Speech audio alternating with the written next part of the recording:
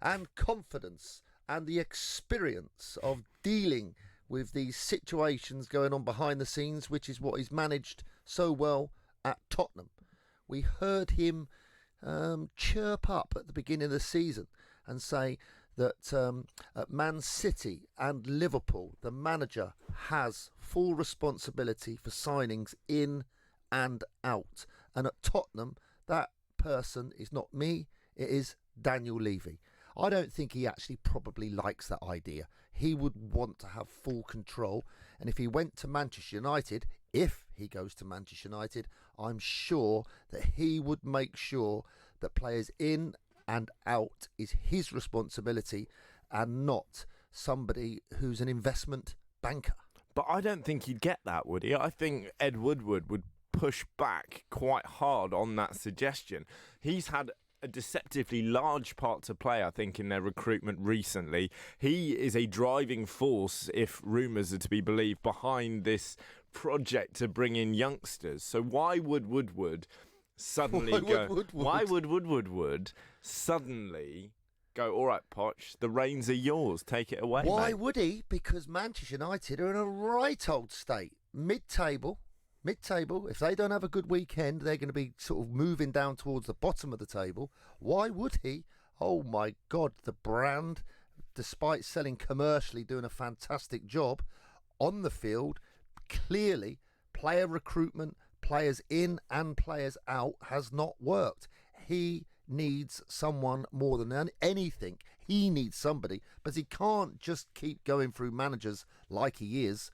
It's not going to work, and sooner or later, surely somebody's got to be questioning his role in all this.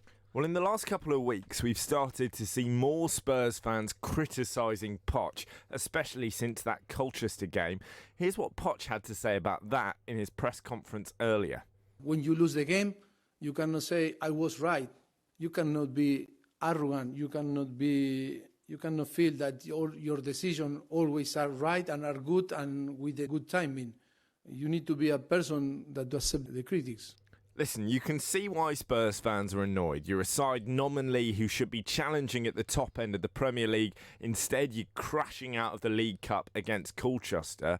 But equally, will Pochettino be looking at those critics, seeing them roll in on Twitter and go, well, if you can't appreciate what I'm doing, why should I bother? No. Do you think the managers sit round on Twitter and check their phone out and say, oh, there's Tom from Romford. He's saying I should have done this and I should have done that. Oh, OK, Tom. Perhaps I might change my team to suit you, Tom. No. They don't go down all that road, mate. He was in the Champions League final, wasn't he? He was. A couple of 3 months ago. Lost it, crucially. Got to the final, didn't they? He did. Haven't really spent a great deal of money. He's bought through some good younger players. They're in the that period of moving up to the first team. He's sold his right back last year, Walker, for 50 million, and bought in Trippier and developed him and evolved players and got to the players in a real good position. But I do think, with the amount of players that are out of contract at the end of this season, Johnny, you might have to help me with this. Vertonghen, Rose, and what's the other? Ericsson. Ericsson. Alderweireld, that was the one that I was looking for. Out of contract at the end of the season, not agreed new contracts. It's looking like 3 or 4 could leave, probably towards the value of about £150 million. Just approximately, I would say those 4 players would be worth, give or take, maybe a few million here or there. And that is going to cause uncertainty. And of course, in January, they can sign pre-contracts to play abroad and play at other clubs. And we all know what can happen when those contracts get signed, because the players want to safeguard their own future. Martin, in a lot of the reports linking Pochettino to Manchester United, the focus is on the fee United would have to pay, because they'd have to pay to get him out of that Tottenham contract, and that would cost him £32 million. Now, this is being billed as a mammoth fee, and in the scale of what clubs pay for managers, it is. But why is it that in English football we seem to have one rule for player transfer fees and another for managers? Because if I offered you a player, I said, Martin, I'll sell you a player and he will come into your team and he will improve every other player in that squad. He will bring your young players up a level. He will develop your entire side. and he's going to cost you £32 million. You would go, that is the bargain of the century. That is effectively what United would be being offered in Pochettino, and yet everyone's going, oh, that's a lot of money for a manager. Surely it's value. All of the British press today. Really? Well, 32 million in the scale of what people pay for managers is an awful lot. I can't think of an example where clubs have broken that kind of money just for the gaffer. Well, I think it would be money very, very well spent with the current situation at Old Trafford. This, what everyone's calling this transitional stage. In the summer, they've bought a centre-back. It was a good signing, given a goalkeeper over £300,000 a week that's really lost his mojo, it seems to me, and doesn't even want to play for him. A central midfield player that's played against Rochdale and now got an ankle injury. An ankle injury? To play, he can't play on Monday night against Arsenal. That's 3 days before the game. Telling the public he can't play. Serious questions on that one for me. And a left winger from Swansea, who's probably been their standout player so far this season, who was no doubt got to the football club through Ryan Giggs, not through their recruitment team. And the right back, Wan-Bissaka, he was superb last week on Sunday at the London Stadium. He was superb. But they need more than that. They need far, far more than that. And selling your centre forward, and we discussed this yesterday, 2 weeks before the start of the season, and not replacing him, quite unbelievable. Well, whether or not Pochettino does head off to United, things are not well at his current employer. Star striker Harry Kane has been pretty vocal off the pitch this season. He said there are no more excuses after that draw against Olympiacos, and today he's had his say on the uncertainty on the dressing room and the effect that that's having on the team. Here's what he said. Obviously it's public knowledge, there's players close to going and staying. So it's never easy when you have a situation like that. But now that's shut, that's closed. We all just want to move in the right direction. Whoever's playing on the pitch has to give everything for the club. And that's all we can ask for. So you have to kind of put your individual needs to one side. Such an eloquent young man, our Harry. Is he right to be speaking publicly about these issues? If you were the manager, would you want one of your strikers to be saying, yeah, everything isn't going okay behind the scenes? Surely he should keep his cards a bit closer to his chest, shouldn't he? No, I thought it was a good interview. I thought he spoke very, very well. He's nailed it to the point. He hasn't faffed around, didn't speak for too long, delivered what he had to deliver. And, those players will be hurting. There's no doubt about that. The results haven't been good. But sometimes, I will say, Johnny, after you've had a big game experience and you've lost, that can be a difficult period that follows after the Champions League defeat. The manager came out and said it took him a couple of months to get over that defeat against Liverpool in the Champions League final, and for the players the same. And then the ones that are out of contract, they've been told that they can leave, and they're still now hanging around in limbo, not sure about their futures. And it's not always easy like that to get people totally focused to play for the badge, which is what they have been doing for Mr. Pochettino for the last couple of years. Yeah, I wanted to pick up on what you said there about the, if you like, emotional hangover, maybe, if that's the way to describe it, of that Champions League final, because Poch has said as much. That's in the papers this morning. Obviously, he's done a press conference since that today, and he's talked a little bit more about, the fans and all that kind of thing. But he's talked about how there are two things that essentially he suffers from in football. One of those is the 2002 World Cup as a whole, where Argentina were knocked out in the group stage, having been really fancied going into the tournament, where of course Pochettino gave away a penalty against England that David Beckham famously converted for an England win. He also says that the other thing that haunts him, if you like, is that Champions League final. And I think that there is something to look at there. When we were talking before the game, because of what Poch said himself, remember it was him who introduced the possibility of leaving the club if they were to win the Champions League. We were a bit aghast by that. We were like, what? This guy, longest serving manager at a top club in the UK by far, and here he is talking about leaving after what would be by far and away this club's biggest ever success, the first trophy under this manager, etc., etc. But actually, I think the more time that passes, the more sense there was, the more logic there was in what he had to say. And I think actually he's now starting to think that whether or not they won, as they didn't manage to do, or whether they'd lost, which they did, that was the time to walk away, because I think there was so much emotion invested from him, from the supporters, from everyone at the club, in order just to get to that final. If you think about the comebacks they had to have, the drama against Manchester City, the comeback against Ajax in the last moments, and I think it takes so much out of you. And I think that to follow that this season, and I know it wasn't even a trophy, but it was a heck of an achievement, but to follow that with the lack of financial backing that is available at Spurs, whether you're Mauricio Pochettino, Pep Guardiola or Martin Jol, doesn't matter. They just don't give you the money that you really need in order to stay competitive at the top level.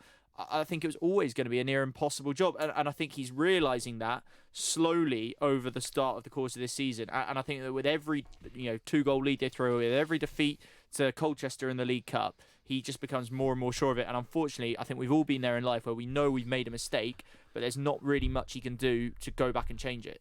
I think with the Colchester defeat, I think you need to probably move that aside a little bit, because that wasn't nowhere near his full team. That wasn't a full Tottenham team. I'm not making any excuses, and you'll probably both jump across the table and say Tottenham should still beat them. Yes, they should still beat them. If it was his full first team that went to Colchester and they lost on penalties and went out of the cup competition, I think then the dogs would be out for him big time. But the fact that there were so many changes, so many players that he's told that can leave are playing in that game, it was going to be a kind of a difficult game to win. So I don't think that should be put into this equation about his future and the lack of form. They beat Man City, didn't they, or drew with them? They drew with Man City. They were lucky to. They should have had that. Well, they got a VAR. It was so lucky. They goal. could have conceded 8 in that game. They didn't. No, but equally. That's the most important thing. When the ref blows that whistle after 94 minutes, they didn't get 8, did they? No. So they've done okay in that game. I think it's going to take some time to move these players out, and I think privately he's probably naffed off people like Wanyama, never moved out. Vertonghen, who we saw on TV sitting in the stands with his white t-shirt and sunglasses on, not even sub. Though having those players around, I wouldn't call them bad apples, but when they're not part of it, and the managers told them they're not part of it, and Danny Rose nearly went to Watford, there's another one, they're probably walking around a little bit naffed off, wanting to get their future sorted out, and it's a difficult time for him to manage at Spurs. Difficult time. Would that mean the acceleration for his departure to Manchester United? Me personally, after 5 years, I think it would be a great time to move on to Manchester United. Interesting suggestion. Listen, however tough things are at Tottenham, he would not swap that for Derby County at the moment. This is Love Sport. Please state your reason for this call. I would like to end my home insurance policy. Please state your reason for this call. End my policy. Please enter your 12-digit passcode. Policy ended. Finally. To confirm end of policy, please enter credit card details and pay £50. With Aviva Plus home insurance, you can pay no extra cost and with no cancellation charges. New Aviva Plus. Insurance the way it should be. Excludes Northern Ireland.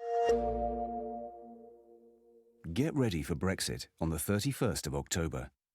Brexit will bring changes that affect businesses in many ways, particularly if you buy from EU suppliers, sell to EU customers, provide services to EU clients, and receive customer data from other businesses in the EU. Businesses need to prepare. Find out how at gov.uk/Brexit. Get ready for Brexit on the 31st of October. If you're in business, I bet you hate wasting money. We Do Taxi Tops can help you achieve minimum wastage on your advertising costs and maximum exposure. Our revolutionary taxi tops can target your potential customers in the right place at the right time, so your message has the greatest potential for making an impact. We Do Taxi Tops. Visit wedooh.com. We Do. The smarter, quicker way of advertising in London, supporting London businesses of all sizes. My mum and dad say that I don't need lots of sugar. I'm sweet enough already. So we used the Change for Life food scanner app to find out how much sugar is in our food and drink. It's surprising how much we found. So I put my detective hat on to find the healthier choices. Woohoo! Found one, Mum! You can be food smart too. Download the free Change for Life food scanner app today. If you mess with the USA, I guarantee they'll be held to pay. Love Sport. Things are far from perfect at Tottenham. You've got losses to Colchester in the League Cup. You've got one-away Danish midfield players. But as yet, none of their players have been arrested. Spare a thought for Philip Cocu. He's only just come into Derby County, struggling on the pitch anyway, and he now has the news that Tom Lawrence and Mason Bennett, two of his best attacking players, have been arrested and charged with drink driving after a crash this week, which left club captain Keogh out for the entire season. Martin, as the manager, if you were in charge of Derby County or any other club and you had a situation where two of your players have been arrested and charged for drink driving in this kind of manner, how do you handle that? Well, first of all, Johnny, you'll get a phone call about 3 o'clock in the morning. I'm thinking, good. What is that? What's happened? And I'm sure Philip did it as well. Anything 24/7, any serious issue, serious problem, you call me. You wake me up. I'll get onto it as quick as I can, and I'll try everything I can to help you. Obviously, there's some things that the manager, an actual football manager, can't really help them too much with. But first and foremost, he'd have wanted to know if they were okay. They've done something wrong, clearly, but he will want to know that they're okay. With Keogh, the captain, he seems like a proper, decent, honest, hard-working centre-back. He's been unconscious. He's got a bad knee injury. You'd be really worried about him, and you'd want to make sure, first and foremost, Johnny, your players are okay, and they're healthy. Then after that is next phone call straight away is a phone call to your chief exec, and your chief exec then would probably speak to the owner, and then that's a more serious issue. And when it's kind of out of his hands, I think now for the manager, this is a much bigger deal. Good players on good money not being able to play because they've been out allegedly drink driving, which is, as we all know, which is not good news. Could he pick either of these players for tomorrow's game against Birmingham? No, I wouldn't. No. Is there not an argument that they're innocent until proven guilty, and these are talented footballers employed to do a job, and if they're fit to play, they could play? Yeah, they could play, but the question was, would I play them? And my answer was, no, I wouldn't. I would definitely give them the weekend off. I'll give them some time to think about what they've done with their families, and it would give me, alongside the chief exec and the owner, time to oversee the fine details of what the police have said, hear from the players what they've said, their action. No doubt there'll be serious disciplinary action from Derby County, and I think the maximum you can actually fine players, Johnny, is 2 weeks' wages, which is the guidelines from the PFA and the Football League and the FA. So if a player does something wrong, they can lose up to 2 weeks' wages. It can't really go over that unless there's some extreme circumstances. So they'll be looking to put that together, of course, with solicitors and lawyers. And they would want something, I would guess, for first thing Monday morning. They're back into the stadium. I was going to say back to the baseball ground. Back into the Pride Park, get them in front and say, look, this is the action. How are you feeling? Be back training. This is the punishment. And we don't want any more said about it publicly until you've dealt with it with the police. And from now on inwards, you'll carry on with your job. And with Keogh, who seems like he's got a really serious knee injury from what we're reading, and I don't actually know that, but it seems like he's got a serious knee injury. The manager will be absolutely, oh my God. Oh, he's lost. Are you more gutted or are you more angry as the manager? Well, he hasn't got Harry Wilson that No. Frank Lampard bought in loan from Liverpool. He hasn't got Mason Mount, who's now back in Chelsea's first team after being on loan at Derby. And he hasn't got their player of the year, who was Tomori, the centre-back from Chelsea. So three really good players not now playing for Derby County. And no doubt they're going to miss those players. And it don't matter how good or any of those managers are, without those three players in your team, you're missing assists and goals and a very mobile, very adequate centre-back for the Championship, who's going to be a very good player in the Premier League. And now he's lost his captain and his centre-back, who's kind of a bit of a catalyst sort of figure. Lacks a lot of pace, but now you've lost him. So all his plans coming up to this weekend's games, who do they play, Derby? They've gone completely out the window, and he's got to find somebody else to replace those players.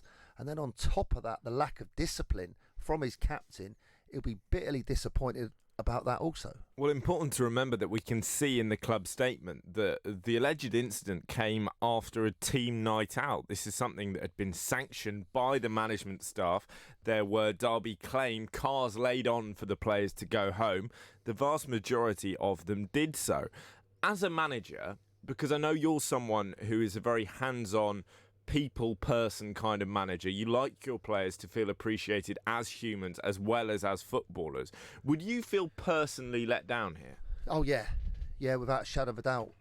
From what I know about Derby County Football Club, it's a very professional, very well run behind the scenes. It's what I would call a proper football club, proper people behind the scenes doing things right. So if it had been sanctioned for the players to go out where there's going to be alcohol, I'm sure Derby would have sent probably a couple of, what could you call it, minders, a couple of fellas to assist them. Grown-ups.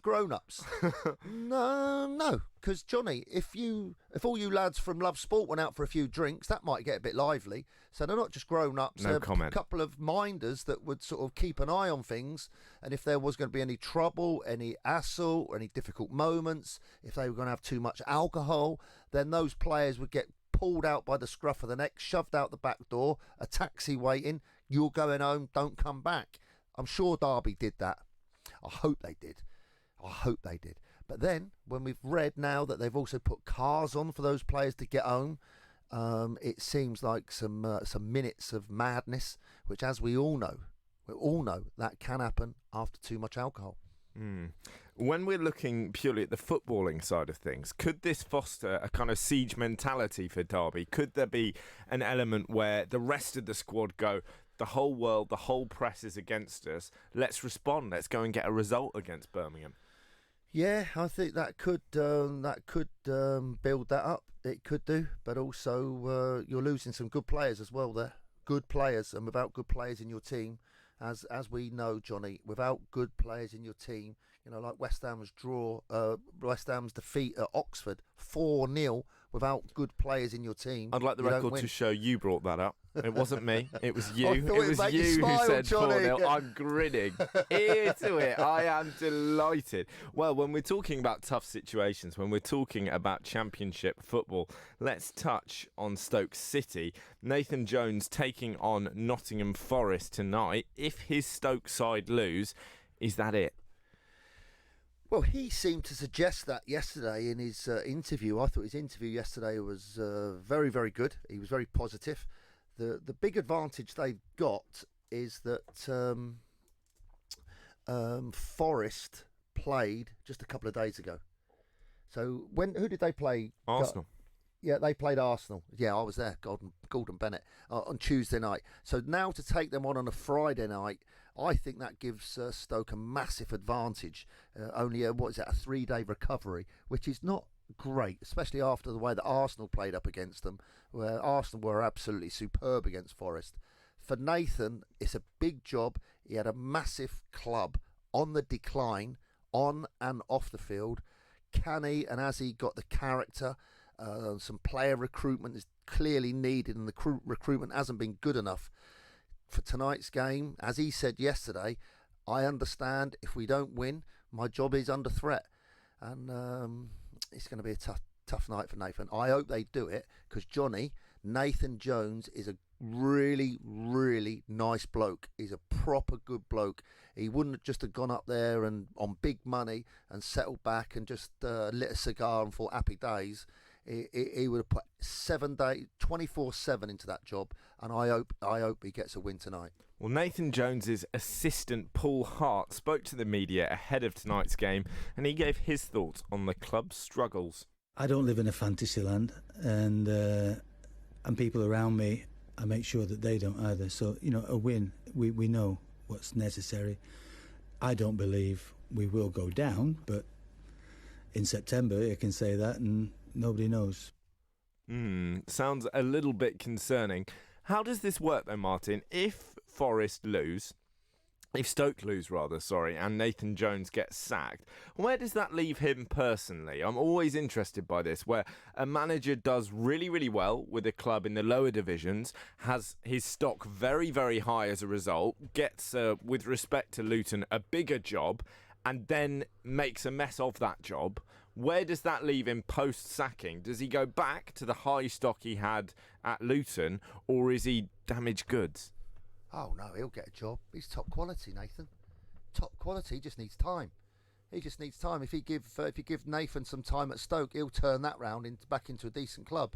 But as we do know, if you don't get wins in a short space of time, despite them getting relegated from the Premier League and then them verging on it again last season, they're in real trouble. That's why they bought him in.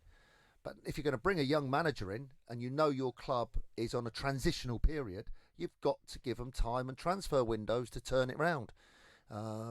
He deserves time. He's a really good coach. He's a really good person. But once you get on that slope, it can be difficult to convince the players what you're doing is the right thing. Where does it leave him? Well, after the game tonight, he'll be driving down the motorway and he'll be wondering if his phone's going to go from the chief exec.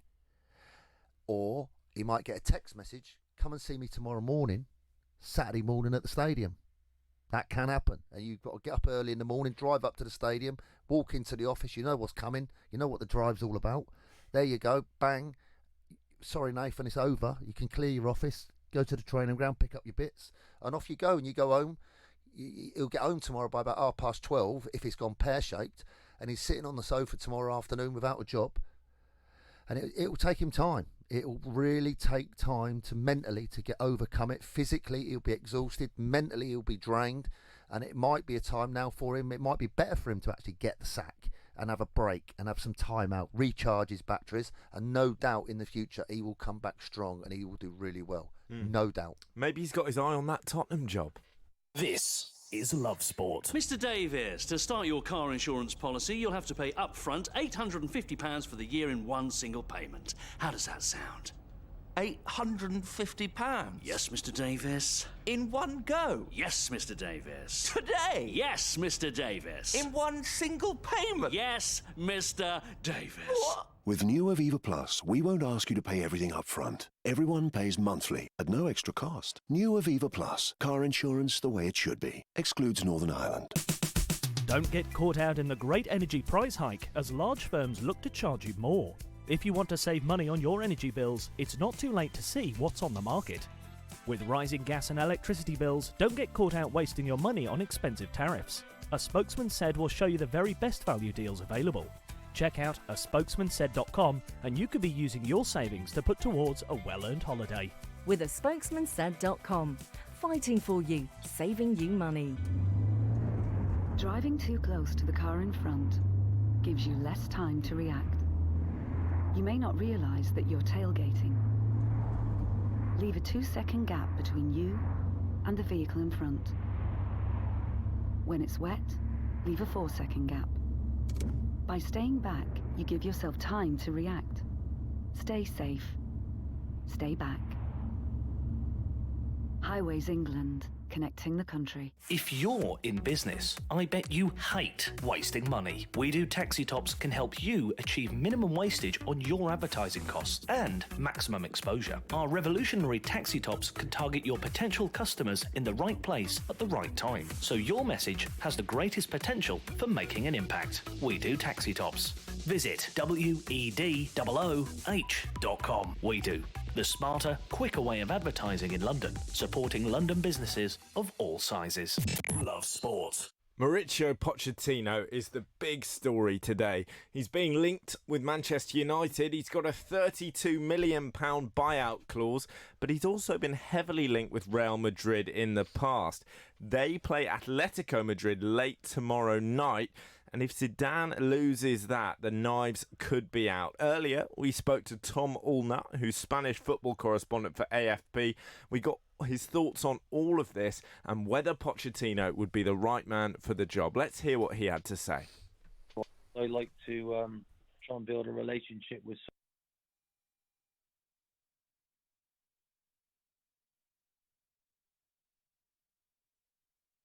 Sure. I mean, it's been a very good week for him, though. A very impressive turnaround because after that defeat by Paris Saint-Germain 3-0, Real Madrid's worst ever defeat under Zidane as coach, it did look a bit bleak, to be honest. You know, they were playing poorly. The results weren't good. And also, obviously, in the context of what happened over the summer and at the start of the season. It was all sort of pointing in one direction, really. And then suddenly, in the space of 6 or 7 days, they went away to Sevilla, where they never normally win, and Sevilla have had a very good start to the season.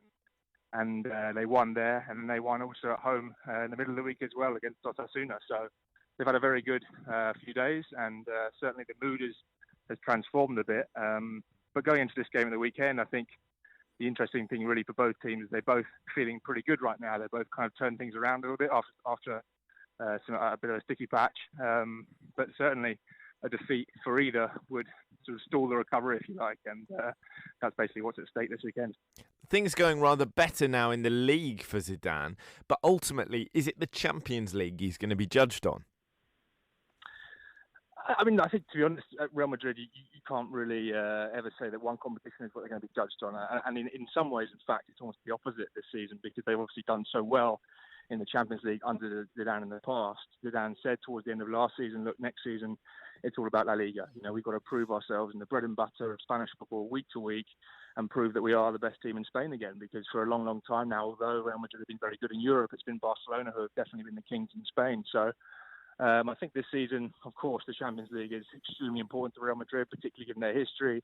They see the competition as their competition, and it certainly wouldn't go down well, for example, if they didn't get out of the groups or something like that. But I think for now, certainly La Liga is the one they're focusing on, and it's very welcome at the moment, even if it's perhaps not entirely deserved and perhaps reflects the kind of chaotic nature of the start of the season. It's very welcome that Real Madrid is sitting top of the table right now. Well, with all of the trouble at Spurs over here, there are rumblings that this Real Madrid job looks tailor-made for Pochettino. But when things are going against Zidane, is his the only name that comes up, or are there other people in the frame as well? There are other people in the frame, and I think, to be honest, things move so quickly in football, as we know, that even in the space of a couple of months, I say Pochettino's stock, or at least his flavour over here, is slightly reduced, perhaps, to what it was maybe 2 or 3 months ago when Spurs obviously got to the Champions League final. I mean that's possibly because of Tottenham's poor start, but also I think just because there are some other big names now available. You know, you look at Allegri, for example. Jose Mourinho, of course, is always on people's lips over here, particularly because the idea is that Florentino Perez, even if he realises it'd be a very brave call to bring Mourinho back, he has quite a strong relationship with Mourinho. So whilst he's available, and also people like Allegri are available, I think there are some other fairly big names now in the hat. I mean, I think Marca, for example, did a poll a couple of weeks ago saying, you know, if Zidane left, who would be your preferred replacement? And the three options were Mourinho, Allegri, and Raul, who is now in charge of. So no Pochettino in the mix at all. So Pochettino wasn't even in the mix at all. I mean, there was, of course, the kind of fourth option of other, which got quite a few votes as well. So maybe that was Pochettino's group. Well, looking specifically at the Madrid derby then, who are you tipping? Are we expecting Eden Hazard, Gareth Bale to be important figures? Yeah, I mean, both of those two were rested in midweek against Osasuna, so we expect them both to start. To be honest, Hazard had a bit of a slow start to the season. He obviously was injured just before the first game, and since then he's looked a bit like a player who's still kind of finding his feet here. Perhaps finding fitness too. I mean, you know, it's inevitable when you have someone who hasn't really had much of a pre-season, then gets injured early in the season, that he's kind of finding his sharpness. But we expect both of those guys to start, and I think it'll be a tight match. I mean, I think Zidane said this morning in his press conference, he was asked about the pre-season friendly in July when Atleti won 7-3. And he was very short in his answers. You know, that means absolutely nothing. And then someone said, well, have you even watched it back? He said, no, you know. So, I mean, there's certainly no idea in the Real Madrid dressing room that means anything at all. I mean, I suspect at this stage in the season we might find that both teams would prefer not to lose rather than to win, and it could be a draw. But either way, I think it'll certainly be a tight match. Just finally, a lot has been said about Martin Odegaard for years now. It feels like he's been around forever, been on loan virtually everywhere. But finally, in the last few weeks, he's actually looked really impressive on loan at Real Sociedad. Is he finally going to make that breakthrough at the Bernabeu? Well, I think, first of all, just it's brilliant to see him playing so well, to be playing with freedom again, because ultimately we see these kids, we've seen in the last couple of weeks, in the last week, people like Rodrigo and Ansu Fati, they do very well, and then suddenly they're thrust into the limelight, without even really just overnight, and that kind of happened to Martin Odegaard. Of course, it was his decision, of course, to join Real Madrid as well, so it's not entirely not of his own making, but I think it's great that 4 years on, he looks like he's playing well again, finding his feet, has confidence. I mean, his pass. I don't know if you've seen it. It's absolutely for one of the filthy. goals Is for Real this the Madrid. one where That's incredible, right? he nutmegs the guy and then takes 4 players out the game with a pass, and all the striker has to do is tap it, and it's a goal? Yeah, I mean, it's one of those passes where no matter how many times you watch it online, you still can't quite see the route that it's going to take, and then he threads it through and you think, wow, I mean, how on earth did he see that? We're seeing it from a sort of a bird's eye view, and he managed to spot the thread really through about 3 or 4 different players. So, I mean, just great to see him playing well. I mean, whether or not he can get back into the Real Madrid squad, let's see. I mean, it's still early, of course, in the season, and I think there is a temptation when you see players, particularly when they're on loan away from Real Madrid, to always attach it to can they now get in the team at Real Madrid. But I think for now, it's great to see him playing well, even for a team like Real Sociedad, who, by the way, are also doing extremely well, sitting second in the table now. So let's see. I mean, there are some very, very good players who don't make the grade at Real Madrid, and maybe that will be him. But if he carries on playing like he is now, he's certainly got a good chance. Well, fingers crossed. Tom, great to chat to you. Thank you for your time. Tom Allnut there, who is Spanish football correspondent for AFP. Great to chat to Tom earlier. Interesting in particular to hear what he had to say about Pochettino and the way that Spanish interest in him seems to have cooled a little bit. Does that surprise you, Martin? Because that poll in Marca where Pochettino's not even listed as an option, is it just because we've got such English football-focused minds, we don't really think about the Spanish perspective? No, I thought he spoke really well, Tom. I like listening to all his bits and pieces. But I would question that he's not really flavour. They all know what a great job he's done with all these players, bringing them on, and the involvement and development of Harry Kane.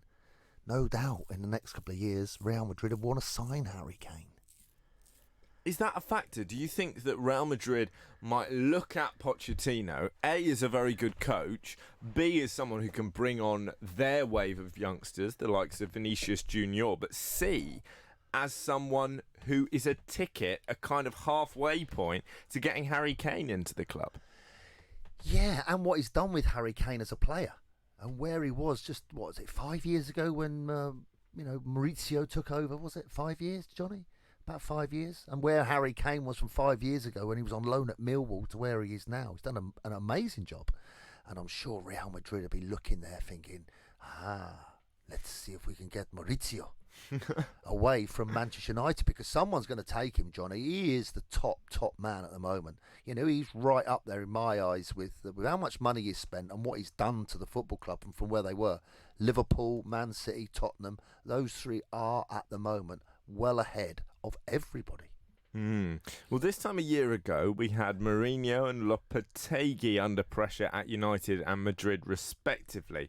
It seemed like Poch was going to have his choice then. He could go to Real, he could go to United. Which do you want more? Things have changed now. United would have to pay big money to get him. Might it be that he misses out on both jobs and has to stay at Tottenham even if he's not happy? No. That won't come into it. That's 32 million. That's a drop in the back pocket, mate. That's nothing to take a decent manager like him. What do they work to the other day? 625 million. Manchester United, second biggest club in the world.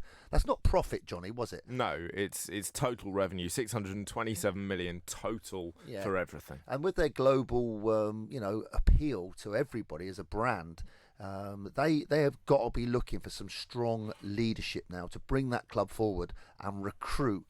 In January and next summer, they need major overhaul of their playing squad, and that means getting a lot of players out, and it will mean getting probably half a dozen players in. And you've got to remember about Manchester United, which we didn't mention, Luke Shaw's been injured, Pogba has been injured, I believe. Yeah. So that's 2 key players to come back in, and they've lost their centre forward. So in another way, on an argument side of it, you could say, well, once we've got our full team together, we might be okay. But at the moment, they do look short, and that'll be the perfect time for Pochettino to say, I'll have some of that. I think the contract side of it's interesting though, because you say it's a drop in the back pocket, and rightly so to a degree. 30 million quid has long since ceased to be a significant transfer sum for a player, especially at somewhere like Man United, where they throw around 2 or 3 times that on players who often look like they're not worth probably 30. But I think isn't the difference with a manager, and off the top of my head, it would be the biggest, if you like, managerial transfer in terms of amount that is taken to buy someone out. How much was Conte? It was 30 odd, wasn't it? Was it as much as that? It might have been. And I remember Andre Villas-Boas, 7 years ago now, I think Abramovich had to pay about 14 million quid to get him from Porto. But that, if you like, is the great example of why clubs are a bit more circumspect, because however badly a player plays, and Sanchez, even he was eventually shipped out. Pogba, United are talking about for selling for more than 100 million quid. So even though he's not been brilliant by most people's estimation at United, they'd still be selling him for a profit. Well, a look manager, at Lukaku.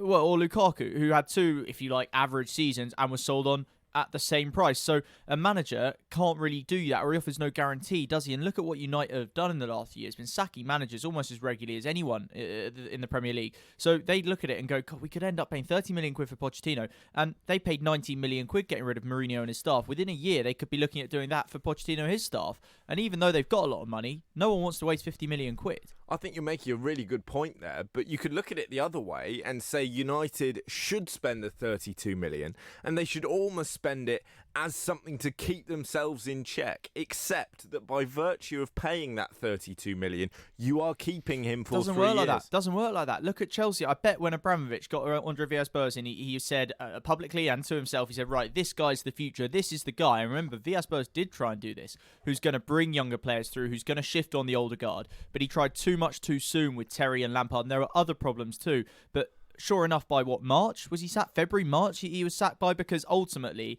at these big clubs, however much they preach long-termism, it is about short-termism. If you're Man United, if you're Chelsea, if you're used to winning titles, Champions Leagues, 6th place just doesn't cut it for long. As Mourinho, as Van Gaal, as David Moyes have all found out, and Solskjaer will probably be no different, and why would Pochettino be any different after him? And so I think that United will be thinking very carefully about paying 30 million quid just to get a manager through the door who's going to cost them millions more. But I think the mindset would probably be, Guy, from my point of view, was we're going to sit down. Who is the very best manager we can get? Pep Guardiola, you're not going to get him. Then you've got Jurgen Klopp, second best. You're not going to get him. So who is the next best manager available for Manchester United, specifically for this Pochettino situation we're in? 100%. 32 million, yeah, write that check. Thank you, bye-bye. Let's go and get him. He can start on Monday. He's got 2 months to help build this squad as we currently are, once they're back to fitness. He's got 2 months to work with Pogba to see if he actually wants to go or wants to stay. De Gea, even though he's signed that mega deal, does he want to stay or does he still want to go to Spain? Get underneath it for 2 months, and then after that, he should know what direction they're going in, and by next summer, because not many clubs sell their best players in January, it just doesn't happen with the Champions League coming into fruition. So it's going to be next summer before he can massively change it. Get himself in there. They are so fit at Tottenham, by the way, absolutely train like mad. The Man United squad, he will put them through it. He will test them mentally as well as physically, and he will see who's up for it and who wants to stay and play for him and play for Manchester United. And by this time next summer, it will be get the hatchet out. You're going, and he'll bring fresh faces in, and it'll be a different leadership of Manchester United than what they've currently got. Well, I love the sound of that as an idea, Martin, but I thought, to be honest, that was what this summer was meant to be. It seems like an apt moment to remind ourselves what Rio Ferdinand had to say back in March after the PSG win. Man United might not thank me, but get the contract out, put it on the table, let him sign it, let him write whatever numbers he wants to put on there, give him what he's done now since he's come in, and let him sign the contract and go. Ollie's let the wheel, man, he's doing it, he's doing his thing. Man United are back. Giving your team a voice. Love Sport Radio. Please state your reason for this call. I would like to end my home insurance policy. Please state your reason for this call. End my policy. Please enter your 12-digit passcode. Policy ended. Finally. To confirm end of policy, please enter credit card details and pay £50. With Aviva Plus home insurance, you can pay monthly at no extra cost and with no cancellation charges. New Aviva Plus. Insurance the way it should be. Excludes Northern Ireland. Don't get caught out by rising energy bills this year. Leading price comparison site, a spokesman said, can help you save money in just minutes. Plus, sign up to a Spokesman Said to get the latest super cheap collective energy deals. These offers are such great value, they aren't even available direct from the energy companies. Savvy customers have saved over £10 million from collective energy deals. Go to aspokesmansaid.com and you could be saving big money on your bills. With aspokesmansaid.com. Fighting for you, saving you money. If you're in business, I bet you hate wasting money. We Do Taxi Tops can help you achieve minimum wastage on your advertising costs and maximum exposure. Our revolutionary taxi tops can target your potential customers in the right place at the right time, so your message has the greatest potential for making an impact. We Do Taxi Tops. Visit wedooh.com. We Do. The smarter, quicker way of advertising in London, supporting London businesses of all sizes. How are you? How are you really? Modern life can be busy, and sometimes it's easier to look after others before looking after yourself. But there's only one you. And making small changes to your lifestyle now could improve your chances of staying healthier longer. So take the first step to a healthier you with our free How Are You quiz. See how you score and get personalised tips and support. From how to eat a little healthier to turning a 10-minute walk into exercise. Just search One You. Monday is a truly awful way to spend 1/7 of your life. I guarantee it. This is Love Sport. A good evening. Unai Emery has been making big decisions, as he often does, but this time he's enlisted a bit of help. He took his time naming a new Arsenal manager, and rather than doing so conventionally, captain, I should say, imagine that, naming a new manager, sack himself. Get it in early, Unai, that's what I say. He's named a new captain. No skipper. No skipper. Good evening. And good night. Rather than doing it the conventional way, doing it himself, he's asked his team to vote. They have done so, and they've named a new skipper. On that skipper's birthday, it is Granit Xhaka. He is the man chosen by his colleagues.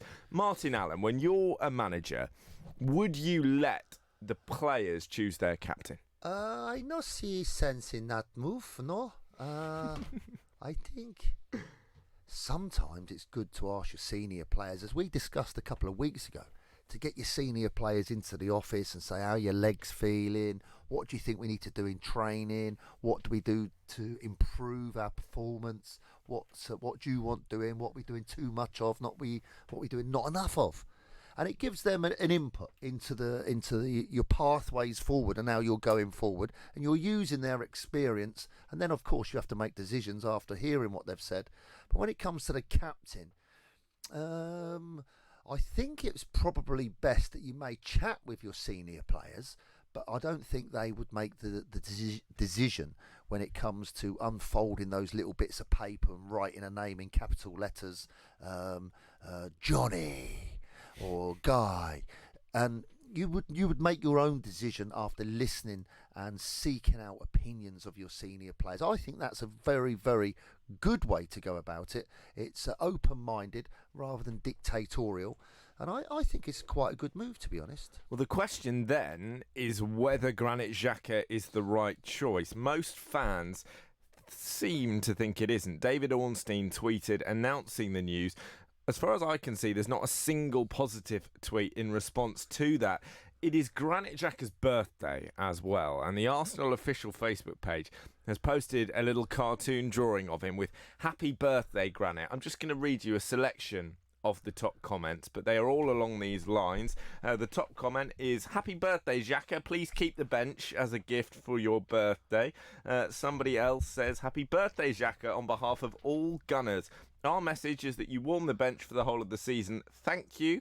And my personal favourite is, "Happy birthday, captain. Certainly the best captain in Arsenal's history. We need your command and your leadership from the bench." The response is clear. We don't care what you're like as a bloke. You are not good enough to start for Arsenal. And I think it's fair to say that in a 4-3-3, he isn't. Is there a problem with having the club captain not actually getting on the pitch? Well, I've got a problem with all the negative supporters, left, right and centre. No, I agree. I sat next to an Arsenal supporter on the way home from the game the other night against Notts Forest, and that centre-forward who scored that brilliant opening goal with the header, Martinelli, what a player, by the way. Cross is coming from the right wing on the volley, Chambers on the volleys put a side-footed cross, 20-yard pass on the volley across the 6-yard box, and between two centre-backs, that young Martinelli headed it in the top corner. Brilliant goal. Brilliant. You could not be happier for the young boy, the way he ran off so joyous. All his teammates ran over to him and celebrated by the corner flag. Apart from Mesut Ozil. Arsenal fans, apart from Ozil, rubbish, and all jumped on him. I got on the train, and afterwards I spoke to this fella because I see he was an Arsenal fan. He had Arsenal top on. I said, that was a good performance from that little guy, Martinelli. I liked him. He said, yeah, his goal was lucky. I said, pardon? He said, that was a lucky goal he scored. I said, what was lucky about it? And he said, well, the cross was a bit lucky from Chambers. He said, I don't think he meant to do that. And he said, I think it hit the back of his head. And I looked at him and I thought, football supporter, nightmare.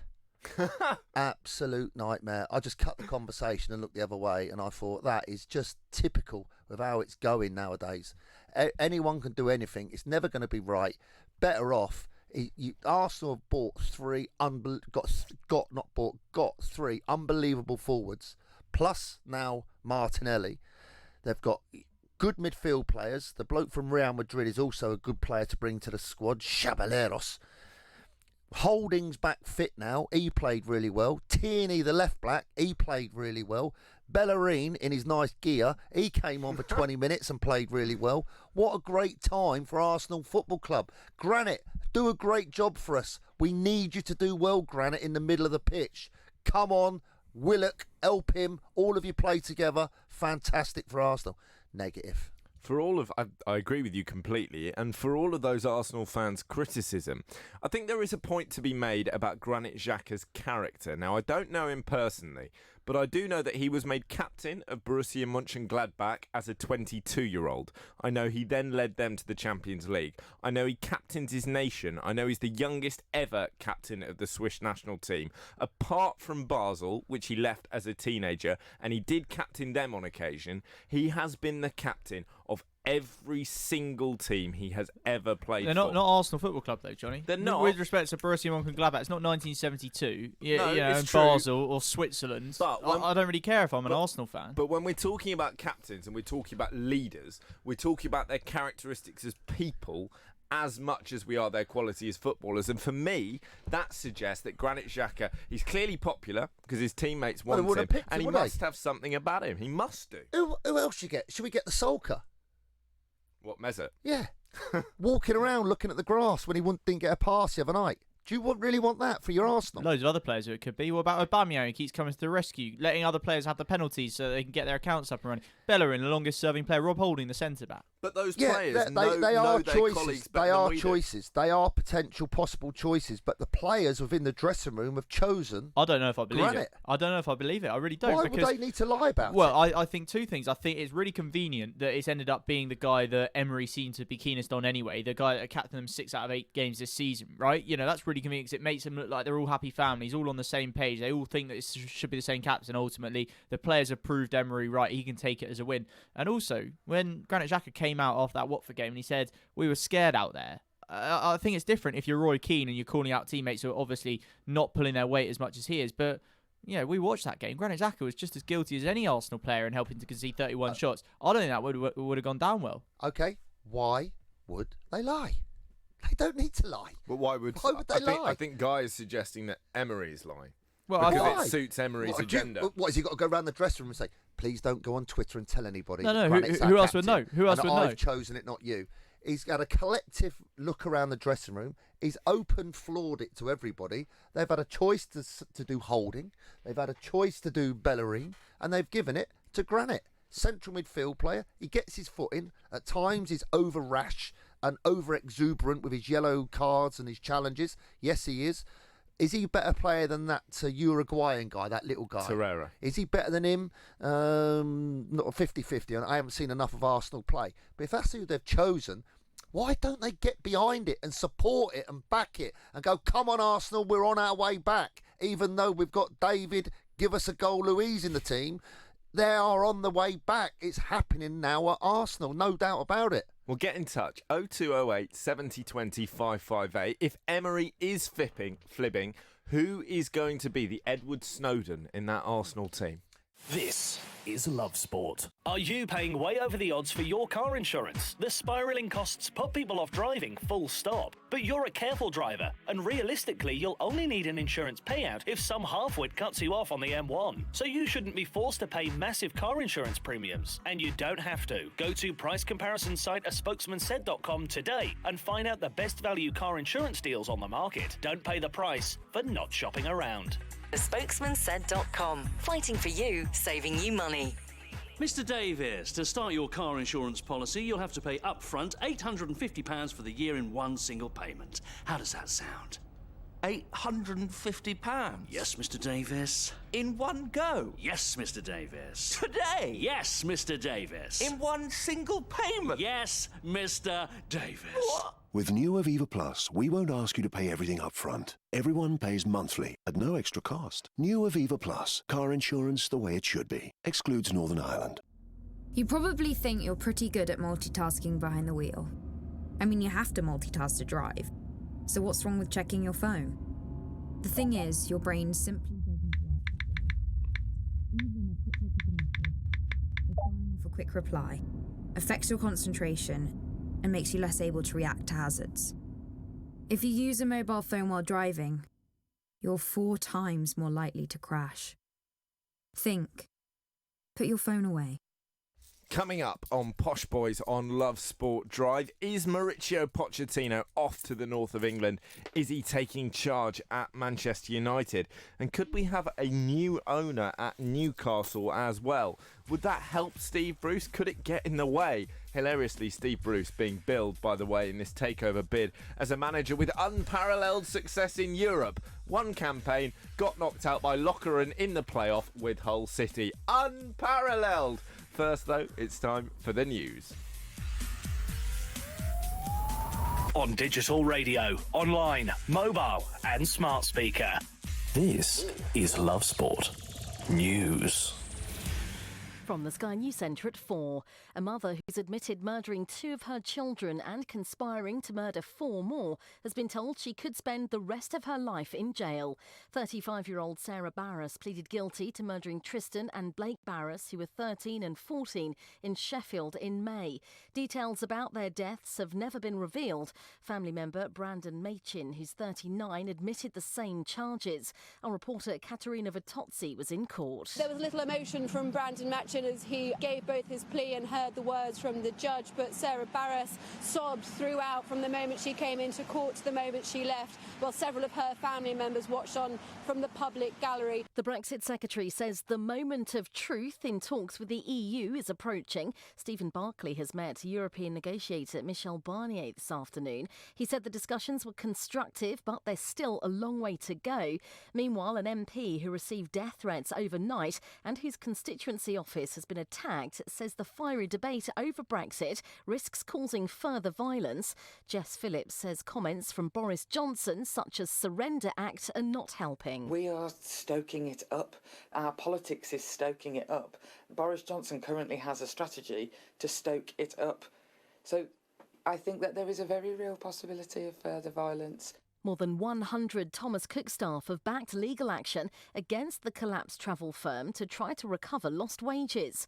It's claimed some of the 9,000 people who've lost their jobs are being forced to use charity food vouchers. More than half the trees which are only found in Europe have been added to a critically endangered list. Climate change, logging and diseases are being blamed. And Saudi Arabia is opening itself up to foreign tourists for the first time, including the UK, but it may not be high on everyone's bucket list. The Foreign Office warns terror attacks are likely while alcohol will remain banned. That's the latest. I'm Tanya Snuggs. Love Sport Radio. On digital radio, online, mobile and smart speaker. This is the Posh Boys on Love Sport Drive.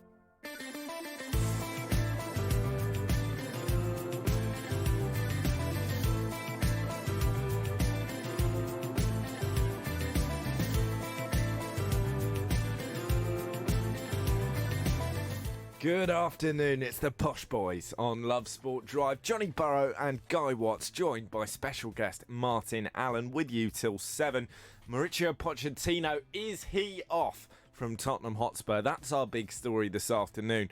But the question I want to put to you, Martin, is should he have gone already? He said before that Champions League final, if I win, I'm going to call it time at Spurs. Should he have gone either way? Was that the end of the cycle? Well, it does make you think it, Johnny, if he's got his eye on that move. And he just come out with some little quotes and comments, and I stand to be corrected, and you'll be a good one to guide me on this. I think he said that he wanted full control of transfers in and out of White Hart Lane. Like Pep Guardiola has at Man City and Jurgen Klopp has at Liverpool. He said, I don't have that. Daniel Levy does that. He discusses the deals.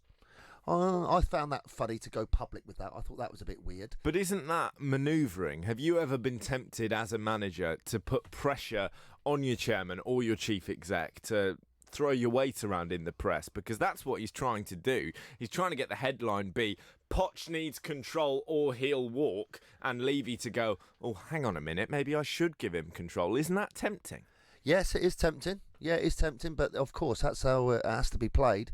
But, when managers start coming out with those comments and they start to leak lines of discontent out into the public, then you've got problems. And with the amount of players at Spurs that are out of contract, Wanyama, Vertonghen, Rose, Ericsson, Alderweireld, all out of contract. They're all going to be wondering, are we going to be staying? And the manager probably has wanted them out and away from Tottenham so he can come in and build fresh, new faces, new ideas, and embrace new players. Because after 3 or 4 years, the players do start to get bored, trust me. And I think a lot of those Spurs players probably know they can earn a lot more money elsewhere.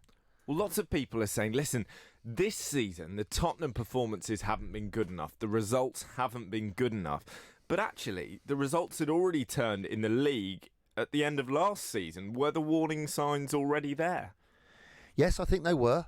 But what we were talking about with ourselves and Guy is that when you're going for the Champions League final and you've got semi-finals to play against Man City, it's sometimes you're gonna change your team to put other players in and save your first team players for the Champions League semi-finals against Man City. And I'm not sure that's what he did, but I'm sure that's probably what he did. And the focus from those players and the motivation, for argument's sake, if you're playing at home to Brighton on a Saturday, then you've got a Champions League game on a Tuesday night, you know what sort of performance you're going to be getting against Brighton. It's going to be lacklustre, slack, and players are going to be thinking, hold on a minute here, Tuesday night is my big game. I want to win the Champions League. But Liverpool managed to win the Champions League and they kept it ticking over in the Premier League. What's the difference? The difference is they have got better players, number one. They've got better players. But Liverpool also rotated. They did rotate their players around before going into that Champions League final. And for Liverpool, they got into the Champions League the year before as well. So they've experienced that pathway. They've experienced the final and the build-up. That was the first time for those Tottenham players. And it was a massive, massive night for Tottenham Football Club. It didn't happen. And it's no surprise it didn't happen because not many clubs can go there and do that on that platform. It's going well. He finished 23 points behind Man City last year. And I think he also said, for us to catch them up, we need to change players. We need to bring new players in. We need to bring fresh players in. And we need to get Tottenham as close to Man City as we can. We're going to need some drastic action. He came out publicly and said that, but it hasn't happened. We're joined on the line by Mark Flanagan, who is Love Sport's Northwest correspondent. Good afternoon, Mark. Thank you for joining us. Clear that all is not well at Tottenham. And do you think that the hierarchy at Manchester United will be looking at Poch's unrest and licking their lips? Well, I think first and foremost, there's been a little bit of unrest at Spurs for a while. You know, Pochettino hasn't had the money to spend, and then that's been a source of frustration for him. And I think if you consider kind of Europe, his stock is still extremely high on the back of what he did, taking that Spurs team. People forget that Spurs, in terms of a wage bill compared to the rest of the big six, are a million miles away. And people at the top of the big clubs in Europe understand how brilliantly he's done to make Tottenham contenders in Europe. And I think in terms of Manchester United, Pochettino understands he's still incredibly in demand. Virtually every other club in Europe, if they sack their manager, he would be on their shortlist. And I just wonder why Manchester United and Ed Wood think that, he would want to work with someone like Ed Woodward, who, at the end of the day, Ed Woodward's masterminded the overhaul of Manchester United squad to the point it's unbalanced, paper thin, in attacking positions, and overall the worst United have had for, in the Premier League. The wage bill has ballooned to 332 million, which is the second highest in the history of sport behind Barcelona. And look at what they've got. And if Pochettino's looking at that squad and assessing it and thinking, gosh, we need another 500 million spent on that to get to the point where I've got to with Tottenham. And they're clearly not going to get that, and financially United are facing sort of a rough 2 years. This week they've forecasted a drop in revenues next year of 60 million. If they don't get in the Champions League next year, they lose another 22.5 million from Adidas. So he's going to be assessing that situation closely and thinking, well, I'm not really going to get the funds to bring in the players. I'm sure United would love him because of what he's done at Spurs with relatively little money, but he's going to have better options from other clubs in Europe, and I'm sure he'll bide his time and wait for the right one. And unfortunately for United fans, I just can't see how he thinks United are a step up for him. There's been a couple of things on what you just said there, Mark. From my point of view, looking from afar, Sanchez was put on over £500,000 a week.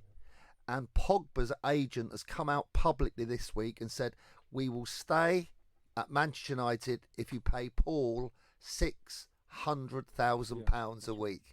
I mean, can you imagine it? And then the other one, can you imagine it? He don't even want to play for him. And then the other one is the goalkeeper. And I stand to be corrected. You're going to be a much better judge than me because you've seen him more often. Towards the end of last season, that goalkeeper, he was poor as.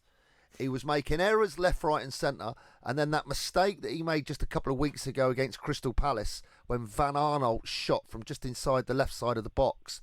And he went over too early. And he's just signed for over £300,000 a week. What are they doing giving out these types of contracts to players that don't even want to play for their club? And the thing with De Gea is, in terms of his stock's really kind of never been lower since he signed for United. His big move would have been to Real Madrid, and Zidane made it clear he's happy with Courtois, although he's not been brilliant for Madrid. What were De Gea's options? What were United up against in terms of competing for his signature?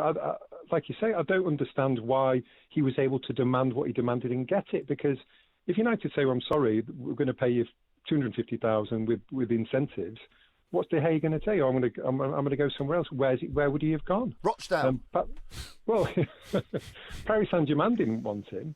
Where was his next step? So this is it. This is the issue with United, that they've managed to create a situation where they have by far the biggest wage bill in the Premier League. And you look at that squad and you're thinking, well, where's the money going? I mean, bizarrely, they're still paying £300,000 a week to Sanchez to sit on the bench in Italy. They're not, are they?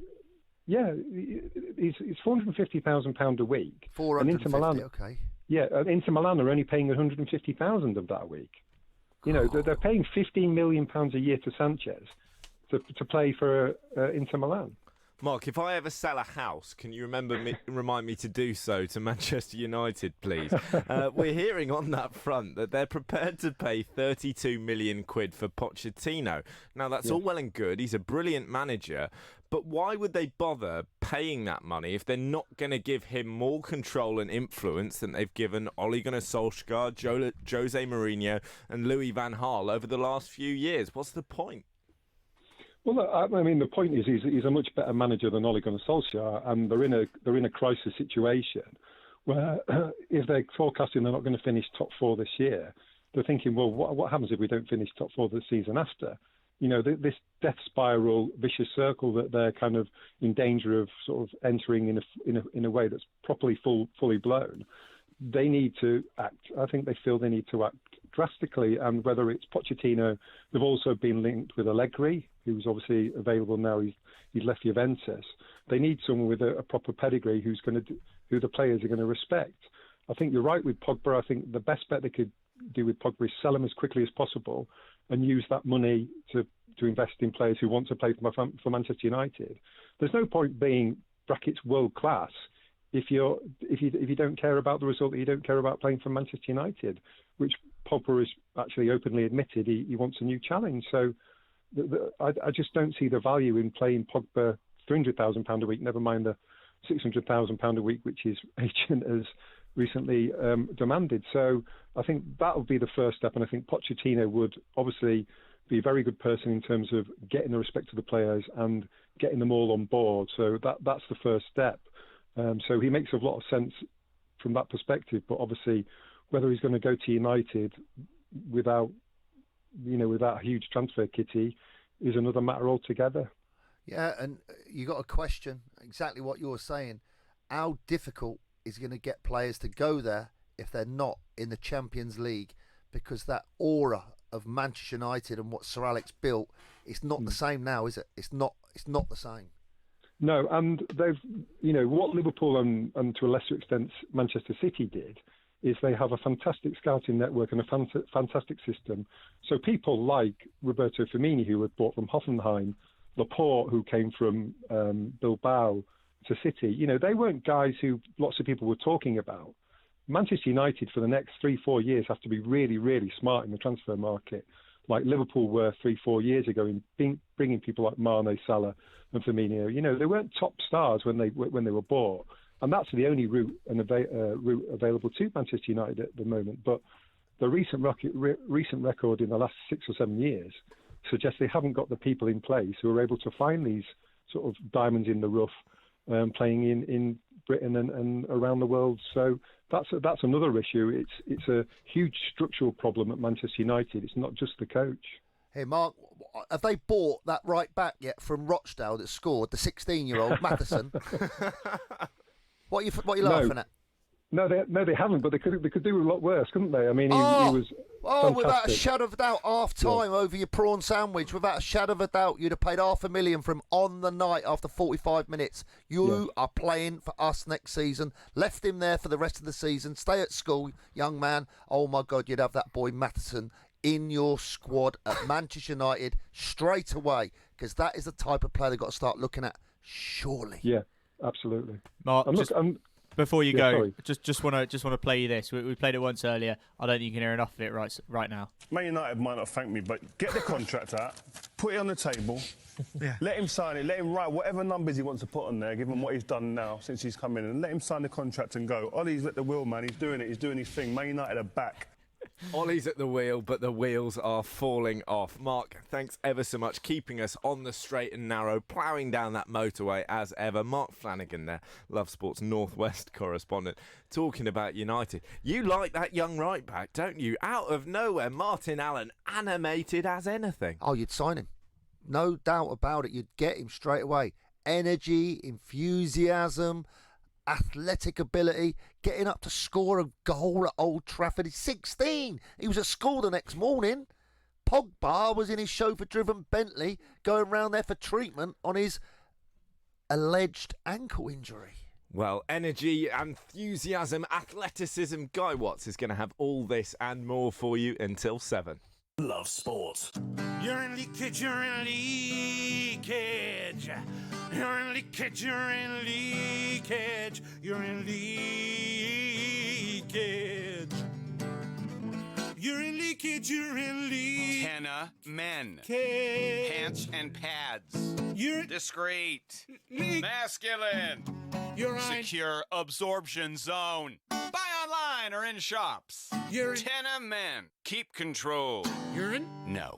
Home insurance is vital. You don't want to end up paying through the nose when something goes wrong. But are you being charged way too much for your home cover? Are your insurance premiums simply too much to bear? It doesn't have to be that way. A spokesmansaid.com is a price comparison website that trawls the internet to find the best deal for you.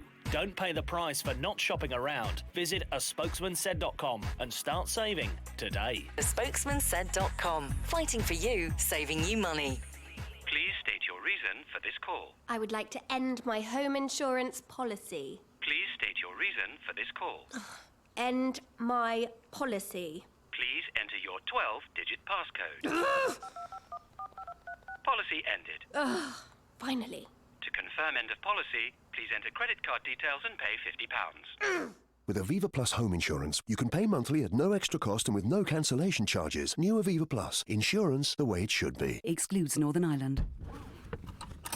Before you set off on a long journey, remember to check your vehicle. Are your tyres correctly inflated? And are the treads deep enough? Have you got enough fuel? Is your oil level right? Checking your vehicle doesn't take long, but can prevent a breakdown or accident and save you money. So, before you set off on a long journey, check your tyres, fuel and oil. Highways England, connecting the country. England is the wettest country around, but what do you expect if the Queen's going to reign for so long? This is Love Sport. Well, there is talk of a takeover at Newcastle. How many times have you heard someone say that on the radio in the last 5 years? Talk of a takeover. Mike Ashley might be on his way out. Yeah, okay, I'll believe it when I see it. The latest rumour is that Peter Kenyon is working with an American firm called GACP Sports, who also own Ligue 1 club Bordeaux, on a £300 million offer to buy out Mike Ashley. Now, going to be interesting to see whether this actually comes to fruition, Martin. But from Steve Bruce's point of view, what's it like as a manager to have these rumours of a takeover running over your head? Because on the one hand, you've got the possibility of more funds. On the other, you could lose your job. Yeah, I've been in that situation. I can't talk about it, God bless you, but I have been in that situation, and it's a weird old feeling. Yeah, I can't talk about it, obviously, for legal reasons at the moment. But no, it's a strange old feeling. You don't know whether you're coming or you're going. Very, very creates a lot of uncertainty. But for those Newcastle players and for Steve Bruce, they've started okay. They haven't done great. They've done a lot better than I thought they would, by the way. Oh, really? Was you one of those negatives, were you? I was the bloke on the train going, that Martinelli hit the back of his head. No, I thought Newcastle were going down here. Yeah, well, I listened to the podcast the other week with Charlie on my way home, and the Newcastle fanzines, forums, whatever they're called. Oh my God, how painful was it listening to it as a Newcastle fans? They were terrible. But you're allowed to be negative as a fan, surely. If your team are losing, you're allowed to say, when listen. do you ever hear anyone be positive? They've just signed a centre forward for God knows 40-odd million. Yeah, and he scored how many goals? 2? No, we're talking about the time. Okay, I apologise. They've just signed a centre forward, 40-odd million, and they've got that left winger with the headband and the blonde hair, Maximilian. How quick is he? Alan Saint-Maximin. Huh? Saint-Maximin. Saint-Maximin. That's the one. Him on the wing. How much was he? 20-something, I think. What a good player he looks. So they've got pace in the team. They've got a new centre forward in the team. They've got these Longstaff boys that didn't get. Wagstaff used to play for Reading, by the way, when I was a little boy. Tony Wagstaff. Yeah, you know, there's multiple Longstaffs. There's a Matty Longstaff as well, a younger brother. That's his little brother, yeah, and he's on the edge of the first team. He wasn't sold to Manchester United, but then made a bid. I don't know who turned that down or why that went pear-shaped. But no, he's still there. So they've managed to keep hold of one of their very, very, very good young players. Steve Bruce, is he the right man for the job? Well, only time will tell. Let's hear from Steve Bruce, shall we? He was asked earlier, of course, about this possible takeover. Let's hear what the Newcastle manager had to say. You have to get used to it. It's happened to me before. This club in particular, there's always speculation surrounding it, and it's never happened. So I can't influence. The only thing I can influence is how we play on a Saturday or Sunday in this particular week. So that's the only thing I can really focus on.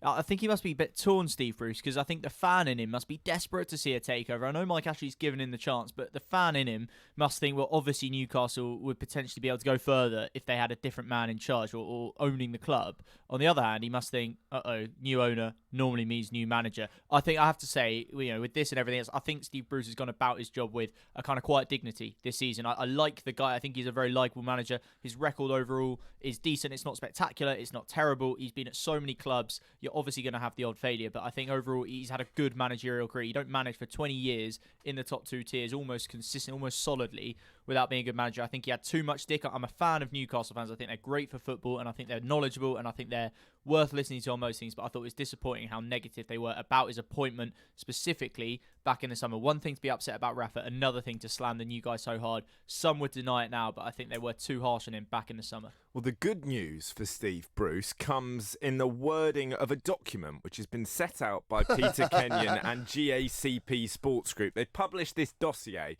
for potential investors going, listen, this is why we're brilliant. This is why Newcastle is the club for you. Get investing. The first line is straightforward. GACP Sports plans to support the current manager, Steve Bruce. So you read that line and you're going, Steve, it's good news for you, mate. Then it gets even better because they say, who has had unparalleled success in Europe. Now, without meaning to be unkind, Steve Bruce has had one campaign in Europe. This was with Hull City in 2014-15, where they lost to Belgian side Lokeren in the playoffs for the Europa League. And people are suggesting, Martin, that the reason why Steve Bruce is being described as having unparalleled success in Europe is because his name has been hastily copy and pasted into a pre-existing document which was talking about a certain Champions League winning Spanish gentleman called Rafa Benitez. So, Johnny, doesn't this just tell you this is just a complete and utter load of rubbish? Surely. Well, which element of it is? Oh, that last paragraph. Well, okay. It was meant for blinking Rafa Benitez, and they've not proofread it and deleted it and changed it, and they've just gone, So hang on. let's put Steve Bruce in there quick. What an error.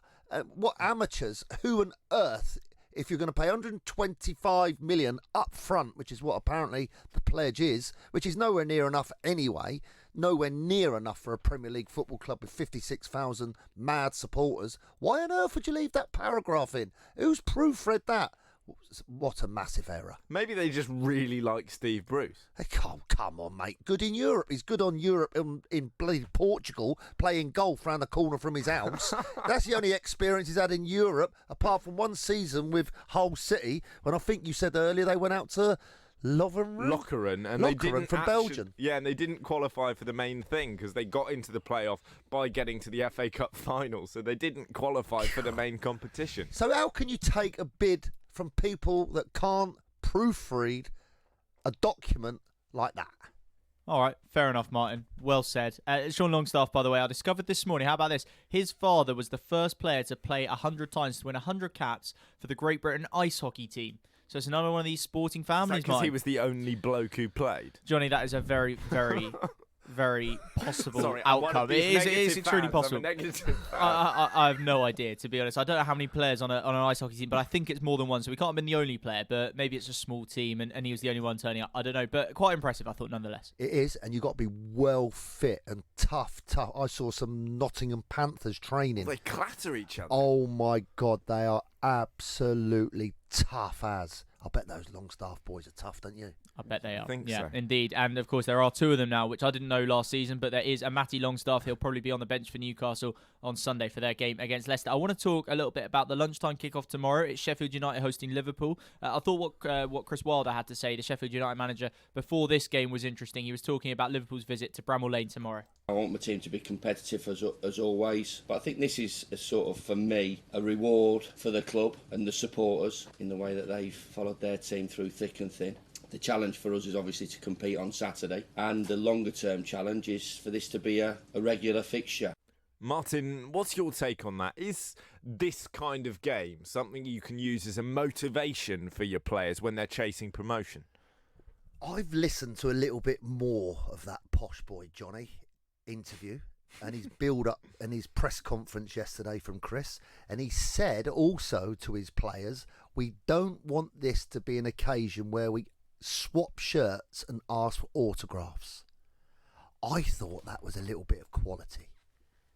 He's putting that in the mind of his players, and more importantly all the Liverpool players, that they are totally in awe and above his team. They've got no chance. It's just a game of football and we're going to kind of enjoy it. It's a reward.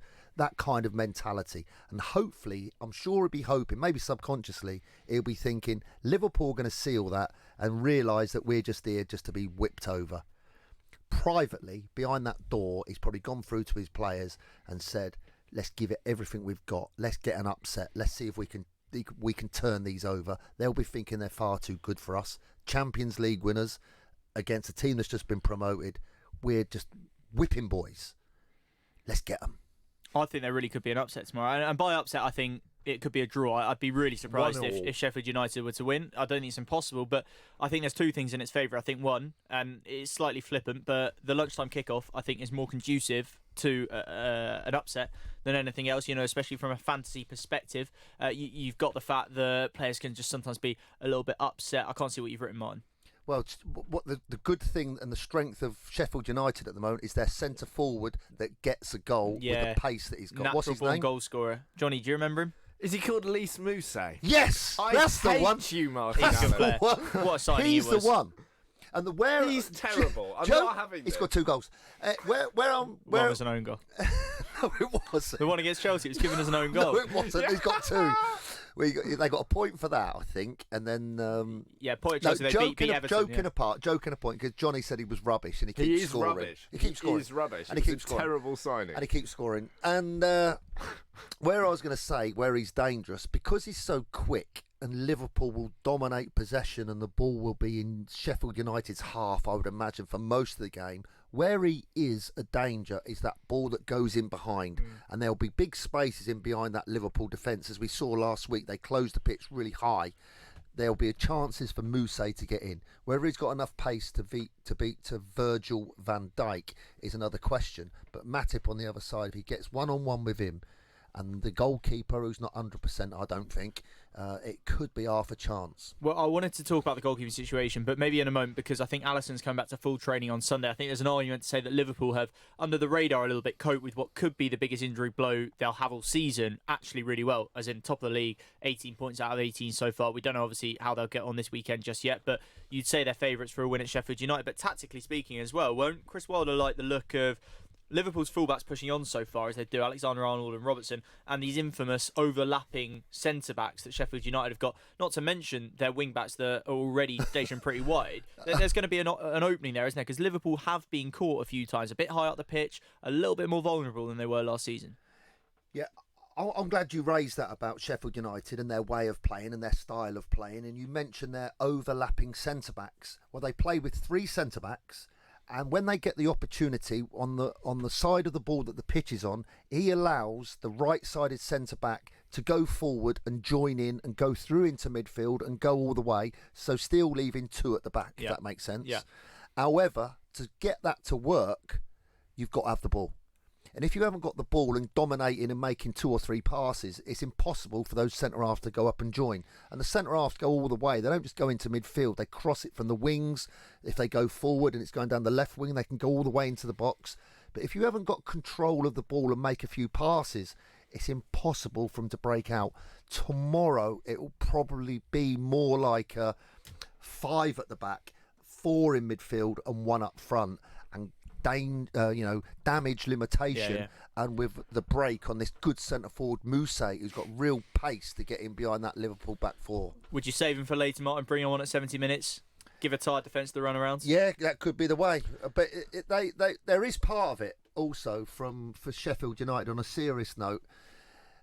When we actually said that Mousset wasn't a good player, if you get a player to buy in and a quality group of players like Chris gets and moulds them into a tough group and a believing group and a unified group, then you've got a chance. You have. If you've got players that don't really want to be in his dressing room and they're saying, like Phil Jagielka's just come down from Everton and he says to the manager, overlapping centre-back? I've never done that for the last 15 years of playing professional football. What are we doing that for?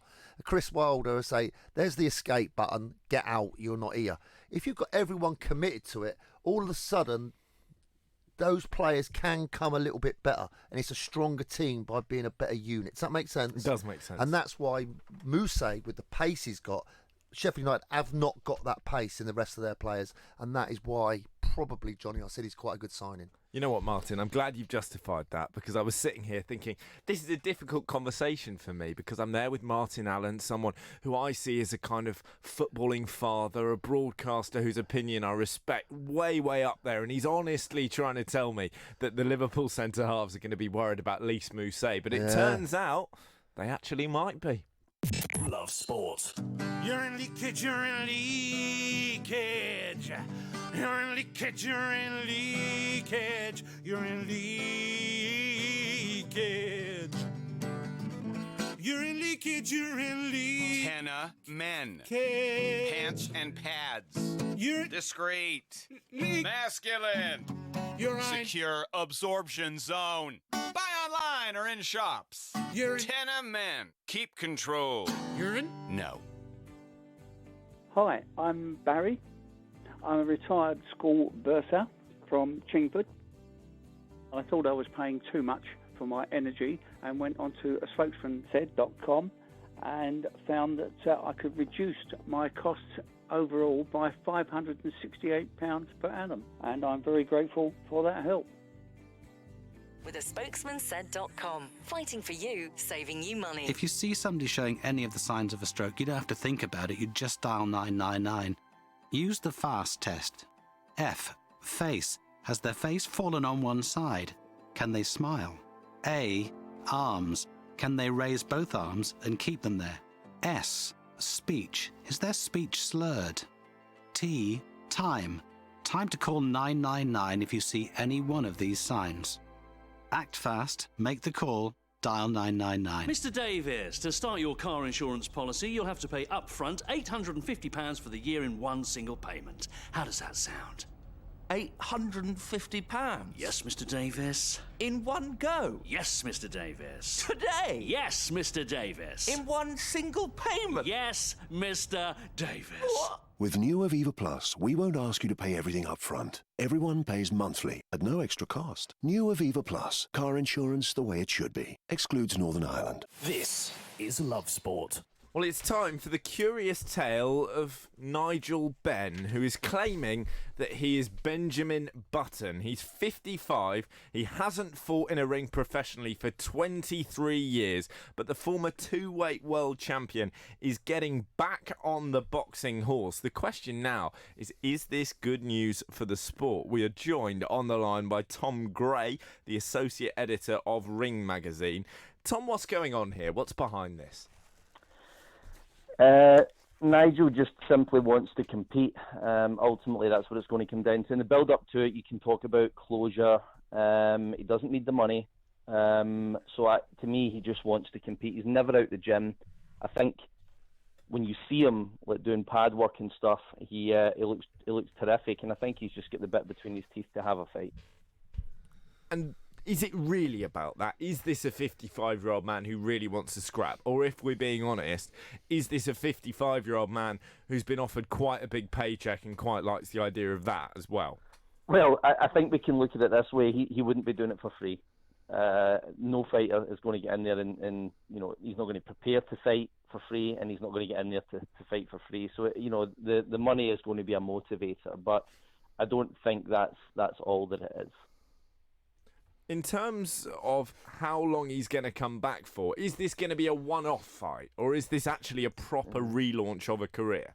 No, he has said that he'll come back for... I watched an interview with him earlier. He said that he will come back for one fight. The problem there is anything can happen, right? You imagine he goes out there and scorches him in one round. Nabika's never been stopped, so the chances of that are unlikely. But if he won easily... if the crowd got behind him. See, it's strange, but the same thing is happening here as what happened with George Foreman when he came back. George Foreman came back at 38, 25 years ago? More than that. In 1987 he came back, so that's 32 years ago. At that time, 38 years old for an athlete, specifically a boxer, was considered to be way, way miles over the hill, okay? He'd been out of the ring for 10 years. So it's that same kind of thing where he was mocked and mocked and mocked. But if Nigel does well, if he wins that fight in decent fashion, and I to be honest, I don't know what's going to happen there. It's so bizarre a contest and so bizarre a layoff that I can't even make head nor tail of it. But if he won convincingly, the public will get behind it. I know that sounds bizarre just now because it's getting so much negative publicity, but if Nigel won that fight convincingly, you will get people backing him. That's just the way it is. When is the fight that is taking place with Nige? The fight coming up with Nigel Benn and Sakio Bika is November 23rd. And how have the public taken to it? Are they going to go buy into that one? No, I mean it's getting more negative publicity. Obviously, I mean he's 55 years old, and I'm torn with it in many ways because he's literally my favourite British fighter ever. I've not written anything about it. I've not really commented. You're the first people that I've spoken to regarding it. And then, I'm looking at him saying it's 55, and even his own boy, Connor's turned around and said, who's a professional, obviously, has turned around and said it's madness. And it is. But see, at the end of the day, it's Nigel Benn, and I've got a real problem with turning around and telling a guy who was a two-weight world champion, you don't know what the hell you're doing, you shouldn't get in there, because, it's not. But then I'm saying to myself, see if it wasn't Nigel Benn, would I be as charitable? And the answer's probably no. So I'm conflicted with it, to be honest. Tom, is there a potential here for him to not ruin, but perhaps tarnish his legacy? If he goes out as a 55-year-old, has a fight, gets battered, is hopeless, is he going to be remembered as that guy who came back as an old man, made himself look stupid, rather than as the great champion that he was? No, well, I mean, I suppose you've always got your cynics out there that will jump on any. There's no news like bad news. So if it all goes haywire and you've got people that didn't really like Nigel Benn or particularly care about Nigel Benn in the first place, then they're going to jump on it and probably, tarnish him with that. But Sugar Ray Leonard come back after I think it was 6 years out, looked absolutely horrendous and get bowled over by Hector Camacho when he was 40, and nobody remembers Sugar Ray Leonard for that. It's just, we tend to dismiss fights in the waning years of a fighter's career. In this case, it's 23 years later. So no, I mean, if you were around when Nigel Benn was fighting, you're going to remember the glory nights, and I certainly would, and I think that anyone with an iota of sense would. What can we expect from his opponent? Well, Sakio Bika fought for a world title 3 or 4 years ago. He's only 40 years old. I say only, that sounds so bizarre, but you know what I mean. 40 years old as compared to 55. He's been closer to the fight game much closer in a competitive level than Nigel has been. He's known for being durable. He can take a great whack. He's never been stopped. He went 12 rounds with Joe Kozagi and others. So he's probably going to be in Nigel's face. And I think they're wearing 12-ounce gloves. And, I think it's a 10-rounder as well. I think he's going to be there, and I think that Nigel will have a fight. There's nothing to analyse here. There's no form guide. I know one thing. I watched most of Nigel Benn's career when it actually happened, and by the end of it, he was tottering and teetering after taking punches that he would have walked through, and you're going back 23 years. Now, his answer to that is he wasn't looking after himself. He's on record as saying that he was drinking and taking drugs and all the rest of it during the time when he was fighting, and now he's clean. I suppose what we're looking at here is, does the fact that he's clean get wiped out by the fact that he's a 55-year-old man? And that's ultimately what we're going to have to find out. But it's a very difficult fight to break down for obvious reasons. Yeah, there's an article on the BBC Sport website that I saw earlier. It says, Jordan, Scholes, Clijsters, can Ben take inspiration from these comebacks? Well, maybe, but none of them had to get in a ring and try and knock someone out and have themselves being the victim of that, did they? But anyway, sort of looking at the other end of the age spectrum as well, Tom, I want to talk a little bit about Daniel Dubois, who fights tonight, doesn't he, at the Royal Albert Hall? I know he's, there's a lot of excitement around him, but I kind of just wanted to get your thoughts on whether or not you think there's too much. Frank Warren in particular, I know he's his promoter and they don't always necessarily have purely the boxer's best interests at heart, maybe the bottom line as well, but has he overhyped him a little bit? Best young heavyweight on the planet, comparisons with Larry Holmes, or is he worthy of this? Right, the second bit there, the second part there with the comparisons of Larry Holmes need to wait. In terms of hyping him, no, I think he's getting the same type of hype that Joshua was getting at this stage. And I know Anthony Joshua is coming off a loss and get into a rematch, but at the end of the day, Joshua went on to become unified heavyweight champion. He's already had a terrific career, so the hype was warranted around then. I think the hype is fine thus far because he looks the business. The win over Nathan Gorman last time out in July was tremendous. Gorman was approaching, even though that was a British title fight, Gorman was very high up in the world rankings. So I've got no issue with the hype. Larry Holmes, who I spoke to the other night, no, you stay away from that stuff. Let him win heavyweight championship fights before you start comparing them to heavyweight champions. That's the way I look at that. But the hype at the minute, Larry Holmes aside, is perfectly fine. He's going up against Ebenezer Tete at the Albert Hall What a tonight. name, by the way. Great name. Ebenezer for a start. If you're not in Dickens and you're called Ebenezer, fair play to you. But what can we expect from young Ebenezer? Is this going to be a challenge for Dubois? My gut reaction is no, and I'll tell you why. Less than 3 years ago, this kid was fighting at 174 pounds, which actually terrifies me, and that's light heavy. Now he's grown up through cruiser, and I think he's come in at 213 pounds or thereabouts, but he's going to be dwarfed.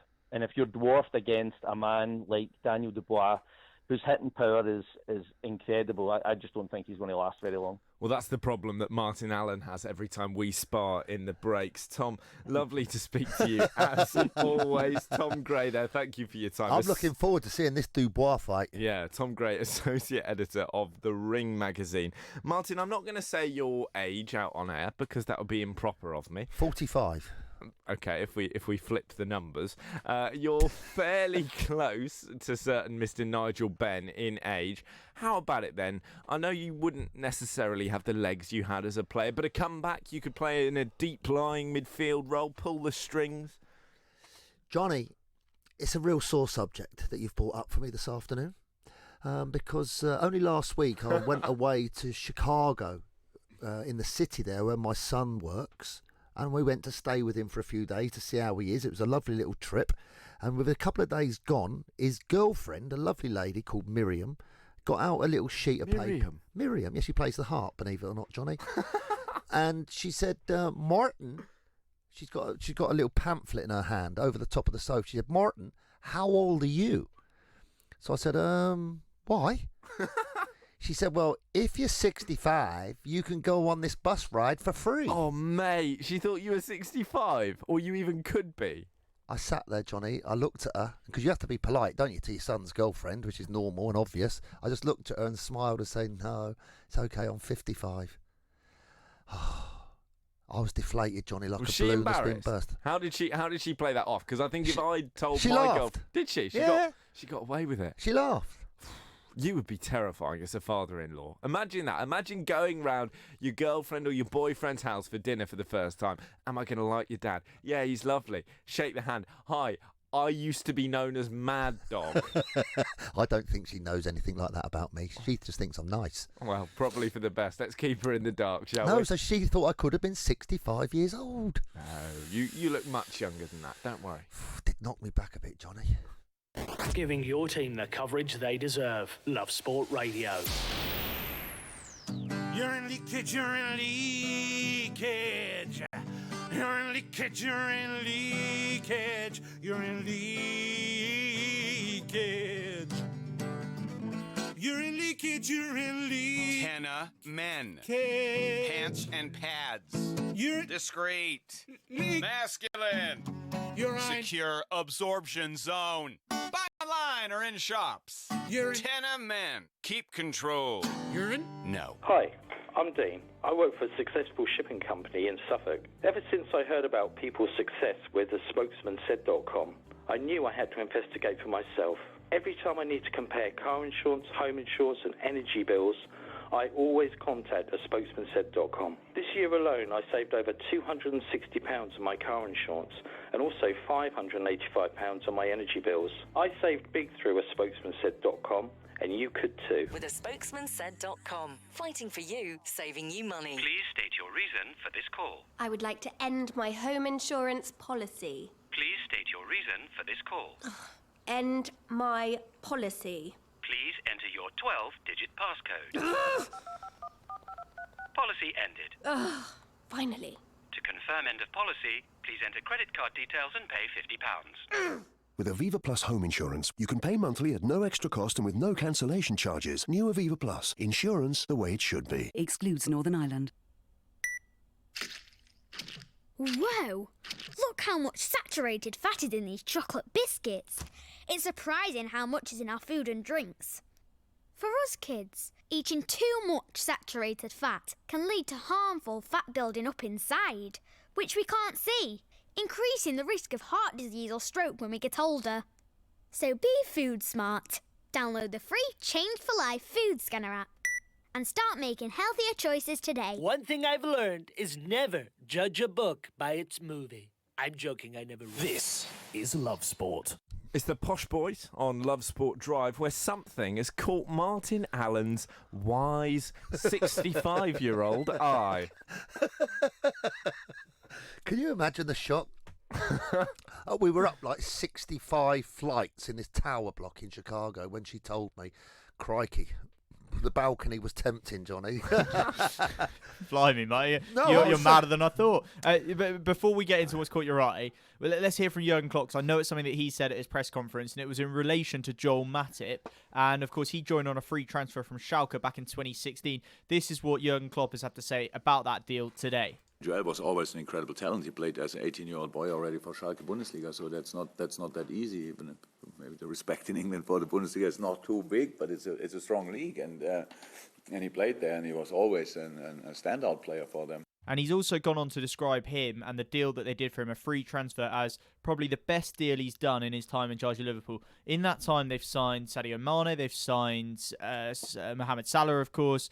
They've signed plenty of other top players too, Virgil van Dijk and Alisson Becker among them. What about Robertson? Did they get him, the left back? Robertson for £8 million. And yet Joel Matip, he says, it's the best. For free, is but right for up there. free does take it up a notch. I know you should look at it completely objectively and go 8 million is unbelievably cheap, but there is something about the fact that he's completely free in terms of a transfer fee that does make it feel that bit more special. Yeah, absolutely. And it's good recruitment, isn't it, as well? It is. Like, there's no secret that Liverpool have probably the best recruitment department going, sometimes using the wrong methods, as a story at the weekend suggested. What was it that caught your eye in particular from that Jurgen Klopp press conference, though, Martin? Well, there was a little passage that came out where he was talking about the move from Schalke. And then he went on and it went down there and he was talking about how well James Milner, as a senior player, has galvanised the dressing room and brought everybody together. And then he mentioned one little thing that just clipped my eyes there. Contract situations, he said. We don't talk about those here. We just get on with it. And I thought he keeps it all away from the public. There's no umming and ahhing. Everything's kept under the radar. If players are out of contract at the end of the season, no one knows about it. It's just kept under. Players don't go public about it. What we're hearing at Tottenham is half the team wants to leave. The manager wants half of them to leave. At Manchester United, everyone wants half of them to leave. At Chelsea, they've wanted senior players out and they've just quietly, efficiently and effectively got them out. And I think that he does that in a very professional, good way for the brand of Liverpool. He does, Martin, but I think it would be fair to say the only way you can keep that quiet, the only way you can stop people talking about it, is by making sure that no one's contract does get within 18 months of expiring, because whether or not the players sound off about it in the press, this is freely available information. I could right now, with my computer in front of me, find out the expiry date of any footballer in the world. Yeah, but Johnny, their agents and the players are not spurting off and spouting out about it. They're not. We've heard a little bit about Milner. Milner's contract's up at the end of the season, and he was asked about it a couple of weeks ago, and he said, oh yeah, my contract is up at the end of the season. We haven't spoken about it yet, but when we do, we do. And it was just left like that. There was no complaint to the club. There was no knocking the football club. If he did, you could imagine a phone call to Milner, oi, get yourself in here in front of the manager. You keep that private between me and you, under the radar. Well, I guess if all the players are happy not sounding off about it, it's not just about them managing the contracts well, it's about everyone being happy, right? Because if James Milner didn't want to stay at Liverpool, if he wasn't content and confident, by the way, that he could trust Jurgen Klopp, Jurgen Klopp's probably said, James, we'll sort it, but we'll sort it later. And he's gone, yeah, all right, Gaffer, fair enough, because he knows that he is true to his word. Your problem comes when players don't trust the manager and when players ultimately don't want to be there. And it's very, very easy for Liverpool to keep those players wanting to be at the football club when they're winning the Champions League and they're 5 points clear at the top of the Premier League. Yeah, that's how proper football clubs are run, though, Johnny. That's how it is with the top clubs. You don't hear that stuff at Man City. You don't hear that stuff at Liverpool. At Chelsea at the moment, you won't hear that anything like that at Chelsea, because they'll trust the manager, like you say. They've got full respect for the manager. They want to play for Chelsea Football Club, and all those young players that he's galvanising at the moment. That's what's going to build up. Manchester United's totally splintered, and you keep hearing players saying they don't want this and they don't like that, and it's not the right way to be. We've got a TV screen up here, of course, in the studio, just advertised on it. Man United versus Arsenal, of course, Monday Night Football. Great game, looking forward to that. We'll have loads of build-up to that on Monday. It says with studio guest Roy Keane.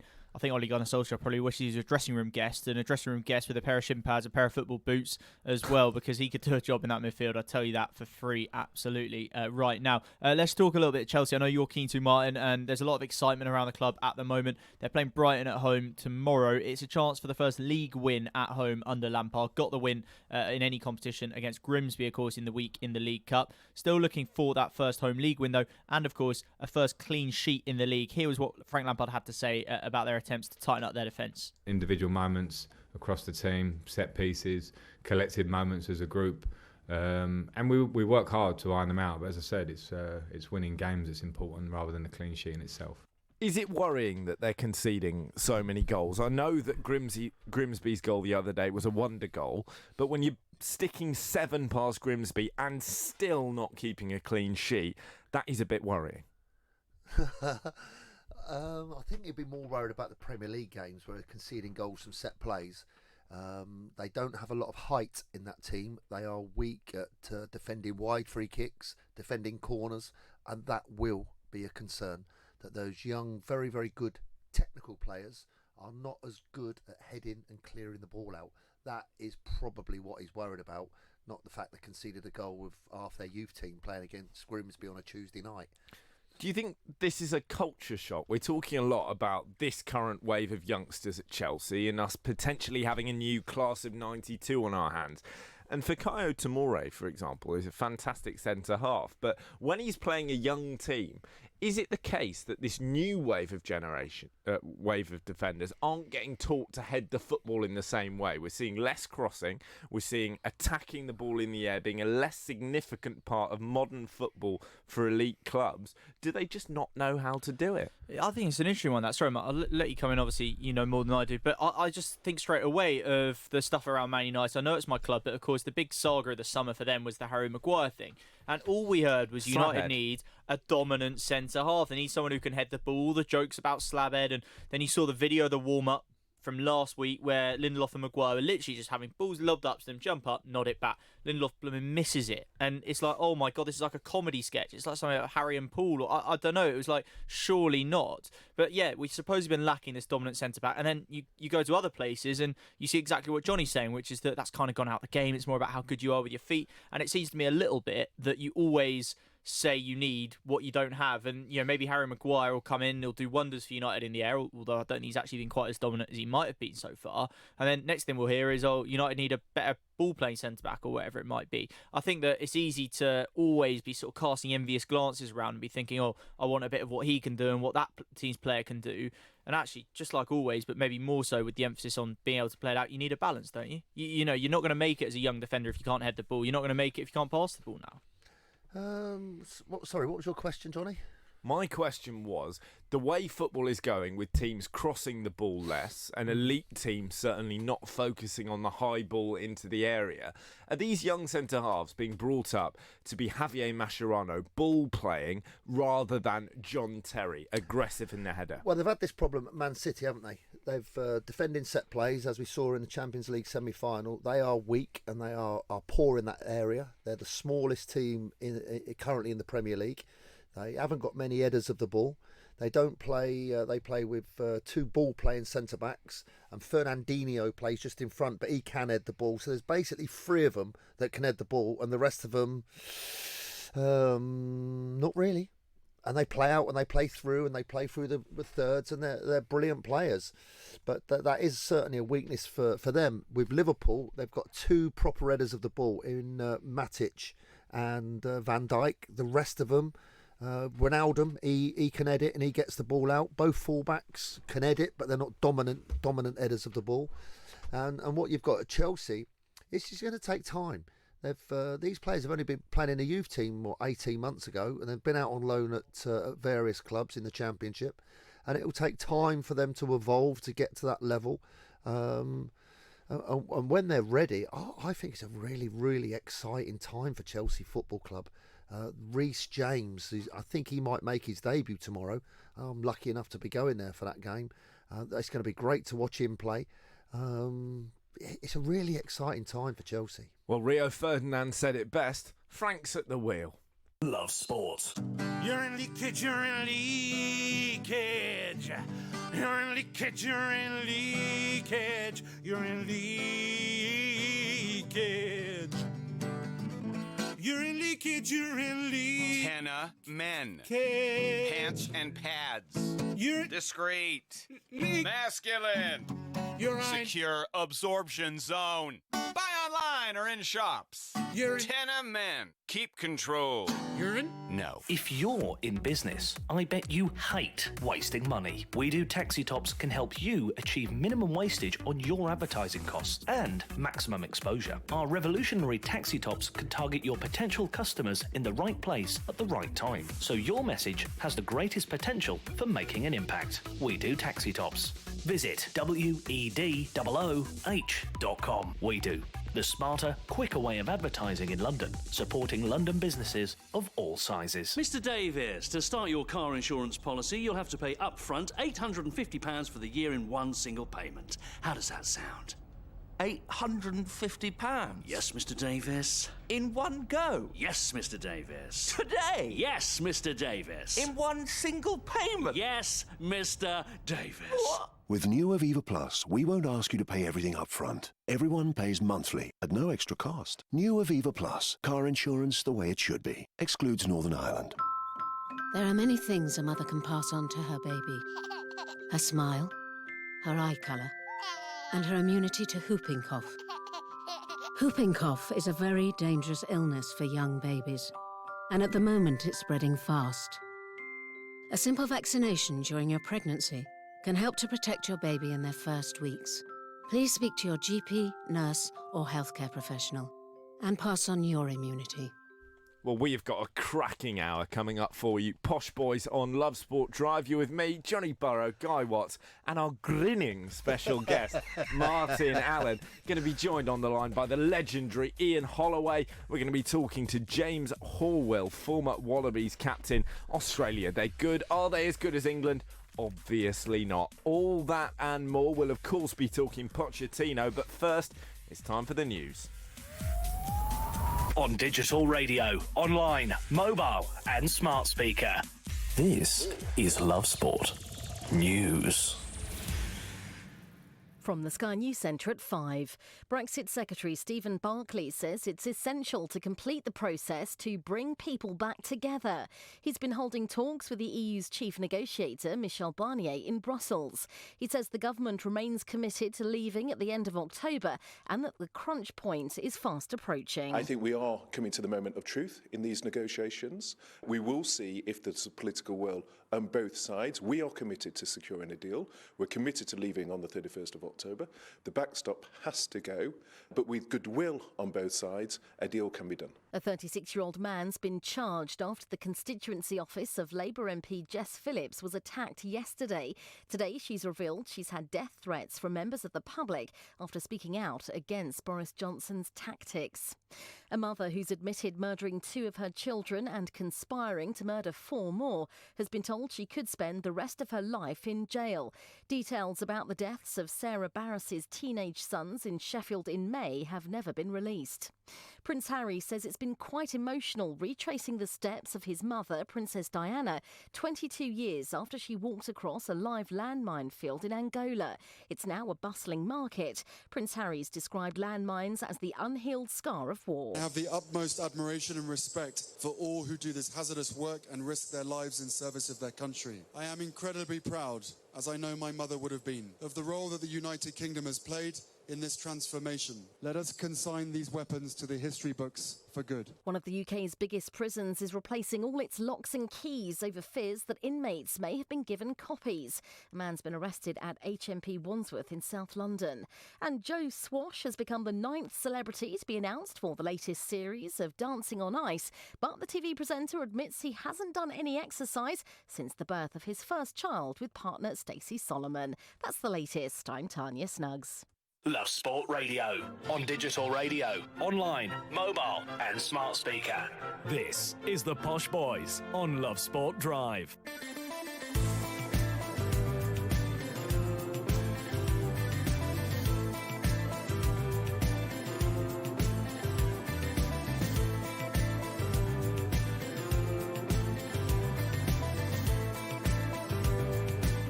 Good evening, it's the Posh Boys on Love Sport Drive. Johnny Burrow, Guy Watts, and our not quite grinning but smiling special guest, Martin Allen, with you until 7, with the news that Granit Xhaka is the new Arsenal captain, and with the further news that he was voted for by his teammates. Now, does this show, A, that Unai Emery loves democracy, or does it show, B, that actually there are a lack of options, a lack of genuine leaders in that side?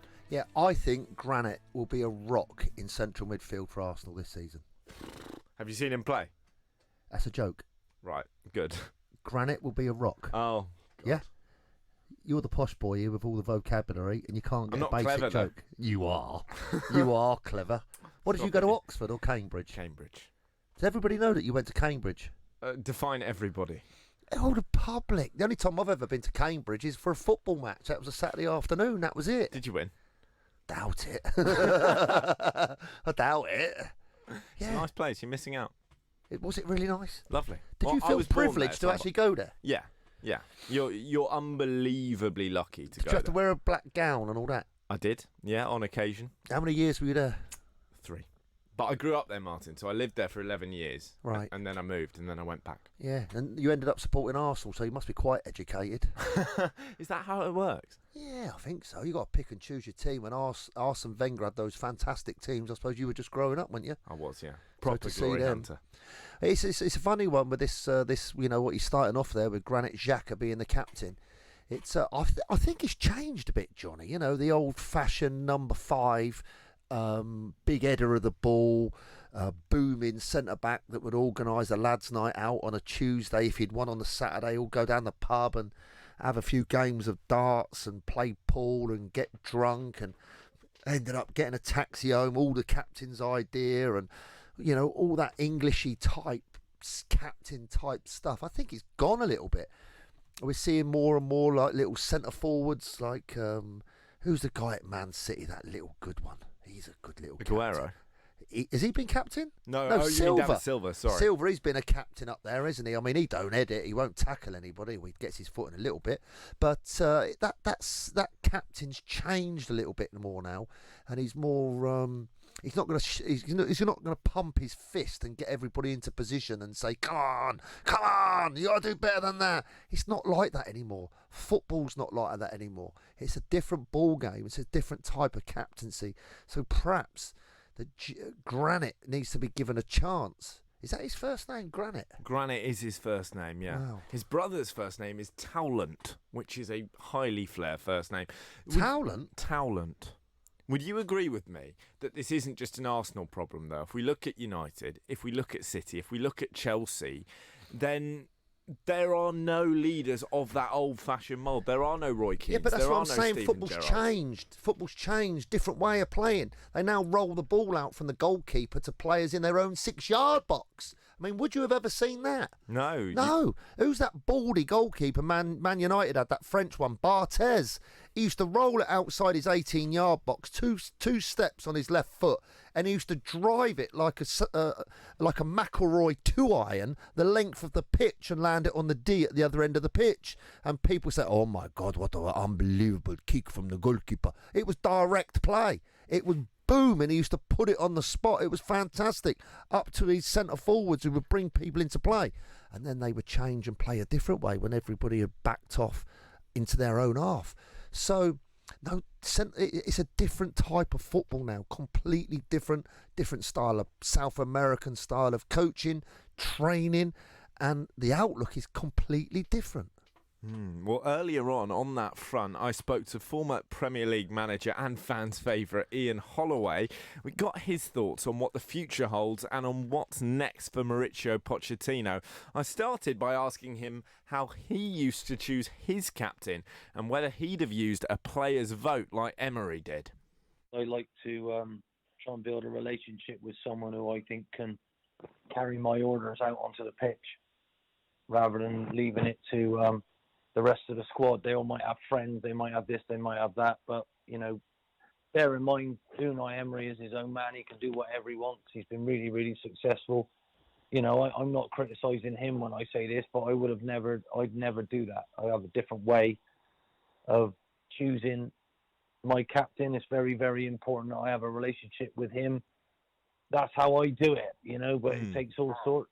Whether it's right or wrong, who knows? But, as I say, we're all talking about it. He's decided openly to try and get his team to work together. I can fully understand why he's done it, but I wouldn't have done it. Do you think the role of the captain is changing? Something we've been talking about a lot this week, particularly with the reference to the big clubs, your Arsenals, your Chelseas, your Manchester United, is a lack of leaders. If you look back, where are the Roy Keanes? Where are the Steven Gerrards? Where are the Patrick Vieiras? Do you think the role of a captain is different now? Yeah, I do. I think all those people you mentioned that worked really hard to get to the top of their game. Really hard. Whereas now young lads, if they show promise early on, they can be on an awful lot of money because their clubs are fearful of losing them. So they secure them with big contracts before they're famous, in my opinion. So the other lads had to work to get there. If you look at how Roy Keane had to work, I can guarantee you he went on an awful lot of money till he had earned that right to be there. So unfortunately now the game is getting almost out of hand financially, and kids will be, mark my words, ruined. Their attitudes will be ruined. The people that they are will be ruined by getting too much too soon. We've also been talking worrying times, about Tottenham this week. Some Spurs fans now calling for Pochettino to be sacked. There's speculation he could walk. And Guy and I have talked a lot about how it feels a bit like a relationship that's just not working anymore. It starts getting a bit stifled. It's not that you hate each other. It's not that it's not been great. It's just run out of steam. And eventually one of you goes, Mauricio, it's not working, and you're both relieved and you part on good terms. Is that how it feels to you? Has this run its course for Pochettino? No.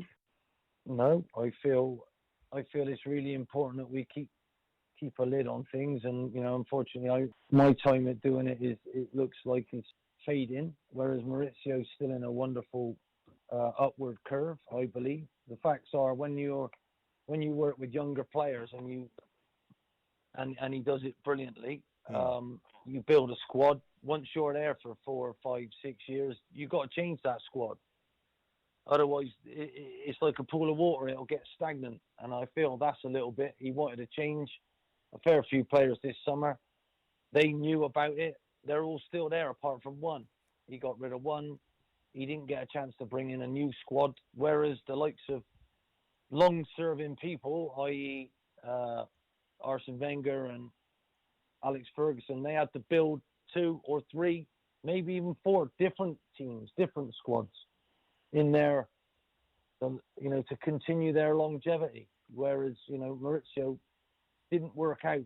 There's still people there who aren't on the same agenda, who aren't feeling rewarded. And that's what it boils down to. They feel they've done well. They feel they got to the Champions League. They feel they're moving forward as a human being. And they haven't been rewarded the way they want. And sometimes you have to move clubs to be rewarded the way you want, particularly at a well-run club like Tottenham. If you're Ericsson and you feel that you wanted Real Madrid and Real Madrid are going to wait to take you when you're a free transfer, then things aren't going to be the same, are they? Unfortunately, I don't think Maurizio's at a club where he can say, here you go. that takes you to that next level. Arsenal tried it and it hasn't worked. Yeah, well, those wages just aren't there for Tottenham, are they? But if you were in It will be with that ground being as big as it is now. But do you think Levy's going to offer them, though, Ollie? Because even if the money's there, as you say, it's so well run, they're not going to want to go, here you go, Ericsson, here's 300 grand a week. Yeah, well, at the end of the day, there should have been a cap put on all of that because it's getting ridiculous. Do you know what I mean? Yeah. We had an almost unwanted player at his club, almost went up to, what was it, nearly £1 million a week. His agent managed to get him a deal, Real Madrid, to get him out of there, Gareth Bale, when the club didn't want him, but the club weren't going to get reimbursed for him. So Real Madrid were big enough to say, no, we'll keep you. Mm. He almost got a 450 grand a week rise because he wasn't wanted by his club. So, at the end of the day, football sometimes favours agents and players more than the football clubs, which is nonsensical long term for the building of football. And really, we should be securing football for long term. That's a very good point. Just finally, Ollie, on that Real Madrid front, if you were Pochettino, would you be tempted by the Real Madrid job? Would you be tempted by the Manchester United job as well? I'd be tempted by my Tottenham job if I was Mauricio Pochettino, and that's what I like about. That's what I like about the man. I think he knows he's trying to build a career. He works very, very closely with a very good chairman who runs it correctly, like Arsenal were run correctly until they suddenly threw a massive contract at probably one of the best players I've ever seen, but one of the most emotional players I've ever seen. Is he always there, Mr. Ozil? Is he? But as that caused a problem when him and Sanchez were fighting for the sort of contracts that other clubs gave out, that Arsenal didn't, and now Umar Emery is carrying the can for that. So you've got to be very, very careful that player power doesn't take over football. Agent power doesn't take over football. As a final note then, for Ole Gunnar Solskjaer, who's the current incumbent of that United job, is he still going to be there at the end of the year? Yeah, he should be. Some of the players who aren't pulling their weight or aren't wearing their shirt shouldn't be there. Who for you would you boot out? Life's about being responsible. And if you're a football player and you've got a really good contract, you should be responsible. And how this conversation started, Arsenal manager has decided to make the players responsible for who they listen to in the dressing room, which is the captain. So I don't blame him for doing that. You've got to look at new ways to do things. Maybe this is the right way long term. Who knows? But the game is changing, and I don't like what it's changing into sometimes. No. I really don't, because you've got to earn the right to earn your money. Every young player should be doing that, because at the end of the day, you're not going to have people with the right attitude playing for your football club in the end if you don't get that sorted out. That's former Crystal Palace and QPR manager Ian Holloway speaking to me earlier, having his say on Emery choosing his new captain by committee and Mauricio Pochettino's struggles at Spurs. We're going to be getting Martin Allen's thoughts on this very shortly. He's sitting upright like a very good school child. We're going to be hearing from Emery and Poch themselves and Ole Gunnar Solskjaer too, so don't go anywhere. I know my IQ is fantastic. I took a test and the results came back negative. This is Love Sport. You're in leakage, you're in leakage. You're in leakage, you're in leakage. You're in leakage. You're in leakage, you're in leakage. Tenna men. Cage. Pants and pads. You're discreet. Masculine. You're secure absorption zone. Buy online or in shops. You're Tenna men. Keep control. Urine? No. Hi, my name's Bob. I'm a retired civil servant from Durham. I used the advice that a spokesman said gave me to haggle with Sky to reduce my monthly payments from £86 per month to £43 per month, which was a saving of £774 over the 18-month contract. A nice little result, if I say so myself, but it was only due to a spokesman said on his brilliant advice that I was able to do a deal for the new contract. With a spokesmansaid.com. Fighting for you, saving you money. Please state your reason for this call. I would like to end my home insurance policy. Please state your reason for this call. End my policy. Please enter your 12-digit passcode. Policy ended. Finally. To confirm firm end of policy, please enter credit card details and pay £50. With Aviva Plus home insurance, you can pay monthly at no extra cost and with no cancellation charges. New Aviva Plus. Insurance the way it should be. Excludes Northern Ireland. Oh, it's okay. Let's face it, when your kids are ill, you'd do anything to help them feel better. But remember, antibiotics aren't always needed. You might not realise it, but taking antibiotics when you don't need them puts you and your family at risk of a longer and more severe illness. Help keep your family well. Always take your doctor's advice on antibiotics. Search NHS antibiotics. All better. Love sport. Man United might not thank me, but get the contract out, put it on the table, let him sign it, let him write whatever numbers he wants to put on there, give him what he's done now since he's come in, and let him sign the contract and go. Ollie's at the wheel, man. He's doing it. He's doing his thing. Man United are back. Rio. Do you reckon he regrets that one, Martin? I think he probably does. I couldn't believe, and I think we said it with Guy in here at the time, why have they given him the job now and not waited till the end of the season? And then Didn't get it. Then review the whole situation, because they didn't finish it well, did it, at the end? And Rio now, is he getting married today? Who? Rio Ferdinand, not Ole Gunnar Solskjaer. I don't know if he's getting married today. I think Rio's getting married, isn't he? Is it this weekend or today? I'll Google it, shall I, Martin? Is Rio So, no, if you played that to him when the old speeches are being played, I'm sure he'd be quite embarrassed. Yeah, apparently they're getting married, him and Kate Wright, Tomorrow. in a posh resort in Turkey this weekend. Oh, lovely. Good knowledge, Martin. You know about all the big stories. You got the call up? No, I couldn't do Probably that. 'cause he Rio, spends I half couldn't his do life that. Rio, slagging 'cause him I was off on the coming radio. here. No, it's not shame for Manchester United, because we've been brought up all these years, Johnny. With Manchester United, every year they just bought the best players. Whoever they were, they just bought the best players, and they just won every tournament always. It was just like they got the best. But now Man City have got them all, and they're crying in their milk every day, which is great. Do you think it's almost part of the problem that Solskjaer was there during such a period of success for the club? Because he only knows that club being successful. He doesn't really know how to pull them out of a slump, because he never really had to pull through that. A slump for United in the old days was one season coming third, one season with only one trophy. You know what I mean? Let's hear from Solskjaer just quickly, because he's obviously done his press conference today. He's been talking about the media coverage that he's getting as Man United boss. This is what he's had to say. I don't worry about what the press writes about me or Man United, and it's always been the same. You do have the headlines, and which is a great position to be in. We wouldn't want to be anywhere else. We wouldn't want to scramble the newspapers to see if there's written anything about us, because that's our rightful place. Confidence from Ole Gunnar Solskjaer there, and a little bit of fighting talk as well. But do we think it's true, Martin, when you're a manager of a football club and you start coming under pressure, is it really that easy to ignore all of the press speculation? Yeah, I don't do it. You can't do that. You can't do that. What, Johnny, you can't ignore it, or you can't take notice? No, you can't take notice of it. Oh, my God, you can't get into that, Johnny. Oh, no. You don't sleep anyway. It's a nightmare situation. It's horrendous. Would you ever go back? Think about it all. No, I won't. 24/7. It's non-stop. How and what can you do? What options have I got? What shall I say to them? How shall I be with them? How are we going to do this? If you haven't got good players, and he has not got good players, and you're asking him to pull together a team with unhappy players, and he's got no experience. He's been manager at Cardiff where it didn't go down well.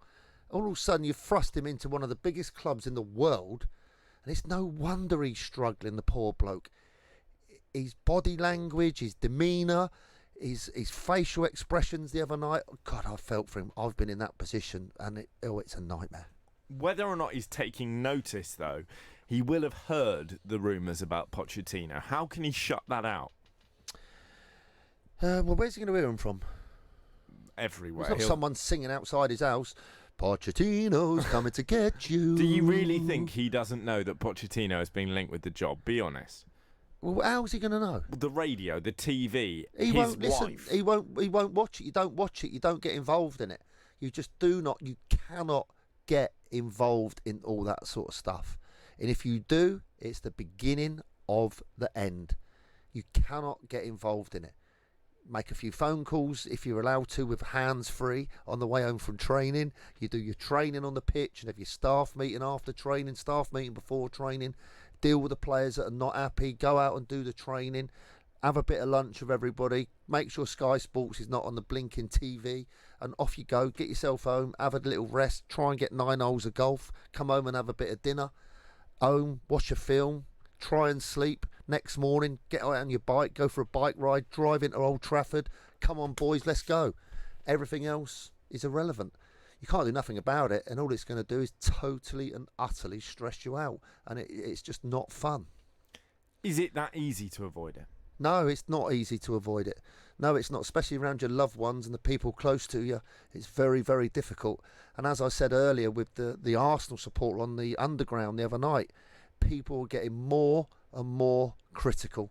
But as soon as you, I think it was one of the Liverpool or the Liverpool fullback Robertson, after his performance for Scotland, got absolutely hammered on Twitter, and he's now deleted his account.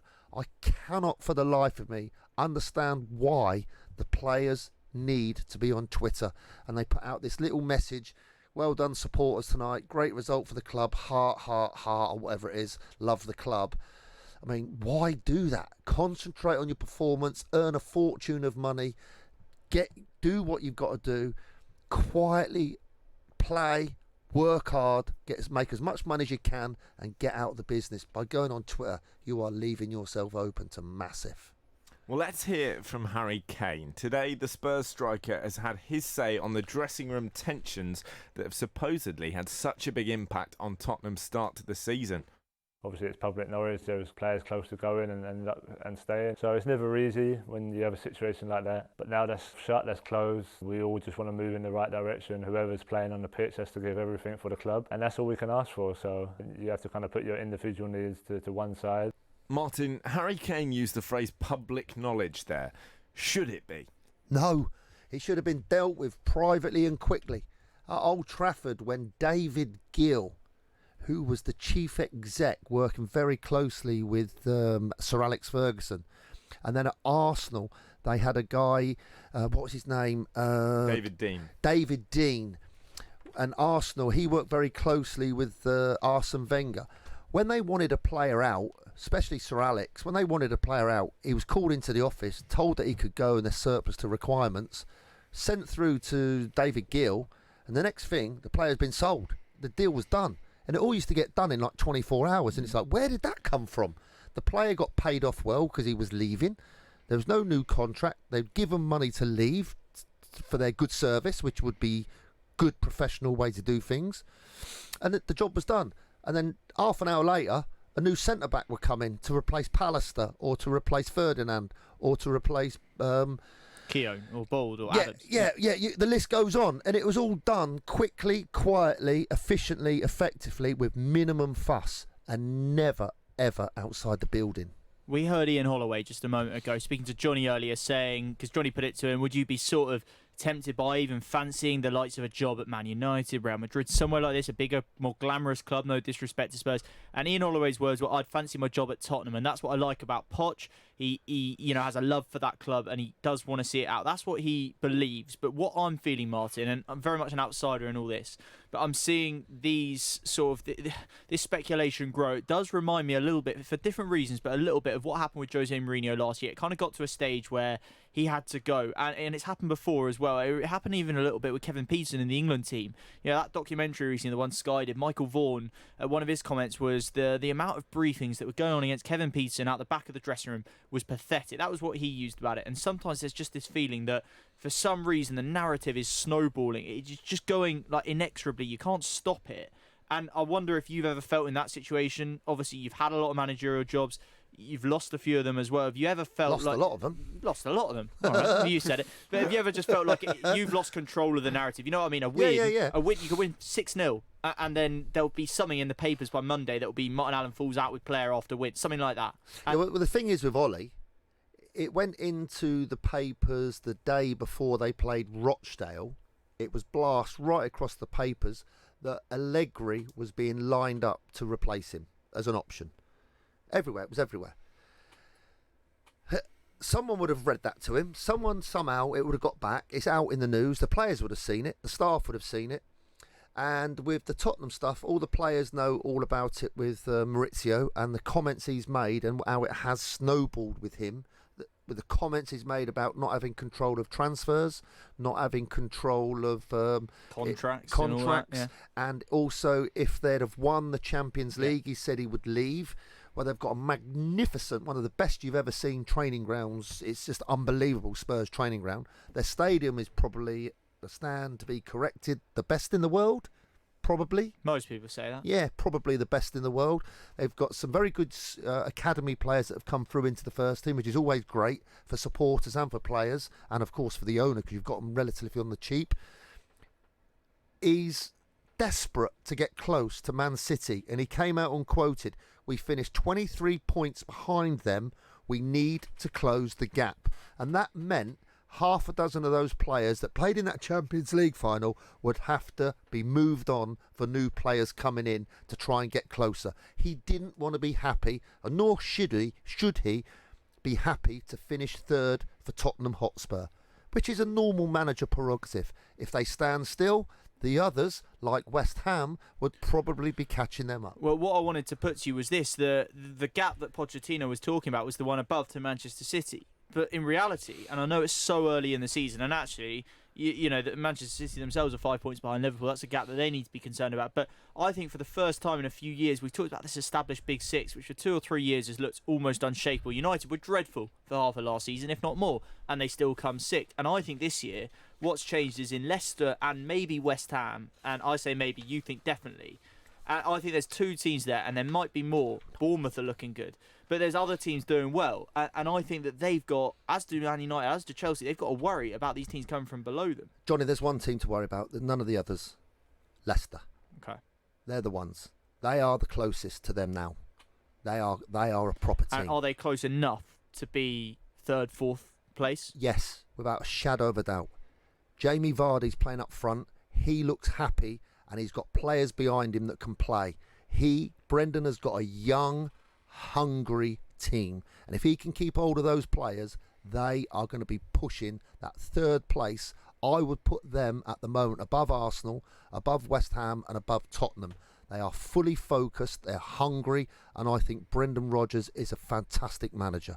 They are the next ones coming in. Above Man United and Chelsea as well? You would have them. You do a table today, you have Leicester City third. Man United don't get anywhere near it, I'm afraid. Not anywhere near it. They are down that list. What was the other club you just mentioned?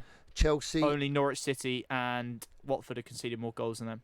Chelsea at the moment, I haven't seen them play this year, but I know all those players that they've got coming through very, very well. I've seen them for years coming up through all their academy teams and the games and all that sort of stuff. And what they did out on loan last year, I think, not this year, but next year, I think they are going to be a proper strength. I think Chelsea will get top 4. I think. Do you? Yeah, I do. I think they'll sort the defence out to an extent. I don't think they're going to be rock solid, but they're very good going forward. They're exciting to watch. Johnny, let me cut you there. When Rudiger's fit, he is their best defender. Yeah. And he hasn't been playing. And the right back, Reece James, is a better player now than Azpilicueta. Right. Now. That's right. So that's 2 players, like your Arsenal. They've got 2 players, Bellerin and Tierney, to come in, and now Holding 3 to come in. With Chelsea, it's the same. When the full group is out there, they are soon going to start getting this belief. They're going to get this confidence. You've got to go through these stages of building. There's going to be errors. There's going to be mistakes. There's going to be setbacks. You plough through those. Give these players the belief, and they are just going to get better and better. And the last thing on that point, each young player, and Hudson-Odoi's back as well, by the way. Loftus-Cheek will be back in 2 weeks from what I've heard. What I've liked in Frank Lampard's statements about all his players is, yeah, he signed a new 5-year contract, but now he needs to know that now is where the hard work starts. He's got an awful lot to do, and this is just the beginning. And he's virtually said that in such words to all of the young players that have just signed new contracts. Don't be happy now with what you've got. We're going big, and if you want to be part of it, you need to keep your feet on the ground, and you really need to apply yourself if you're going to be a top Chelsea player like what Frank was. Tammy Abraham, take note. This is Love Sport. Think the energy price cap will save you money? Think again. You could be saving a lot more on cheaper energy tariffs. Price comparison site A Spokesman Said will show you just how much money you could be saving against your current tariff. Don't throw away your hard-earned money to the energy companies. Check out aspokesmansaid.com and you could switch to cheaper bills in minutes. thespokesmansaid.com. Fighting for you, saving you money. Get ready for Brexit on the 31st of October. This means that travelling to the EU will change. You'll need to check online if your passport is valid for travel to Europe. If you're planning on driving, you'll need to check if you have the right documents to drive. And make sure your travel insurance covers all your healthcare needs. To keep your trip on track, check what you need to do at gov.uk/Brexit. Get ready for Brexit on the 31st of October. Hello, I'm Tim from Bolsover. I'm a retired teacher. I was looking for a better electricity deal from my parents when I got an email from A Spokesman Said. It was a fixed deal for 2 years, which was better for my parents, less for them to worry about. And when I had a look at the sums, I had to recheck because I couldn't quite believe it. They were going to save over £900 each year they were on that deal. Needless to say, we signed up pretty quickly. With aspokesmansaid.com. Fighting for you, saving you money. If you're in business, I bet you hate wasting money. We Do Taxi Tops can help you achieve minimum wastage on your advertising costs and maximum exposure. Our revolutionary taxi tops can target your potential customers in the right place at the right time, so your message has the greatest potential for making an impact. We Do Taxi Tops. Visit wedooh.com. We Do. The smarter, quicker way of advertising in London, supporting London businesses of all sizes. Mr. Davies, to start your car insurance policy, you'll have to pay upfront £850 for the year in one single payment. How does that sound? £850? Yes, Mr. Davies. In one go? Yes, Mr. Davies. Today? Yes, Mr. Davies. In one single payment? Yes, Mr. Davies. What? With new Aviva Plus, we won't ask you to pay everything up front. Everyone pays monthly at no extra cost. New Aviva Plus, car insurance the way it should be. Excludes Northern Ireland. I have my own radio station too. It's called Love Trump Radio.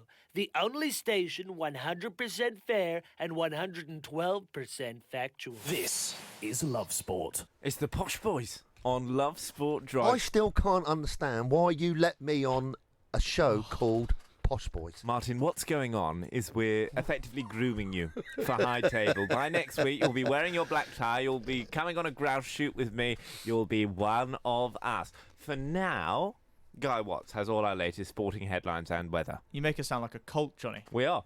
Oh, we are. I Pass hadn't it on. realised that. No one mentioned that to me.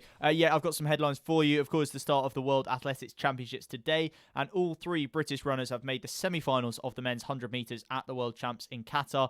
Zarnel Hughes won his heat, Adam Jamili was third in his, and OG Edeburan squeezed through as a fastest loser. American Christian Coleman was the only man to go under 10 seconds. The marathon begins tonight at a minute to midnight local time, and that's due to the intense heat in Doha.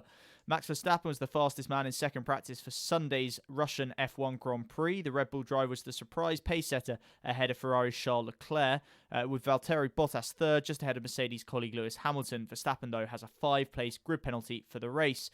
And Tottenham midfielder Moussa Sissoko signed a new contract that ties into the club until the summer of 2023. The French international started in their Champions League final defeat by Liverpool back in June. A rare bit of good news for the club in amongst a difficult start to the season. And your weather for the weekend. It looks like a bright sunny day tomorrow. Highs of 19, a bit of sunshine around, especially in the morning. Sunday, not so nice though. Also highs of 19, but a fair bit of rain around, showers possible all throughout the day, I'm sorry to say. But this is Love Sport Drive, and we're with you until 7.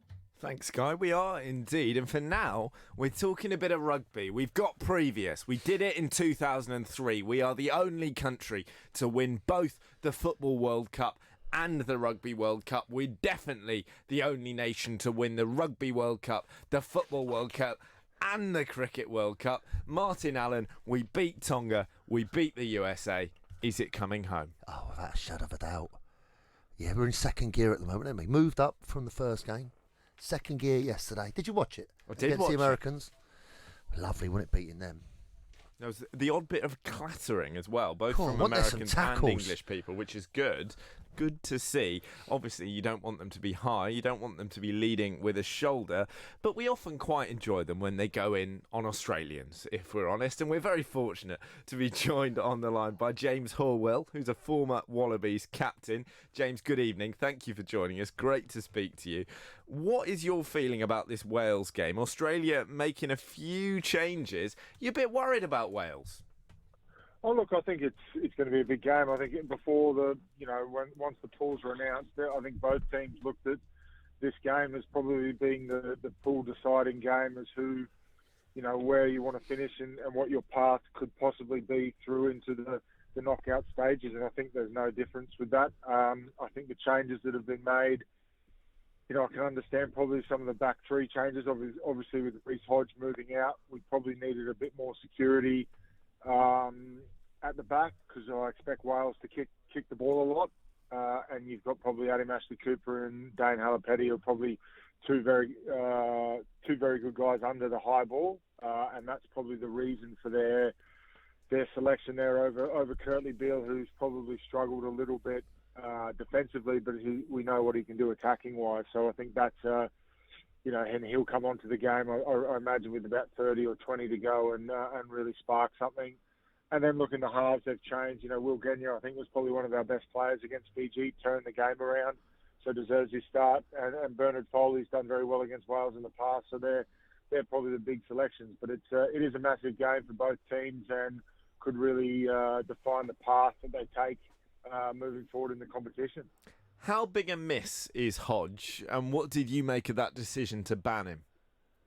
Look, I think it is a big miss, but not overly too much. I mean, the big thing for the team would be his boot. He's a guy that can easily kick it from 55 metres from the tee, and also he's been our touch kicker for the last few months, if not season. So that can be a bit of a frustration for the team, and you never know with these World Cup games to be able to hit one from 50 odd out in the dying stages could win you a test match. So that's disappointing for the team sense. I mean, for the decision, I can understand what World Rugby are trying to do. I mean, and I think they've set a very strong precedent. So let's hope moving forward that's the precedent now. But I hope we don't get a World Cup that's dominated by people looking for tackles like this. And I think we've seen since the Hodge incident, every game, people are on social media or pundits are calling out things that could possibly be red card, yellow card, etc. And I think that's the wrong way to approach the tournament. I think it's important that we protect the players' heads, which is what they're trying to do, and World Rugby has said they're trying to do. But also, we're not making it a witch hunt, because things happen in rugby. It's a full contact sport, and there are rugby incidents that happen that are no malice and by no means no intent what they're doing. But unfortunately, there's being a contact sport, accidents do happen. James, looking at the games that have been played so far, who would be your pick or your choice of who you think is going to actually take the World Cup? Well, look, it's hard to pick after round one. I mean, New Zealand have looked very good in their game against South Africa, in a game where a lot of people were probably tipping South Africa to win that one. And I thought they were quite dominant in that game. And you're a brave man to pick against the All Blacks based on their form over the last number of years. Look, I think South Africa will still be good. I think the Wallabies need to keep building nicely. They had a little bit of a scare against Fiji, but I think they could possibly go the long way. And I think England are probably warming up quite nicely as well. They probably haven't had the too tough opposition as yet. But the key is you don't need to win the World Cup in the first round. It's about winning. It's about peaking sort of semi-final, final time, and sometimes the teams that peak at the beginning of the tournament fizzle out at the end. So I think that's the important thing. And big test coming up for England over the next couple of weeks against Argentina and France. Just going back to one of the sort of selection points that you mentioned earlier, James, that of 10, of course, Bernard Foley coming in, Christian Lealiifano not even on the bench, of course, Matt Tamua giving you, I suppose, more options, if you like. But does that sort of strike to you of the coach not being totally confident of who his first choice is there? I know Lealiifano's had the shirt. He played there, of course, in the win against New Zealand as well. He's been looking like he's made it his own, but then suddenly Bernard Foley comes in for what looks like the biggest group stage game. Does that sort of worry you at all that he's not sure, or is it very much part of a plan? I don't know if it worries me. I'm not sure. I don't know whether it is part of the plan or not. I think the interesting part, I guess, Bernard hasn't played is, in the past sort of 4 years, he's been unchallenged almost in the number 10 shirt.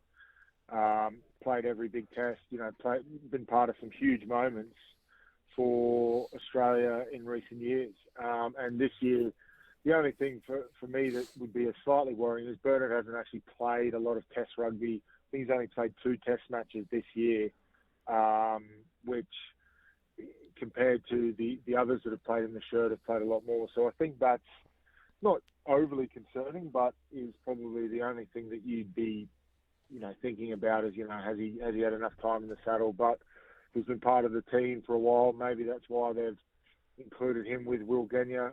Last couple of seasons played a lot together as the 9-10 combination, so probably have a better understanding than say Nick White and Bernard. So look, I think he's experienced enough to manage with the situation. And as I said, I think he's been very successful over Wales in the previous season. So he's always performed well in those games, which will certainly give him confidence going into Sunday morning's game. Hey, I'm a real big cricket fan. Did you manage to watch the World Cup? The World Cup, yeah. The Cricket World Cup. Wasn't it great when Nathan Lyon done? He's my sporting hero in the Ashes. Yeah. Wasn't that great when he dropped that ball? I don't know about that, man. I know it's enjoyable that the urn's back where it belongs. Yeah, you got it back. Yeah. No, I thought you'd come back with that one. The World Cup's good, and we'll see where this World Cup gets to. It's nice to have a bit of bragging rights. Being living in the UK for 5 years, we haven't won a lot. So once we've won a little bit, you've got to enjoy it while it lasts. You're not wrong there. You're not wrong. It's been quite thin. So but no, I enjoyed the summer of cricket. Big cricket fan, obviously coming from Australia, and it was tough not to admire that World Cup final. What a game! What a moment in sport! And I don't think anyone would have gone home too upset watching that. I mean, the Kiwis might answer that, but there's nothing better than beating the Kiwis, is there? Well, there is only one thing better, James, which is beating the Australians. Sorry. But a real pleasure to speak to you. Good luck for the World Cup, and thank you for your time, James Horwell, there, who is of course former Wallabies captain. He gave a bit that back there, Martin. But he was bound to, wasn't he? He was a big geezer, wasn't he? What a top player he was as well, wasn't he? Quality. To captain your country, and when your country's Australia, Guy, the land of my fathers, Wales, are going up against these Australians. It's being billed as a playoff for the top of the group. It's a playoff to not play England in the quarterfinals. And how important is that for both of these sides? Well, actually, I'm at risk of sounding typical arrogant English. I'll try and avoid that. I think it's not so much about trying to avoid England. It's about trying to get France or Argentina. Early days yet, and France, we know, are A, unpredictable, and B, if they're consistent in anything, it's actually outdoing expectations at the World Cup. They've done, well at World Cups traditionally, but they didn't look brilliant in the second half against Argentina. They can blow hot and cold, as we know, but the point is, England, you know a little bit more what you're going to get. Argentina or France, you would fancy as Wales or Australia. So they will be wanting to top the group and get whoever comes second in England's group. England's still got to get past those two teams, of course, but you would make us favourites to top that group. So I think that Australia and Wales will want to lay down a marker, yes, but they'll also want to try and get themselves an easier path to a potential semi-final. Guy, you say about us being really quite strong. I've joked about us winning the World Cup and how much I would love us to win the World Cup. However, on a more serious note, on the last World Cup, we got knocked out in this early stage. Yeah, we did. So why is everybody and why are we so confident going into this big couple of weeks and the couple of games we've got now against France and Argentina? Have we got enough? And James just mentioned it, that England would be one of the favourites.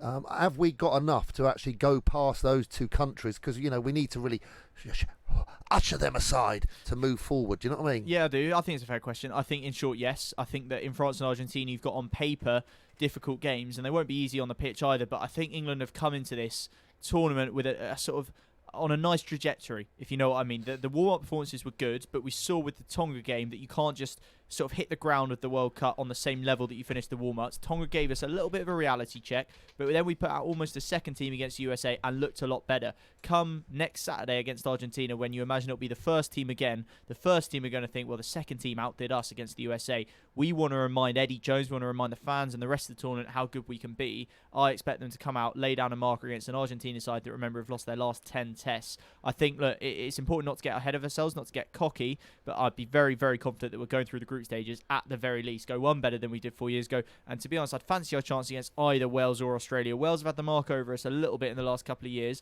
but I still think that is a quarter-final that we fancy ourselves to win. I think it's right to mention, by the way, Wales captain Alan Wynne-Jones is going to become Wales' most capped player in this match. He is, of course, going to captain the side once again. He's going past Gethin Jenkins, two absolute legends of rugby, and well done, Alan Wynne-Jones. Quite an achievement, that is. Guy, can I tell you a secret? Go on. It's coming home, mate.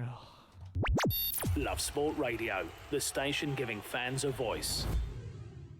You're in leakage, you're in leakage.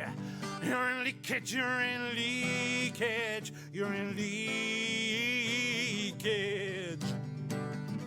You're in leakage, you're in leakage. Tenna men. Cage. Pants and pads. You're discreet. Masculine. You're secure absorption zone. Buy online or in shops. You're Tenna men. Keep control. Urine? No. Hi, I'm Marilyn from Oxfordshire. My current insurance company quoted £245.08 to reinsure. And a spokesman said, obtain me a price of £173.49 for the same cover. This was a fantastic saving for me. And next time my car insurance comes up for renewal, I will be going through a spokesman said. No doubt about that. With a spokesmansaid.com. Fighting for you, saving you money. Before you set off on a long journey, remember to check your vehicle. Are your tyres correctly inflated? And are the treads deep enough? Have you got enough fuel? Is your oil level right? Checking your vehicle doesn't take long, but can prevent a breakdown or accident and save you money. So, before you set off on a long journey, check your tyres, fuel, and oil. Highways England, connecting the country. Please state your reason for this call. I would like to end my home insurance policy. Please state your reason for this call. End my policy. Please enter your 12-digit passcode. Policy ended. Finally. To confirm end of policy, please enter credit card details and pay £50. With Aviva Plus home insurance, you can pay monthly at no extra cost and with no cancellation charges. New Aviva Plus. Insurance the way it should be. Excludes Northern Ireland. Love Sport. You're listening to the Posh Boys on Love Sport Drive. You're with me, Johnny Burrow, Guy Watts, and special guest Martin Allen until 7. We're talking Pochettino. We're talking trouble at Tottenham Hotspur. We're talking a potential sack, a potential walk, a potential poaching even from Manchester United.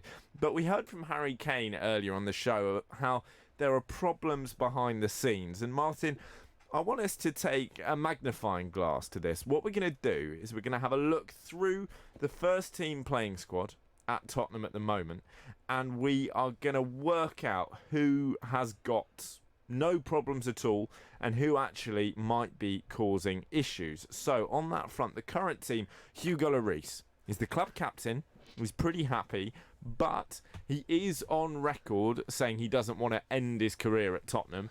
He's in his mid-30s now. Problem? Yes. Yes, okay. Danny Rose, linked with Watford, linked with a move away in the summer. Quite a vocal critic of the club on some occasions. Problem? Yes. Toby Alderweireld, link with a move away from the club for the last 3 years. Contract running down. Problem? Yes. Jan Vertonghen, linked with a move away. Yes. Didn't play most of the games early on in the season. Davinson Sanchez, I think you'd have to say no, that we know of. Okay. Heung-min Son. Okay. Harry Winks. Happy. Harry Kane. Okay. I'm not so sure. I think if we look at these comments... Just okay. Do you think? I think with him saying Pochettino's right to be frustrated, I've heard Just rumours okay. behind the scenes that he's not. Okay, just okay. Just okay. Eric Lamela, who in the past has gone AWOL in various different contexts. Okay. Okay. Victor Wanyama nearly moved... doesn't like spaghetti, doesn't like Tottenham Hotspur. Yeah. Eric Dyer, who got his first... yeah. Okay, we got serious... Carl Walker-Peters. He's Happy, okay. happy. He's just not very good.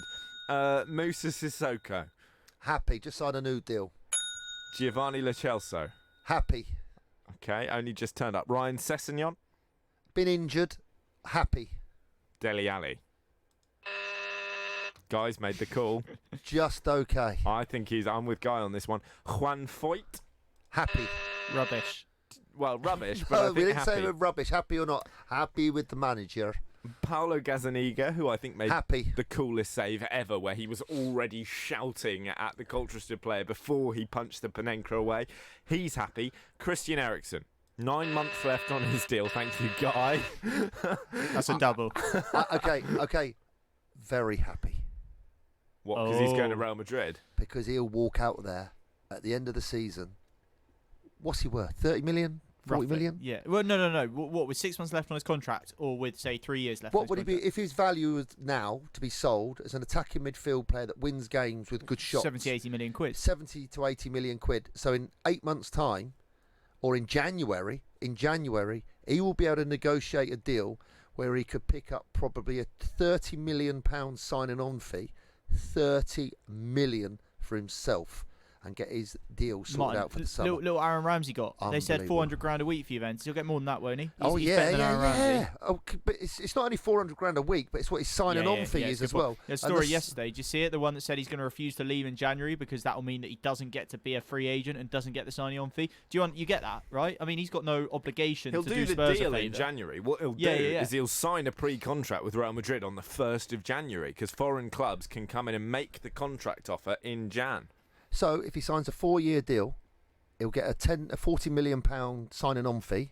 So each year of his contract, he picks up £10 million. Not so bad. the 40 million will be spread over the 4 years. Slightly and less he'll than what probably be I'm on at Love Sport. And he'll probably be on £300,000 a week plus his 40 million. That's kind of how it works. Yeah. But the 40 million gets spread over the term of your contract. So when the question was happy or not happy, I would say ecstatic. But not at Tottenham. So Ecstatic. He'll going be as 28 years old by then. He'll probably sign a 4-year deal? 4-year deal, yeah. That's your life, isn't it? Yeah. Set you up. Serge Aurier. No, Not having happy, him. no. Not happy. Lucas Moura. Happy. Do you think so? Yes.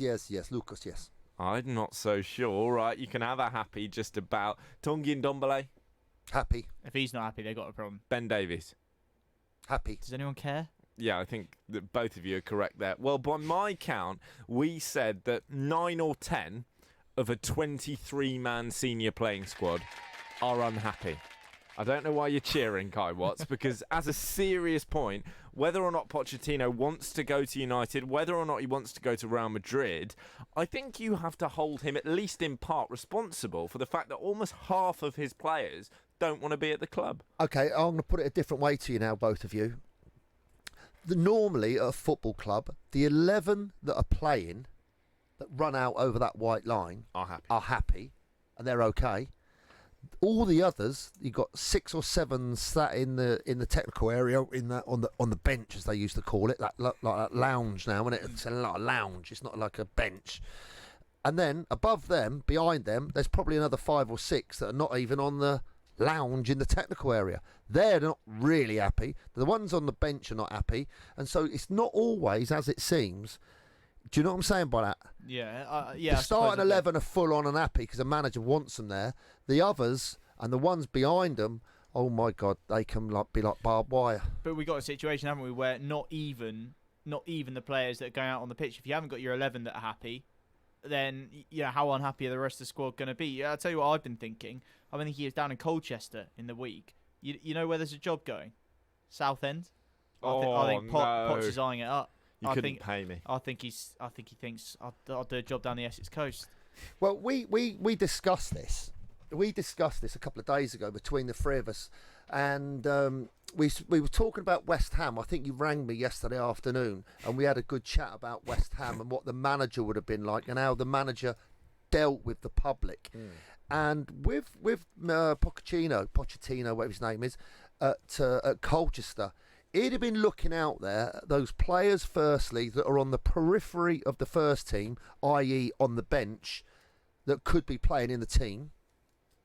He'll be watching them first and foremost, and then he'll be watching the ones that are pushing up to get onto the bench, and he'd have been weighing up his options over those couple of days and watching that game at Colchester, and then he'd have been seeing out there established players who he would expect to put in a proper shift in that game. He'll be absolutely raging against those individuals that have been in his first team, that have not tried a leg at Colchester and just gone through the motions. He will be furious. And then the ones that played, that have been on his bench, that haven't played well, he'll be looking at them. He'll be absolutely, oh my God, you cannot believe it. The young ones coming through that have come onto the, the young ones, he'll be gutted for them that those senior players have let the club down, because you need those senior players to help those young players come through, and they weren't there. Tough times at Tottenham. This is Love Sport.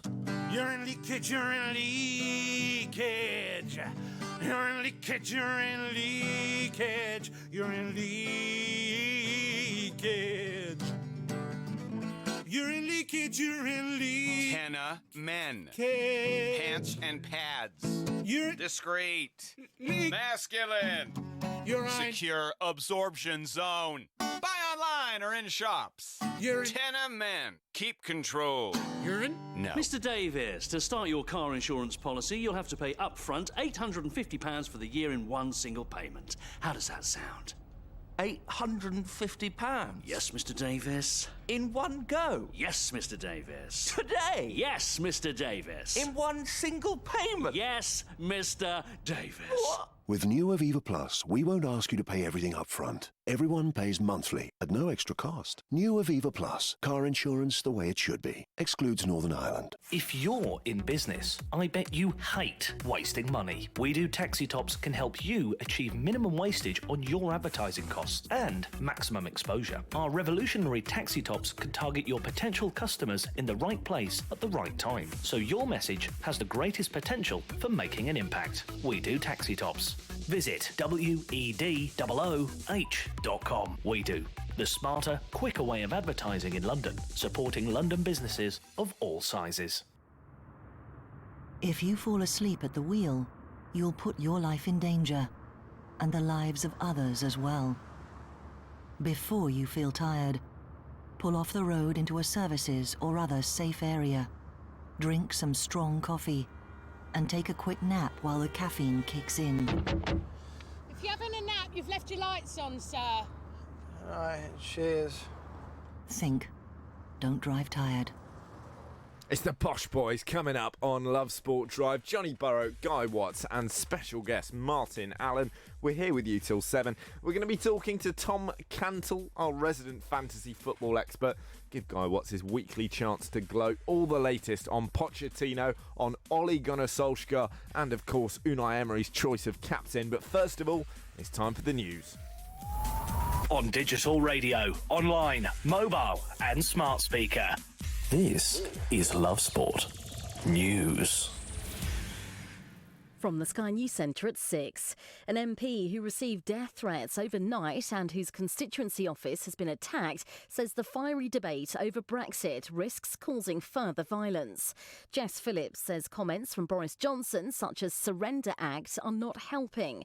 She says politicians on all sides need to moderate their language. We are stoking it up. Our politics is stoking it up. Boris Johnson currently has a strategy to stoke it up. So I think that there is a very real possibility of further violence. A 36-year-old man has been charged over a disturbance at Miss Phillips' constituency office yesterday. A mother who's admitted murdering 2 of her children and conspiring to murder 4 more has been told she could spend the rest of her life in jail. 35-year-old Sarah Barras pleaded guilty to murdering Tristan and Blake Barras, who were 13 and 14, in Sheffield in May. Family member Brandon Machin, who's 39, admitted the same charges. Our reporter Katerina Vitozzi was in court. There was little emotion from Brandon Machin as he gave both his plea and heard the words from the judge, but Sarah Barras sobbed throughout from the moment she came into court to the moment she left, while several of her family members watched on from the public gallery. More than 100 Thomas Cook staff have backed legal action against the collapsed travel firm to try to recover lost wages. A former manager claims workers made redundant haven't received their salary for 3 weeks. Prince Harry says it's been quite emotional retracing the steps of his mother, Princess Diana, 22 years after she walked across a live landmine field in Angola. Saudi Arabia is opening itself up to foreign tourists for the first time. It's offering visas to 49 countries, including the UK. And Sony and Disney have announced a 3rd Spider-Man film, which will be released in July 2021. Disney's Marvel Studios will continue to produce the Homecoming series. That's the latest. I'm Tanya Snuggs. Love Sport Radio. On digital radio, online, mobile and smart speaker. This is the Posh Boys on Love Sport Drive.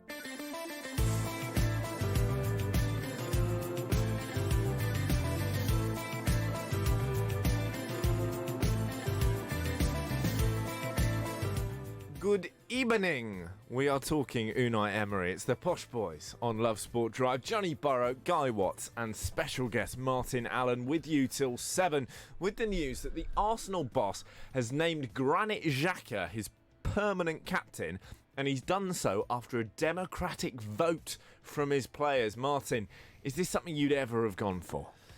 Yeah, I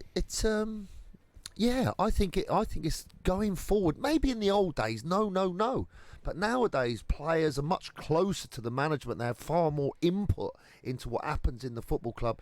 And it's not like a dictatorial role of manager, you are my captain and you organise the players' night out at Christmas and when they're going to go out for a beer and play golf on a Tuesday afternoon. It's different. It's way more than that now. And the players have a far greater input into what they do. So I can see how Unai would go down that road. Whether he's a good enough player to play week in, week out, and he seems to me like he's a bit of a mad dog tackler who gives away too many free kicks, too many fouls around the box, which, as we know nowadays, with the quality of the players that are playing in the Premier League, fouls around the box are not good news.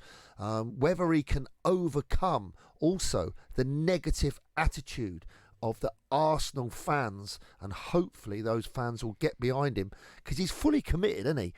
He's not like Ozil, who doesn't get a pass the other night when I watched him play Forest. He went for a 1-2, didn't receive the ball, and he just looked at the ground and looked at his laces sulking like a 5-year-old that had had his sweets taken off I'm him. not so sure. I've seen Granit Xhaka lose his man in a phone box, to be honest, Martin. He is not the most committed defender I've ever seen. I think he can look at times like he works. I think the fans have every right to say what they think on social media and at the grounds. They're the ones paying to watch him every week. If they think he's not working hard enough, then they have a right to express that. I mean, do you think, more importantly, would he organise a good team night out, Granit Xhaka? Well, of course they're entitled to their opinions, but it doesn't mean anyone with a brain is going to actually go and read it. I mean, after stuff, I was listening to a top pundit on the TV at lunchtime who said the defending's rubbish and it's quite clear they don't work on it at the training ground. And I looked at my telly and I thought, is he serious? Has he ever been to that training ground to see if they do 1v1 defending in those areas? And the answer quite possibly would be, well, of course they do, but they're just not good at it. And just because you do it on the training pitch doesn't make you a good 1v1 defender. Some of the stuff that other people say, you have to take it when you're in that position of a pinch of salt. But to make the best of Granit, to make the best of him for Arsenal, is to give him support and backing. And hopefully some of his weaknesses will disappear and hopefully he'll get better and grow into the role. What a lovely idea. Well, he has, of course, had some criticism from fans recently, and the Arsenal manager, Unai Emery, was asked to explain the decision to make him captain earlier today and whether or not Granit Xhaka can win the fans over. I spoke with him. We want to change that opinion outside, because that respect he has inside is very, very important. Okay, and earlier on we spoke, of course, to Ian Holloway, the former Crystal Palace manager, to get his thoughts on this, find out whether or not he would have done something like this, whether he thinks it's a good idea to put the vote on who the captain should be to the squad as a whole. This is what he had to say. I like to try and build a relationship with someone who I think can carry my orders out onto the pitch, rather than leaving it to the rest of the squad. They all might have friends, they might have this, they might have that, but, bear in mind, Unai Emery is his own man. He can do whatever he wants. He's been really, really successful. I'm not criticising him when I say this, but I'd never do that. I have a different way of choosing my captain. It's very, very important that I have a relationship with him. That's how I do it, but it takes all sorts. Whether it's right or wrong, who knows? But, as I say, we're all talking about it. He's decided openly to try and get his team to work together. I can fully understand why he's done it, but I wouldn't have done it. Ian Holloway there talking about the managerial decision to name the captain through a democratic vote. What do you make of Ollie's comments? Yeah, I like the bit where he said when the manager's been very, very successful. This is not some sort of donut that they've plucked out from the third division in Spain and brought him over here to Arsenal. He's been very successful with Sevilla. Is that the way you say it? Sevilla, not Sevilla.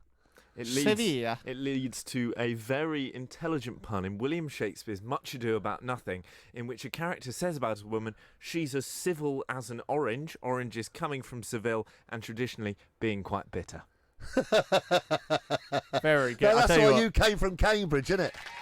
That is clever. Cheers, lads. That was impressive. Very good. How do you know stuff like that? To be fair, when you have to read it for 3 years, it sticks. Which play was that? That is Much Ado About Nothing. It's Benedict talking about Beatrice. Is it now? Is that the one where what he does... What do you mean you have to read it? You have to read the book for 3 years. Well, you read books Same book, 3 years about solid. each other that all tie into each other, and you end up making bad jokes about Sevilla on the radio.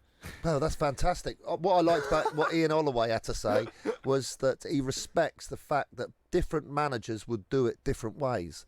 There is not an only way, the only way to do it. And you have to respect different people's views and the different way they do things with the group of people they've got. With Arsenal, I don't think there is an outstanding character that you just shove out there and say, that's definitely our captain. You couldn't do it. I saw a captain for Arsenal the other night in Mesut Ozil, who for me was appalling, absolutely appalling. His attitude when they didn't have the ball, he's walking back into position, looking at the ground, shaking his head. That sort of player, and he was captain for Arsenal the other night. Would the supporters of Arsenal been happy with that? But I'd have to also say, on the topic of supporters' opinions, sitting on the tube train on my way home, a support Arsenal fan opposite me, and I said, well, what a good player the centre forward was called, Martinelli. Yeah. Nice, good player, proper good player. And I said to the guy, just being friendly, not being mad, just being nice. What a good player he is. And he went, yeah, his goal was lucky.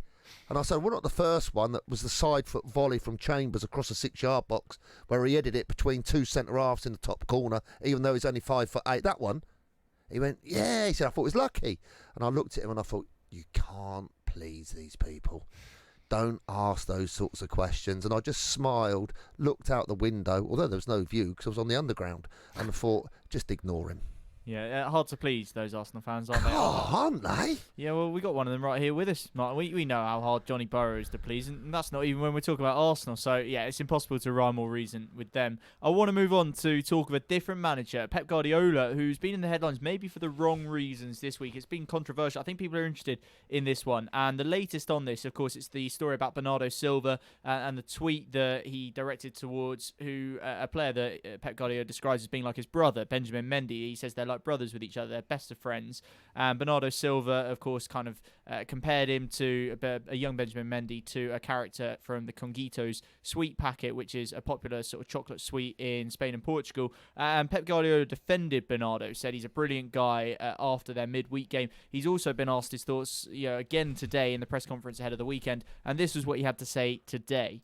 Bernardo is an exceptional person, So, like, he likes to be involved in different situations. So, what I said, make a focus on other issues, not in Bernardo, because Bernardo is not absolutely guilty, because his intention, it was just a joke.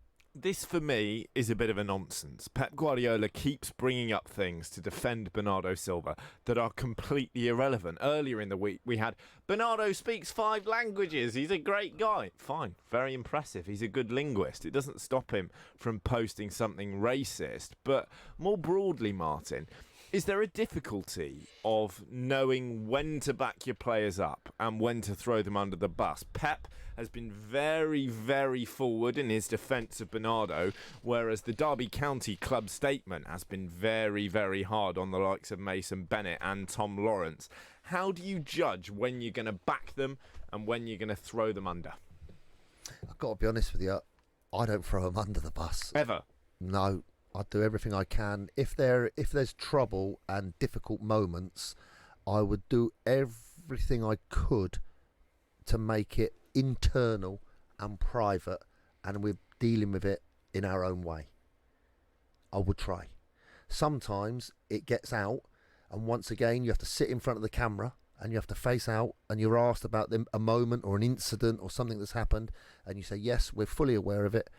But we will deal with this with the chief exec and the owner privately and efficiently and effectively, and it will be private to us. But there were 3 options for Pep Guardiola here, Martin, and it doesn't even particularly revolve the specifics of the case. It's the principle, I think, of a manager backing a player and whether or not he should in public. There are 3 options I think he could have gone. He could have gone down the route he's gone, which is to staunchly defend him once, to defend his character, to use other things that Johnny's described as irrelevant in his defence, and then to double down, which he's done today, by the way. He could have gone the other way and said if he thought he is in the wrong, which clearly he doesn't, but say he thought he was in the wrong, it's hard to imagine Pep Guardiola digging a player out in public, Jose Mourinho style, whether it's for something like this or a performance on the pitch. But he could have gone, I think he's bang out of order, we're going to deal with this in private, but I think he's completely out of order, it's a terrible thing he's done. Or he could have done option 3, which is to say that basically he's not going to comment in public. The Martin Allen approach, if you like, to say we will deal with this how we see fit. The FA are investigating, which they are. And by the way, apparently Bernardo Silva was written to the FA to express some regret around the tweet, which is going to be taken into account, of course. And he could have done that, and he could have said, no, I'm not going to comment in public. And there are people now on social media, or people everywhere, forming a personal judgment on Pep Guardiola in light of the comments he's made defending Bernardo Silva. There's a third one. There's one more way that you haven't described, brought into account here.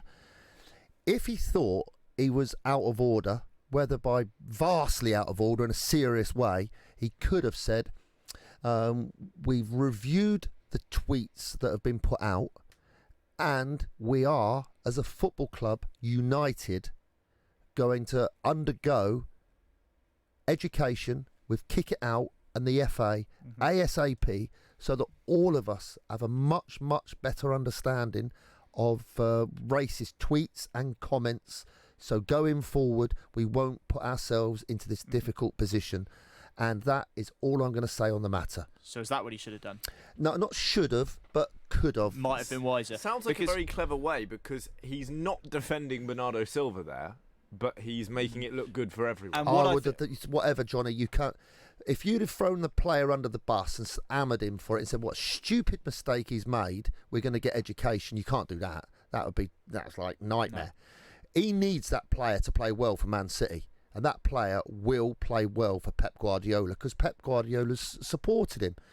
On the other hand, Johnny, on your point, if it was a blatant racist tweet, I mean as blatant as outrageous comment, like that stupid Italian bloke that said throw bananas at Lukaku for whatever reason, whatever that was, that idiot that said that, then that's a different matter.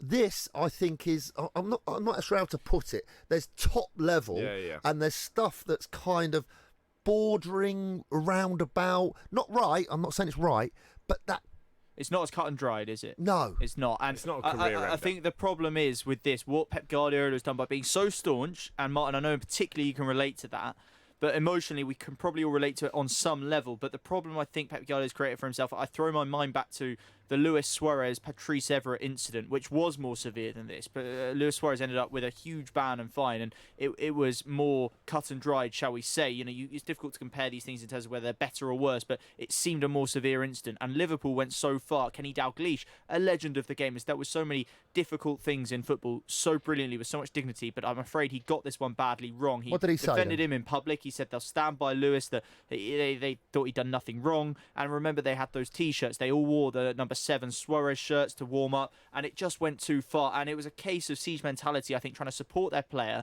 Yes, we can relate to that, but they got that one wrong. And I wonder if Pep Guardiola will look back on this one and think that maybe, just maybe, he took it too far. This has all developed kind of this afternoon, of course, with Pep doubling down on it in his press conference. I'm sure there'll be more talk of it in the papers tomorrow. There'll be more reaction to it as the story goes on here on Love Sport as well. I wanted to bring you news of a different kind from the world of cycling. This one really caught my eye because it was just, 3 and a bit months ago that Chris Froome had that absolutely horrific cycling accident. You'll remember it. He broke his neck, his right femur, his thigh bone that is, his elbow, hip and a number of ribs. He lost multiple pints of blood. He was absolutely poleaxed in a crash where he hit a wall at 60 kilometres an hour, of course, out of the Tour de France. It was literally a couple of weeks before the Tour. He's apparently going to be back in a race, admittedly an exhibition sort of race, but in a Japanese race in October, the 27th of October, which I think is quite remarkable. I mean, this guy has done some incredible things on a bike, but the idea that he could recover so quickly from that crash, and we saw him cycling, didn't we, with one leg, what felt like weeks, maybe it was a month or so after the crash.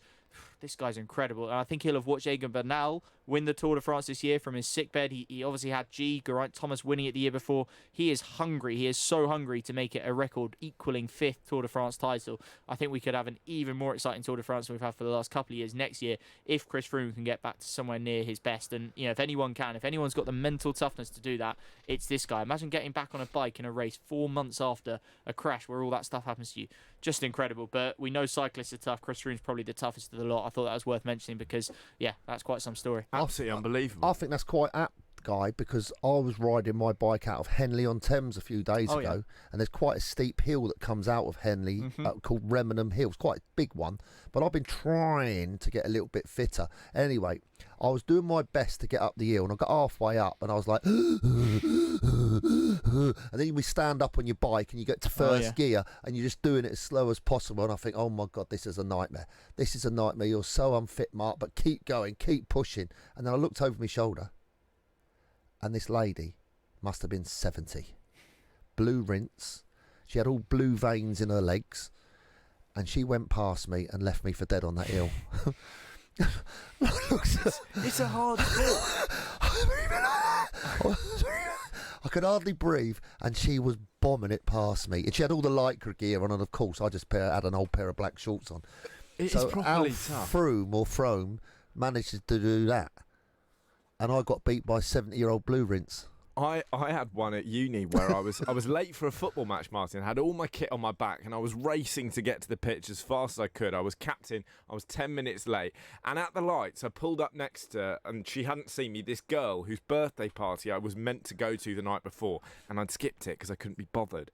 And Why didn't you go? Because I couldn't be fast. And then when I was like, what do I do? Because I'm late for football, so I need to overtake her. But if she sees me, it's embarrassing. I missed the party. I'm sitting there for 30 seconds with the lights red, agonising. They go green. I think, right, I'll just do her. I'll get it done. Bang. She's gone. Never saw her again. Properly burnt me off. They're all quicker than we are. Love Sport. Get ready for Brexit on the 31st of October. Brexit will bring changes that affect businesses in many ways, particularly if you buy from EU suppliers, sell to EU customers, provide services to EU clients, and receive customer data from other businesses in the EU. Businesses need to prepare. Find out how at gov.uk/Brexit. Get ready for Brexit on the 31st of October. Hello, my name's Paula. I'm from the Shropshire area and I'm a business development manager. I use a spokesman said for my car insurance, where I've saved over £500, and also on travel insurance as well. So in total, me and my family have saved about £600. I would definitely use it again, and I would definitely recommend it. With a spokesmansaid.com. Fighting for you, saving you money. Please state your reason for this call. I would like to end my home insurance policy. Please state your reason for this call. End my policy. Please enter your 12-digit passcode. Policy ended. Finally. To confirm end of policy, please enter credit card details and pay £50. With Aviva Plus home insurance, you can pay monthly at no extra cost and with no cancellation charges. New Aviva Plus. Insurance the way it should be. Excludes Northern Ireland. If you're in business, I bet you hate wasting money. We Do Taxi Tops can help you achieve minimum wastage on your advertising costs and maximum exposure. Our revolutionary taxi tops can target your potential customers in the right place at the right time, so your message has the greatest potential for making an impact. We Do Taxi Tops. Visit WEDOOH.com. We Do. The smarter, quicker way of advertising in London, supporting London businesses of all sizes. I believe in reincarnation. I've left everything in my will to me. This is Love Sport. Well, if you're keen on your fantasy football, you're probably like me. You're sitting there agonising, who do I captain this week? There aren't obvious choices.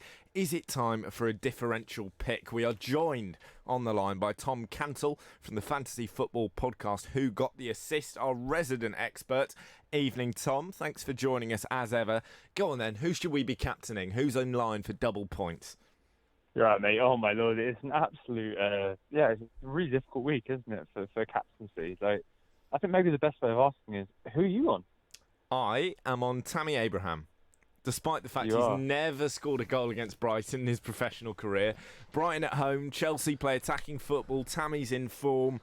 I reckon most other people either don't have him or don't have him captain, so if he does score a couple, I'm in the money. Who are you on at the moment? I'm on Son Heung-min at the moment, so I've wildcarded this week, and I'm backing Son against Spurs. So Son on his own this season has done really, really well for Spurs. He's been the one kind of beacon of light almost in a very kind of confused Spurs season.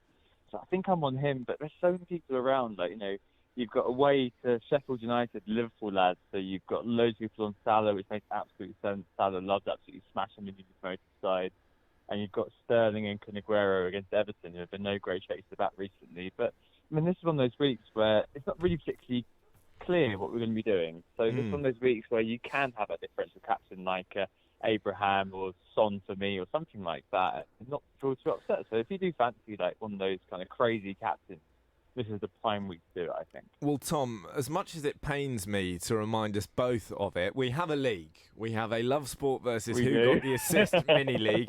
At the bottom, there is the Love Sport auto pick on 289. In fourth, there is your good self, Tom Cantle, with 333. But having wildcarded, I'm sure you're going to be shooting up. In third, there's my good self, Johnny Burrow, on 343. Your colleague Nick Harris just in front of me on 358.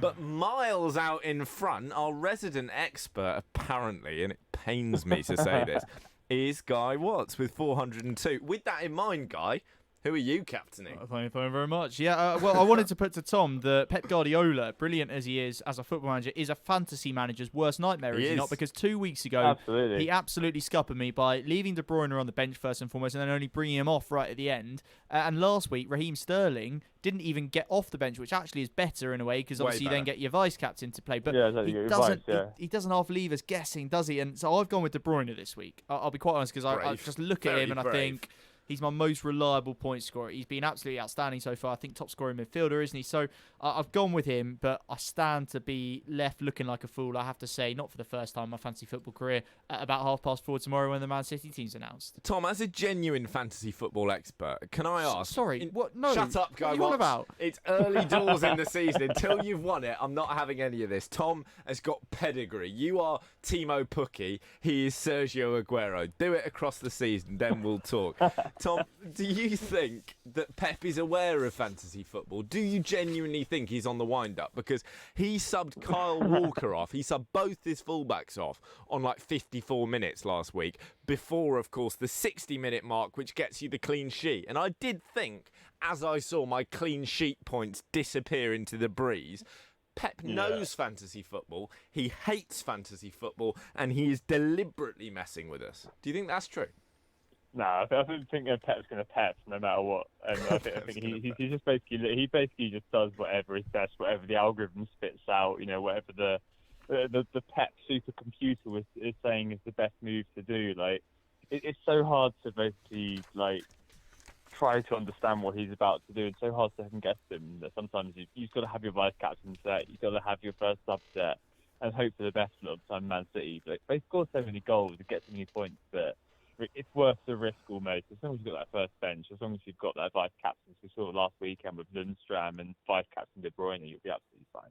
As a final note, Tom, who's hot and who's not? Who are the outside picks who could be really effective this week, and who are the bigger players you're not expecting to score points? So who's hot? Roberto Firmino of Liverpool. So he's the man who gets overlooked all the time for Mo Salah and Sadio Mane. But Roberto Firmino is statting and doing basically a fantastic job this year in terms of attacking. So normally he tends to link it up, but he's really doing very well this year. He's got Fabinho helping him out. Who's not doing? Who's a big player who's not going to do so well? That's really tough because they all seem to be absolutely firing this year, don't they? I'm not too sure. I mean, maybe you'll see Harry Kane assisting Son Heung-min a fair bit against this weekend at least. I'm just not too sure if you're going to see him score too many goals. I mean, maybe Son has become the number 9 there in terms of how far further forward he plays in front of Kane, who used to be kind of the also captain for all of us. So maybe Kane is the one who is looking a bit sickly, but I'm not sure there. I can easily see him scoring. He's got a good record against Southampton. Good stuff, Tom. Really looking forward to the weekend's action. We'll check in next week, find out if Guy's still on top. Tom Cancel there from Fantasy Football Podcast. Who got the assist? I've got to beat him, Martin. What have you been talking about? What does all that mean?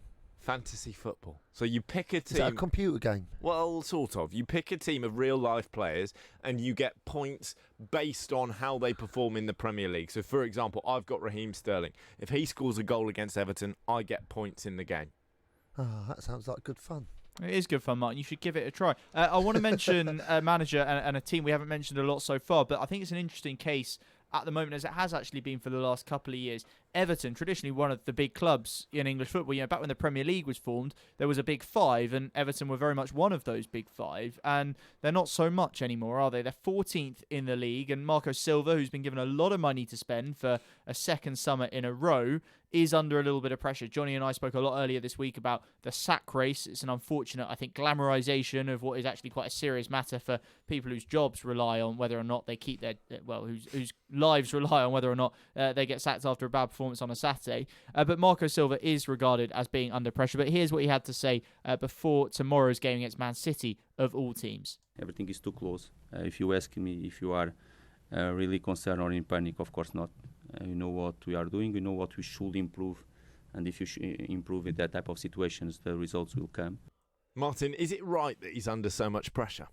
Well, they spent a lot of money, Johnny, an awful lot of money, and some of the performances have not quite been as good as what I'm sure the owners and the fans would have wanted. There's been a lot of promise. I saw them play at the London Stadium at the end of last season, and they were absolutely superb. They really were dangerous. They had good attacking players. They were mobile. You could see they got match winners in the team. And I was really expecting them to go on and do very, very well. But they have been stuttering. I don't think it's the time to sack him, for sure. I think he's got self-belief, that's for sure. Self-belief, he's confident. The players like him. The players really liked him. I knew players at Hull that played for him at Hull, and they really did like him. They thought he was a great guy. So we'll see how that goes, but it has been a disappointment for him. And what about Moise Keane, an expensive signing in the summer, still waiting for his first goal? Is he all that? I'm not 100% sure, got to be honest with you. I'm not 100% sure. that game I saw at West Ham, Calvin Lewin played centre forward as that sort of number 9 out and out centre forward who brought people into play. Didn't really go in behind to get in behind. He chased in behind, but he's not quick. But I thought Calvin Lewin that day was superb. Although he doesn't get the amount of goals that you would want in the team performance, he fitted playing with 2 wingers and also Sigurdsson playing behind him. It looked like, wow, this is good. Moise Keane, he's still young, isn't he? He's still 19. Teenager. So it's going to take him a little bit of time to get used to it. I think he's got his family come over with him, which I think is a really, really good move. I think it's good for him to get out of Italian football, which is, from what we've seen recently, is horrendous racism over there. So it's good for him to get over. And I think once he settles down, I think that it's too early to make a judgment on him now. It will take him a bit of time, but he's got a yard of pace. He seems to have a good attitude. I think I read somewhere that he was late for the under-21s and he got kicked out from the Italian under-21s a couple of months ago. So whether that's what Graham Souness was referring to, I'm not so sure. But no, he's got some work to do. Well, let's hope he clicks into gear.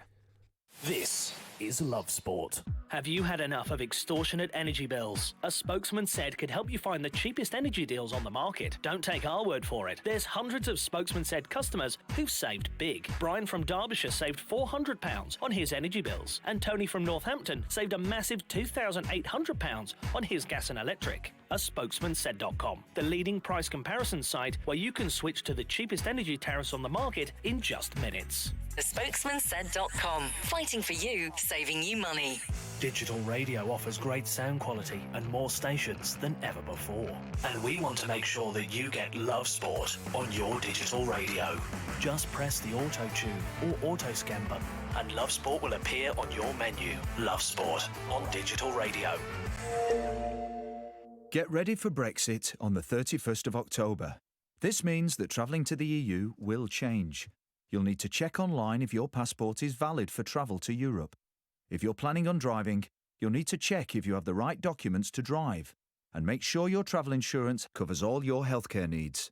To keep your trip on track, check what you need to do at gov.uk/Brexit. Get ready for Brexit on the 31st of October. Stop paying too much for your energy bills. Brian saved money on his at a spokesmansaid.com. Can you? I'm Brian from Swadlincote, South Derbyshire, and I saved about £400 on my energy bill with a Spokesman Said. The iSpokesman Said website was very easy to use, and the money I saved I put towards a holiday. Compare home energy quotes from the UK's biggest suppliers in just a matter of minutes with a spokesmansaid.com.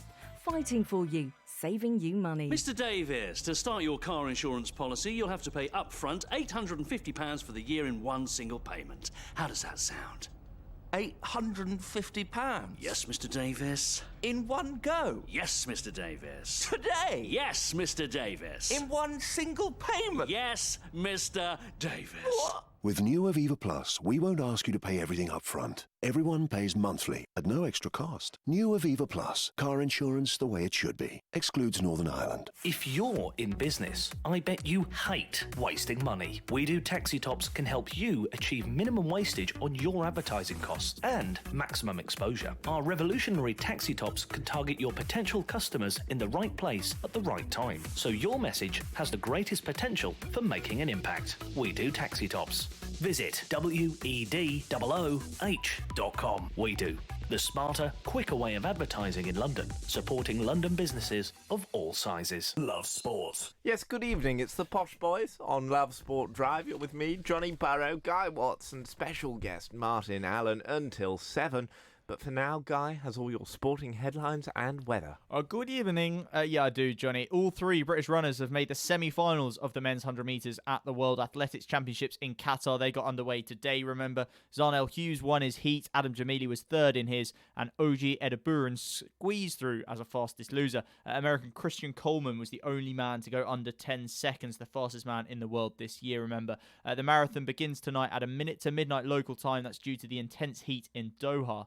Max Verstappen was the fastest man in second practice session for Sunday's Grand Prix in Russia. The Red Bull driver was the surprise pace setter ahead of Ferrari's Charles Leclerc, with Valtteri Bottas third, just ahead of Mercedes colleague Lewis Hamilton.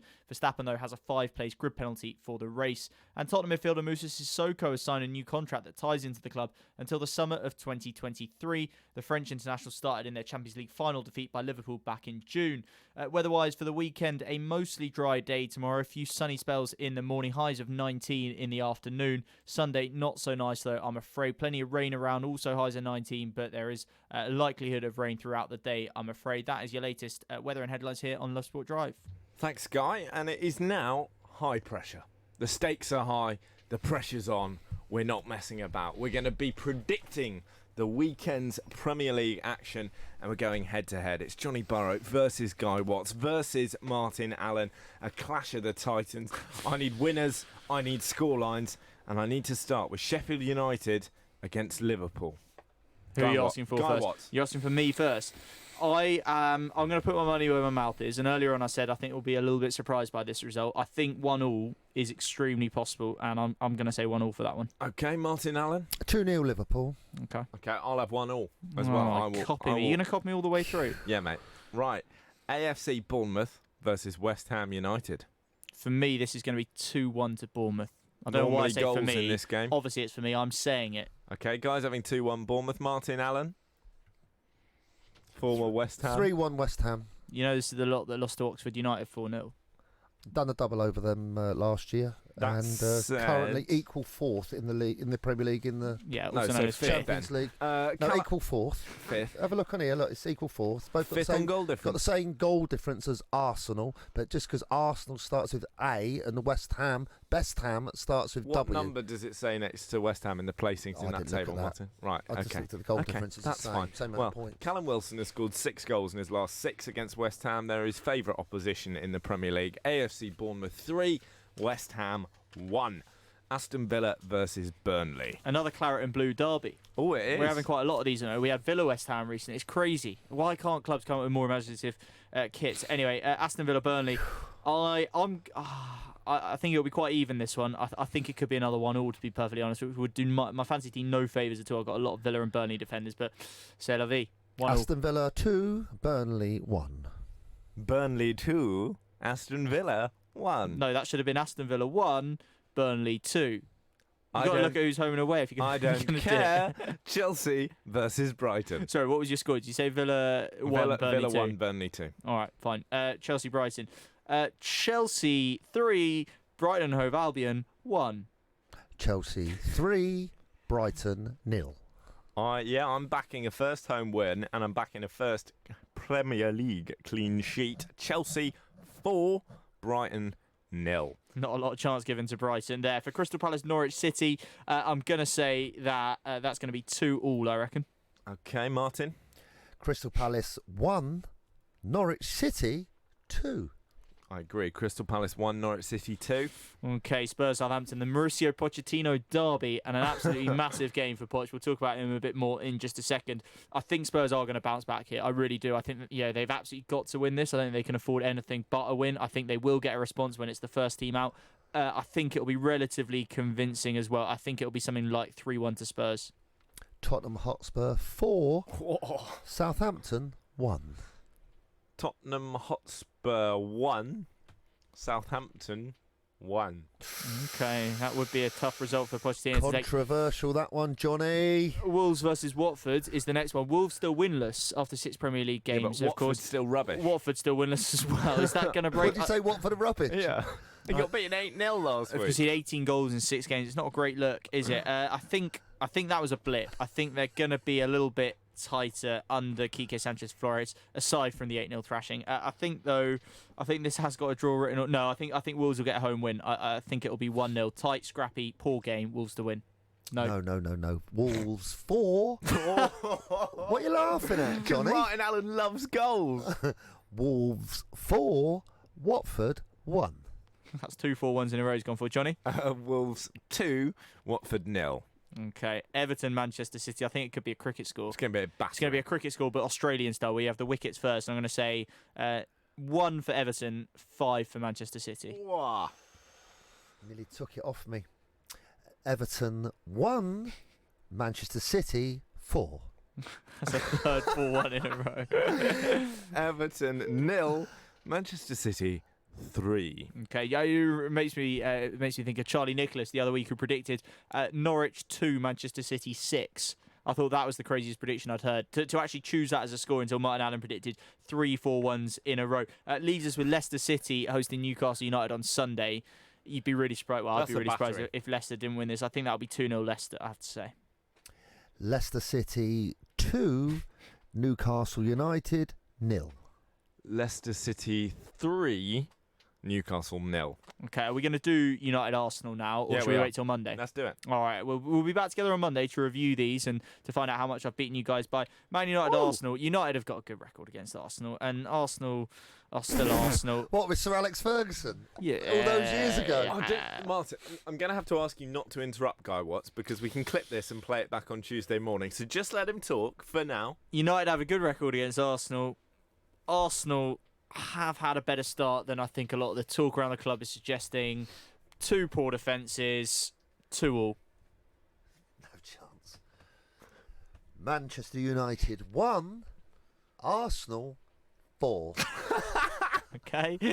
Jonathan? Manchester United 1, Arsenal 3. Blimey. Right, we have been ambitious here. There are a lot of goals. What you've got to remember is Granit Xhaka is making his debut as Arsenal captain. As official permanent captain. 4-1 Xhaka. What a nonsense. I wonder if he'll even make the team. He gets Hoyt after about an hour if he does Xhaka, make by the start way, 11. has previous of scoring past David De Gea. Yes. Yeah, he does. Yeah. Most people do, kiddo. Most people do. I look at that Arsenal team, and I think in midfield, in Guendouzi, Ceballos, and Torreira, you've got 3 midfield players quite clearly better than Xhaka, and yet Xhaka's just been awarded the permanent captaincy. I think it's an absolute crazy decision, I have to say. Well, there's a broader question there. I think you're right that he doesn't get into Arsenal's best team, but the question then is, does it matter?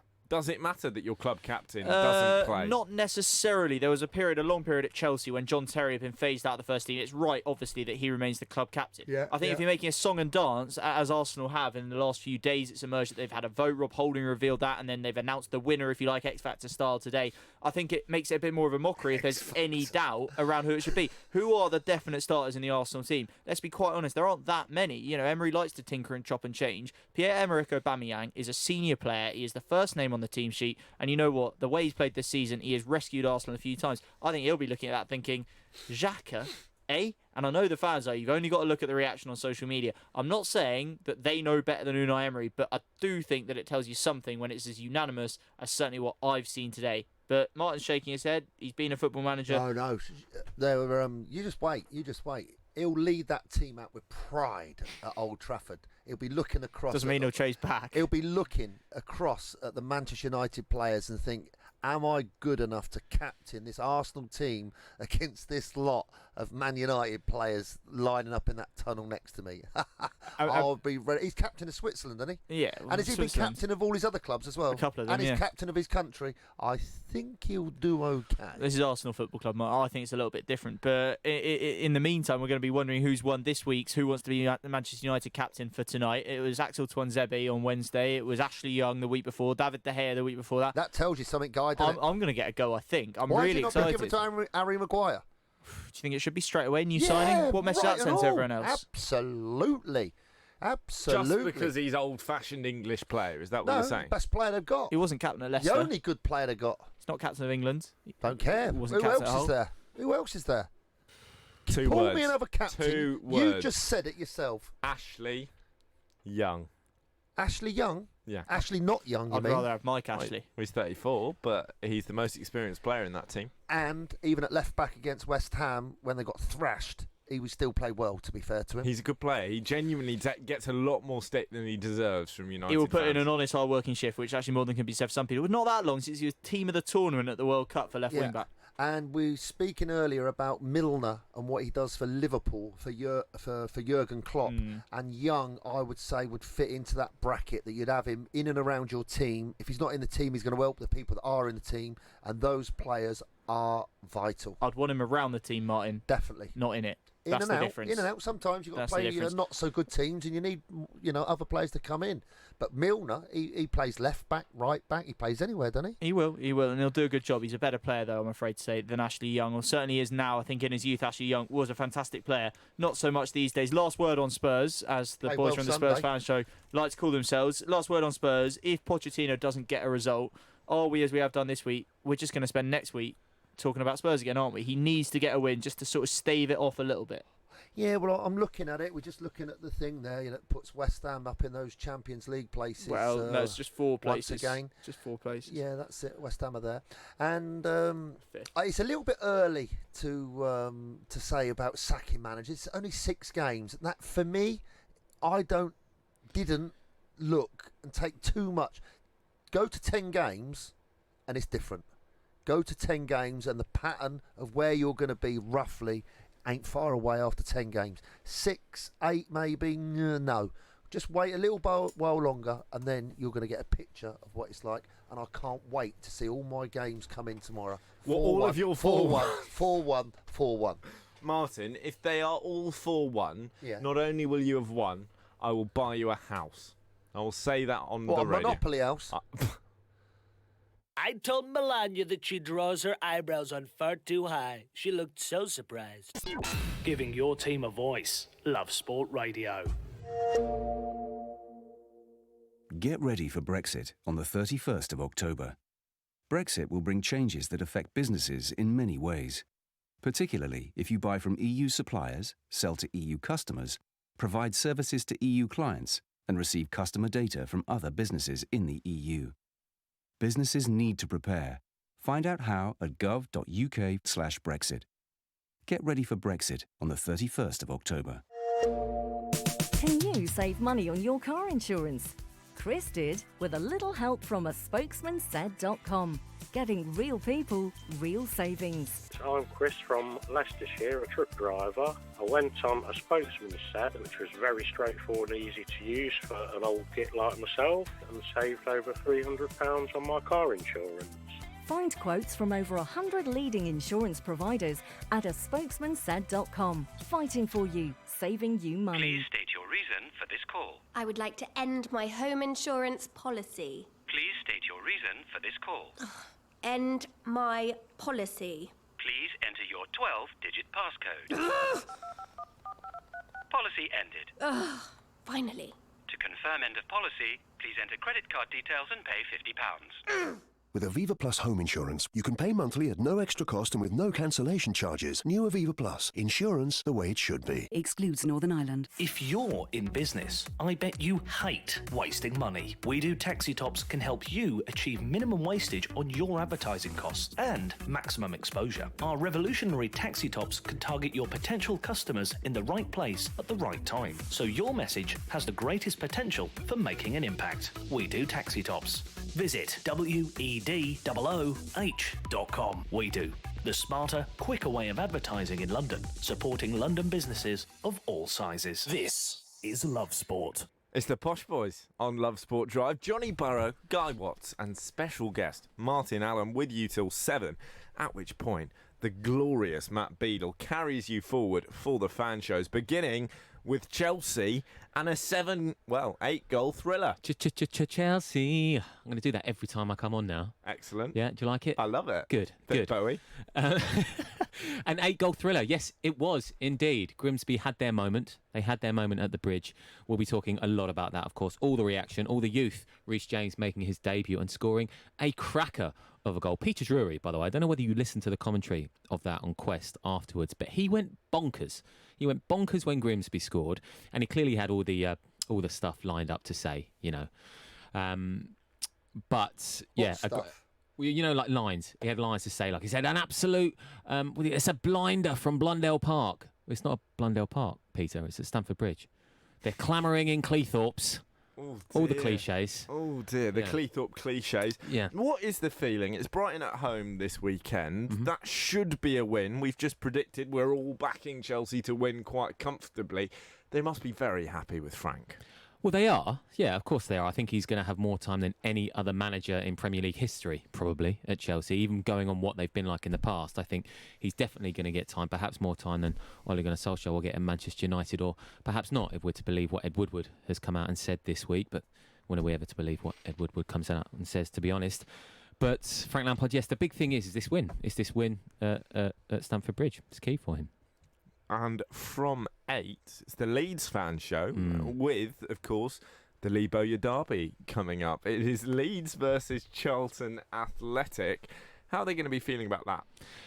They're going to be up for it, but there's going to be a lot of reaction to last weekend, of course, the Spygate derby last weekend. So we had the Lee Bowyer one this weekend, and last week was the Spygate derby, and of course the last-minute equaliser from Chris Martin. So there's going to be a lot of fallout there. Leeds at home this season are an interesting beast because they've scored just 3 goals at home all season, which for a title-winning side isn't the best.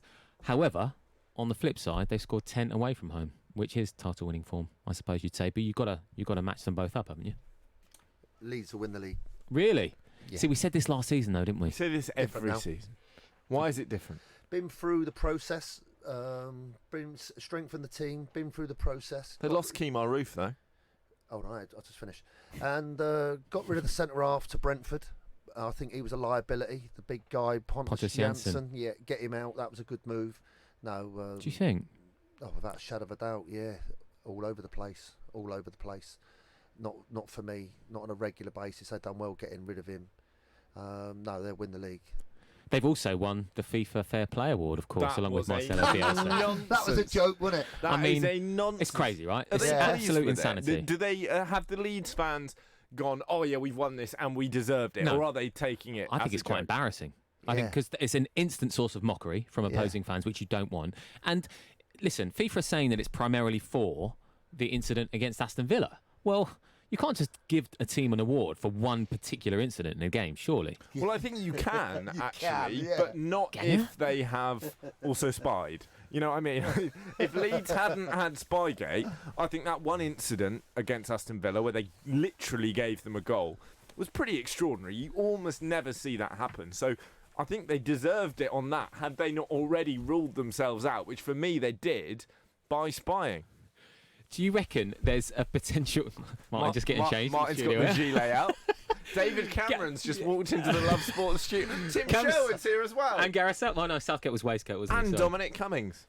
How are you? Oh, very well, thank you, old boy. Going shooting in the morning with my Labrador. Martin's gone.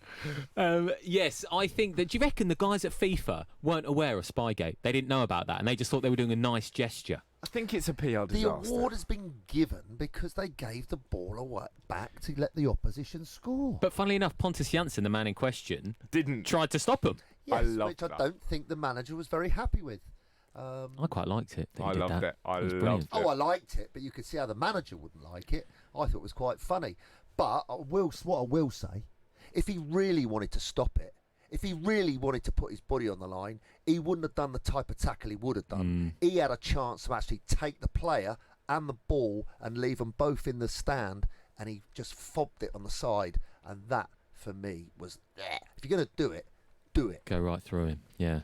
Well, on that cheery note, from 9... What do you mean cheery note? That's a fact. It's passion. It's passion, He went Johnny. in there and he danced across to pretend that he didn't agree with it, but he didn't. If you're gonna do it, do him and take the ball, take the player, and just end it. I'm But slightly he danced concerned. across. Slightly concerned that Martin Allen is currently between me and the exit. But from 9, it's the Millwall fan show with No One Likes Us Talking. How are they feeling? It's a fact. They are feeling not too shabby, to be fair. But again, we speak about teams not scoring goals. They are the same. Only Brentford and Barnsley have not scored as many as Millwall this season. So they are struggling in terms of goals. They, of course, lost to QPR at home last week. That's their record at the Den gone this season in terms of being unbeaten. There was 7 points in 9 before that. It's now 7 points in 12, which, if you'd said at the start of the season, would you take that, Neil Harris? He's come out and said, yeah, I would take it, but I don't like losing at the Den. They've got Huddersfield at the weekend, of course, rock bottom in the Championship. So an interesting one. Just Millwall cannot score goals. They've got Matt Smith up top. They've got John Daddy Budvarsson up top as well. Where's he from, Daddy Budvarsson? Iceland. He's from Iceland, yeah. Previously with Wolves, previously with Reading as well, I believe. Never really prolific in the Championship. So you raised your eyebrows, especially after they'd signed Matt Smith as well, two very, very similar players. But it's quite clear what their game plan is at the moment. They brought Shane Ferguson back in the side, who's going to be pinging those balls in from the left wing, which Conor Mahoney hasn't really done since he's moved from Bournemouth. And Matt Smith is there to nod them all in. From 10, Brighton fan show, presumably a little bit anxious about the prospect of a trip to Stamford Bridge. Yes, extremely anxious, especially as I said that Chelsea want that win and things are going well under Frank Lampard. Brighton also playing well themselves. I mean, however, if you could have put a bet, not that we're betting men and you must gamble responsibly, on a 0-0 draw at Newcastle last week, I think you would have done it. And I really, really wish I'd done it, because if any game was going to end up 0-0, it was Newcastle-Brighton last week. And then from 10:30, it's the El Clasico fan show. We got a big derby in La Liga this weekend, not El Clasico, but the Madrid derby. And if Zidane struggles, will he be in trouble? It's staggering what's going on in La Liga at the moment. I don't think anybody foresaw what would happen. Zidane, is he going to be struggling? No, I don't think so. I think he's going to be given time. It just depends what happens in terms of politics, really, with regards to Madrid. We've got Robbie Dunn from AS English. He's going to be coming on talking about Madrid and everything that's going on there, and of course at Barcelona as well. The Griezmann story with the £265, that's going to be brought up for sure. Can they appeal that? Well, £265. Yeah. Cost them more to appeal it than it would to just pay it. No, I mean, that's ridiculous, isn't it? Can Atletico appeal it, do you mean? Oh, right. Well, the money's not going to Atletico either way. No. So it's just a complete shambles. It's one of those where it's shambolic. You either shrug your shoulders and go, do you know what, it's over, or you continue to fight it. Just finally, Matt, if Zidane were to lose his job, what do you reckon? Pochettino in the frame? I would say so, yeah. If you were to look at any candidate, you could just see it all unfolding, can't you? There are a whole load of permutations in terms of what happens from now until the end of the season if Ole Gunnar Solskjaer loses his job, if Tottenham continue to go on a downward spiral, if you can call it that, from now until Christmas. If Zidane loses his job, the perfect candidate for the Madrid job is Mauricio Pochettino, even though he's never won anything. Well, I think he'd still be great. Matt, sounds like you've got a great few shows coming up. I'm looking forward to them. I'll be listening, as ever, on my way home. That is Chelsea. Then we got Leeds. Then Millwall. Then it's Brighton. Then it is